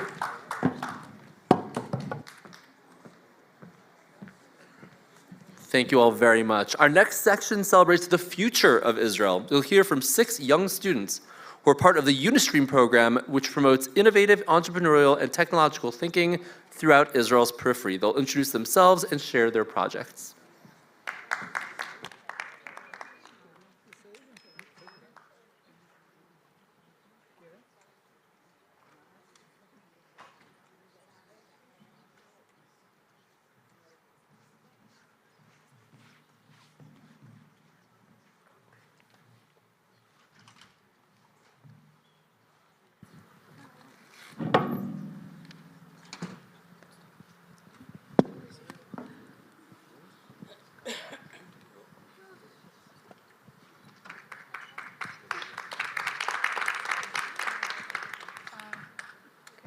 Hi, my name is Shiva. I'm 17 years old, and I'm from Rahat City, and I'm the CEO of Protection Line Company. Hello everyone, I'm Rahina Touri, and 17 years old, and I am the COO of Protection Line Company from Rahat. Actually, it's my first time to be in here, and I really woke up so early because I'm so excited, because it's a new experience for me. And I know that I'm gonna acquisition and new things here, and also to make my parents so proud of me. But now we introduce ourselves. Let me introduce our project. But before it, let me ask you a question. Raise your hand if when you get out in your home and in the way you ask yourself if you look at the door or not. Okay. All of you don't forget to look at the door. It's well. 2 years ago, 15 persons. Okay. 2 years ago, 15 persons from the most organized people in Rahat City joined Unistream to create a production company that had a lot of smart-looking system. And we work like a one-head to create an easier life for our customers. The main problem is wasting time by going back to check up on the doors. So let's say you got out of your house, and maybe you are already at your job, getting down the stairs. You have a thought stuck in your head whether you lock the door or not. So most of the time, you're subconsciously going back to the house and check upon a door, and most of the time you find it locked. And our solution is a smart key. It's a smart, unique key with locking and unlocking status. And it's work without electric, without Wi-Fi. And it's work without electric, without Wi-Fi, because it's mechanical. And the vision of our company, that will be faster and easier, and it's also gonna make up your mind. So now I'm gonna explain how the key will work. As you can see, on the right side of the screen, you have the key. When the door is locked, it's gonna turn red. When it's unlocked, it's gonna turn green. As you can see, there's many pieces inside of this key, but the two main pieces are the piece of magnet and the colorful piece. All these pieces will gather together and go inside of the cover of the key. When we enter the key inside of the door, the piece of magnet will stick to the middle of the door. That way, it will hold the colorful piece from moving. In other words, when we switch the key to the right or to the left, the colorful piece would switch to the opposite side. That way it would change colors. Our target audience. Our product made for everyone, literally everyone, especially OCD patients, those who have an under voice that always check out the door, no you didn't look at it. And it's also made for doors manufacturing and for elders and hotels and banks and more. I just want to note something about these institutions, these kind of buildings. They're always that one guy who always holds all the keys to all of the doors. So by the end of the day, let's say if they used our smart key, by the end of the day they could check up in all of the doors and search for the green one and know which door is unlocked. We also might add numbers to the keys. That way they will know, for example, the door number 4 is unlocked, so it will be much easier and faster for them to know. In the US, at least, there's 7.6 7.6 million OCD patients, other than the ones who haven't been diagnosed yet, who also have OCD, which cause them to forget. According to arid market research, the global door market was sized by and valued by 124.4 billion in 2021, and it's projected to hit 206.6 billion by 2031. Our business model is going to be B2B, also B2C. We want to work as B2B because we want to collaborate with big companies who work with doors and keys, such as Rabbi. That way we will add value to their doors by them using our smart key. So, and if we didn't find anyone to collaborate with us, we will work B2C. That way we will prove to these companies who didn't want to work with us that our smart key is asked and required in the global market. There are a lot of companies who have the ability to compete our product, but our product perform them in a different ways. Firstly, our product, it's very simple and easy to use, and it's cheaper. And we want to collaborate with a stick-and-find company to make our customers track their smart key. And it's also waterproof because it's mechanical. Our strategy started in 2021. We started brainstorming, and then we had the idea of the key. In 2021, we started drawing and concepting. In mid-2022, we started raising funds. Also, in mid-2023, which is now, we still didn't get our first broken prototype because we're still raising funds to get our first broken prototype. And in 2024, we hopefully will enter the market. And thanks for listening. You could ask any question if you have any. There are any Does anyone have questions? any question? Okay. Thank you. Have a nice day.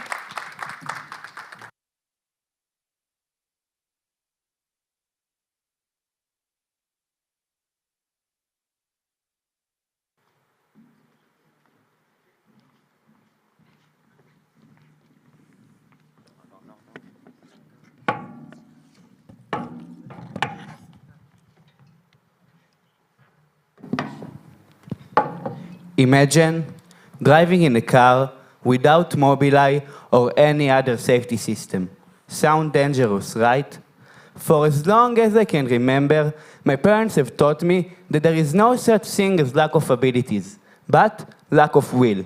Where there is a will, there is a way. I believe there is a lot of justice in this saying.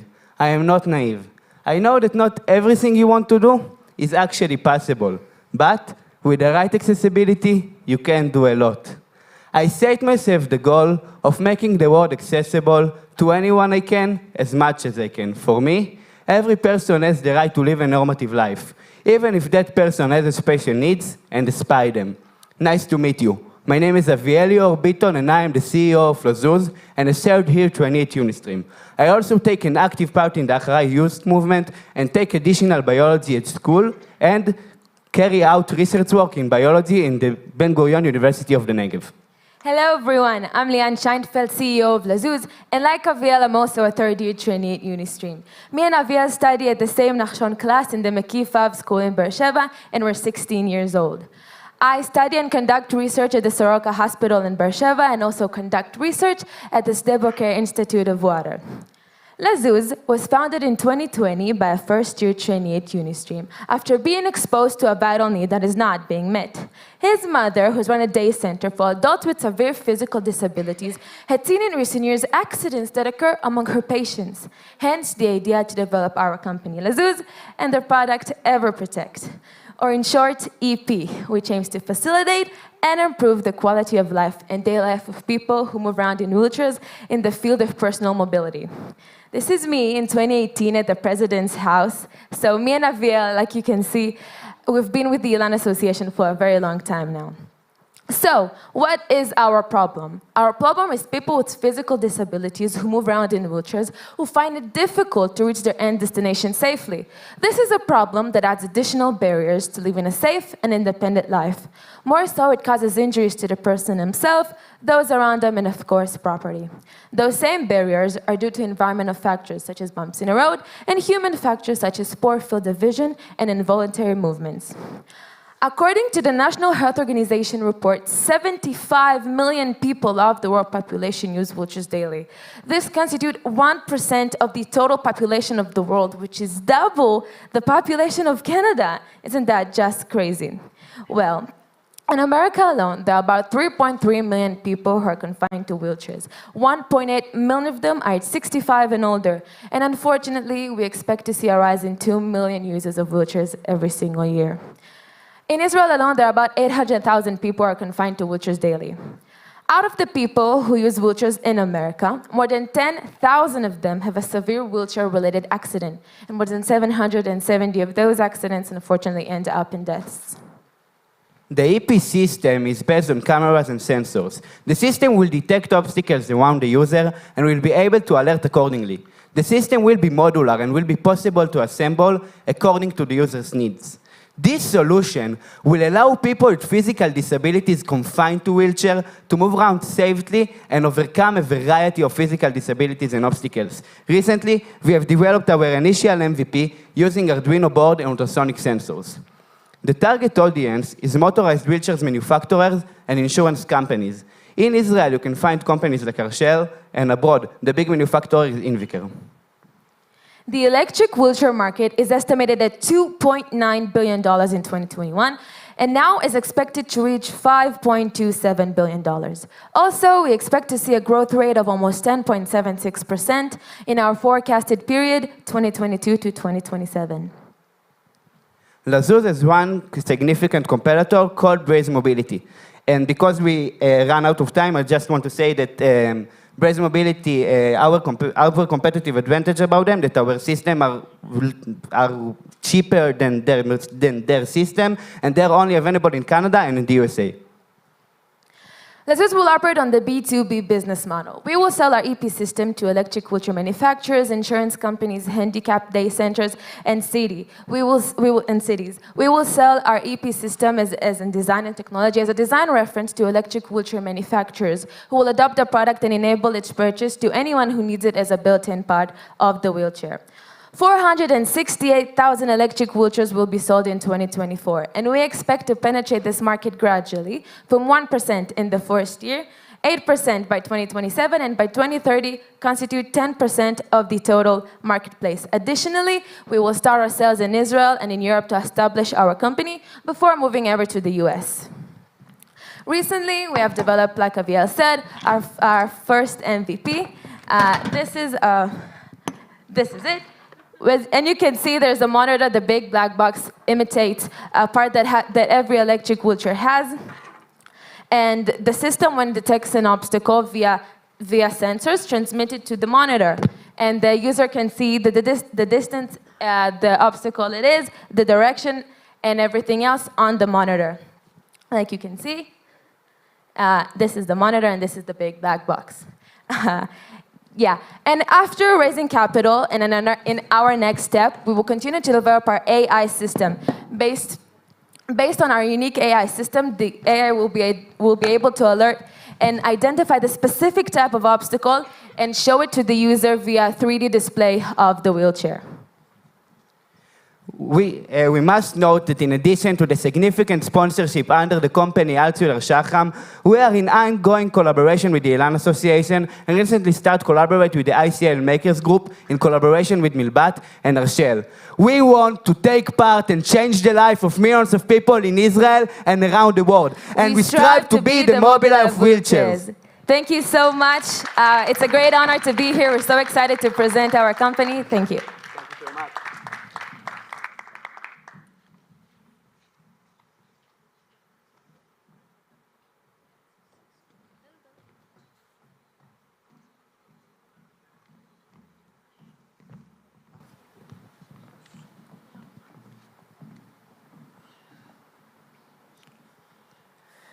Hello everyone, my name is Libby, I'm 16 years old. And my name is Ariel. I'm 17 and we are very excited to be representing Netanyah's Unistream Center. Before we start, I'd like to ask you something. Which of you is familiar with an Apple AirTag or Samsung SmartTag? Well, we are all afraid to forget or lose valuable things. But what about our kids? It's not a secret that kids tend to get lost in public places, basically everywhere, as you can see here. But the more critical pain here is the constant concern of the parents. The biggest fear of 88% of parents when they go somewhere is losing their child. We are proud to introduce you to Momento, our brilliant solution, a wearable device designed especially for kids. The Momento set consists of a bracelet worn by the child and a mobile app for the parent. Using IoT and 5G cellular technologies, the Momento set allows the parent, the Momento app allows the parent to set a limited distance for the child to walk. If the distance measured surpasses what was defined before, the band will vibrate, the app will alert the parent, and the loss will be prevented. With advanced technology and seamless connectivity, Momento is easy to use in any situation, making it a practical solution for parents with little children. Keep your child close and explore the world together with Momento. Momento's app has some unique features to ease on the parent's mind. For example, in a case of loss, the Momento user community can assist and help contact the parents if they found the child. And the parent can also navigate to the child using the app. And even in serious situations, you can even send a detailed request to the authorities. The app will be available for free download, although some of its features are considered premium. As a private user, you will be able to buy Momento bracelets from authorized resellers, such as Walmart, AT&T. These resellers will sell you the bracelets with a SIM package that is required for activation. Or you can rent it in places that are Purple Zone certified. But wait, what's a Purple Zone? The Purple Zone, designed for complexes like amusement parks, outside events, malls, and more. Just one click and all parents and staff can be alerted in a critical case. The Purple Zone provides marketing benefit to the complex as a safe and family-friendly environment, while also generating revenue through the sale of traffic data. Remember smart tags and AirTags? They might help you locate lost items, but Momento goes beyond by taking a step further.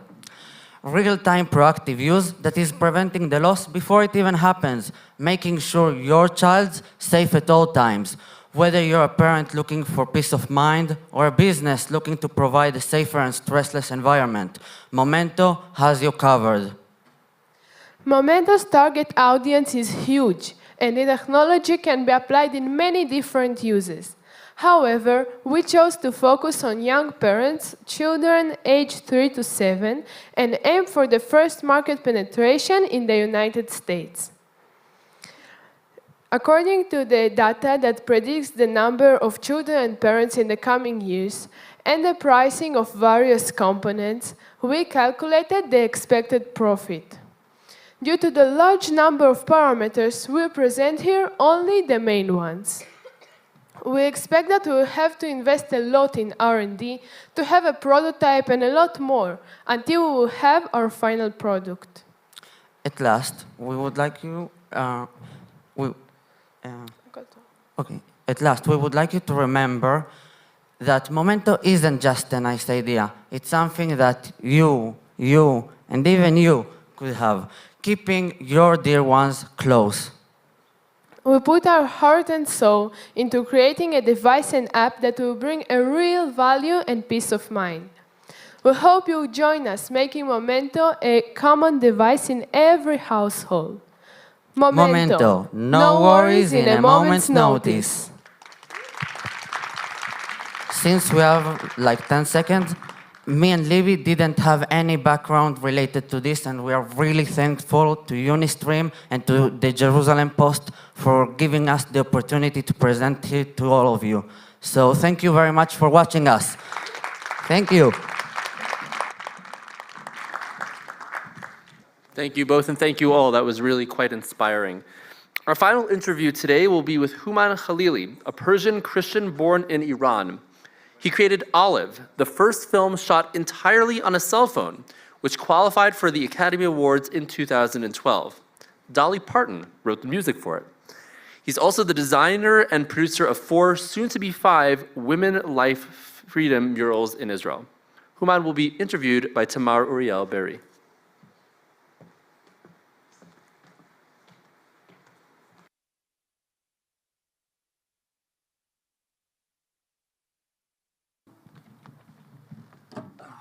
Well, they saved the best for last, huh? Thank you, yeah.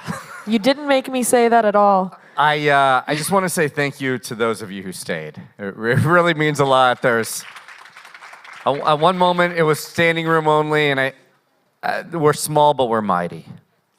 So okay, let's start off introducing the project. How did you come about to producing the Women, Life, Freedoms Murals project? So the Western media, I live in San Francisco, right outside of San Francisco. The Western media isn't really covering what's happening in Iran. And so there's a woman who is a muralist in LA. She called me and she said, we need to make the world pay attention to what's happening in Iran. Can you help secure a wall in San Francisco? Made a couple phone calls. The art commissioner got involved. And all I did was make a phone call to get the art commissioner involved. I didn't do anything else. The wall went up. I took a picture in front of the wall. The picture went viral. 2 people saw it who are pretty prominent here in Israel. Flora Hassan, the vice mayor of Jerusalem. And, all right, yeah, she's great. And Emily Schrader, she's a reporter. And the 2 of them, recruited me and said, we want murals in Israel. So I did the 14-hour flight and met with Fleur, and I said, do you have a wall? She said, no. I said, do you have an artist? She said, no. I said, am I paying for it? She said, yes. But and you were convinced. I was convinced because it's such a important moment in time, and I had the opportunity to show the world that the Jews are standing with the people of Iran, and I couldn't pass up that opportunity, even if I had to pay for it. That's beautiful. Yeah, agreed.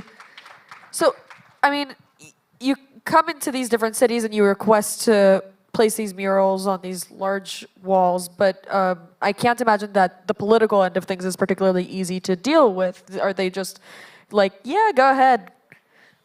So I am working with a woman who is just, honestly, she's an answer to prayer. Her name is Ruth Wasserman. She's here right now. And she helps me secure the walls and helps me deal with the mayors. There's a process. They have to see the mural ahead of time, what it's going to look like, and I have to stick with it. But the whole point of the murals is really 2 things. As I said, it's to show the world that the people of Israel are standing with and fighting with the people of Iran as much as they can. And secondly, we need to remember that Iran and Israel Iran and the Jewish people have been friends for over 3,000 years, and they've only been enemies for less than 50 years. And I want the people of Iran who have fallen, who have been injured, who have lost a limb, to see that they're memorialized in God's country, in Israel. So the hope is that these murals will inspire them to keep fighting, because we all know that if the Islamic regime is gone and Iran is stable, the whole Middle East becomes stable. Right. So yes, very much so. So how did you feel specifically last week, or 2 weeks ago rather, when someone who is the image of the lack of an Islamic regime in Iran is standing in front of one of those murals? Yeah, so that was a miracle. So as you all know, the Crown Prince of Iran visited, he visited here in Israel. It was the first time, I think, that any member of royalty had ever come from Iran to Israel. And look, it was a beautiful thing that he went to the Western Wall and went to Yad Vashem and went to the Baha'i Gardens. All those things are wonderful, but I can make the argument that it would have been an incomplete trip without him standing in front of the mural in Netanya. Because up until that moment, people didn't understand the relationship between the Israeli people and what's happening in Iran.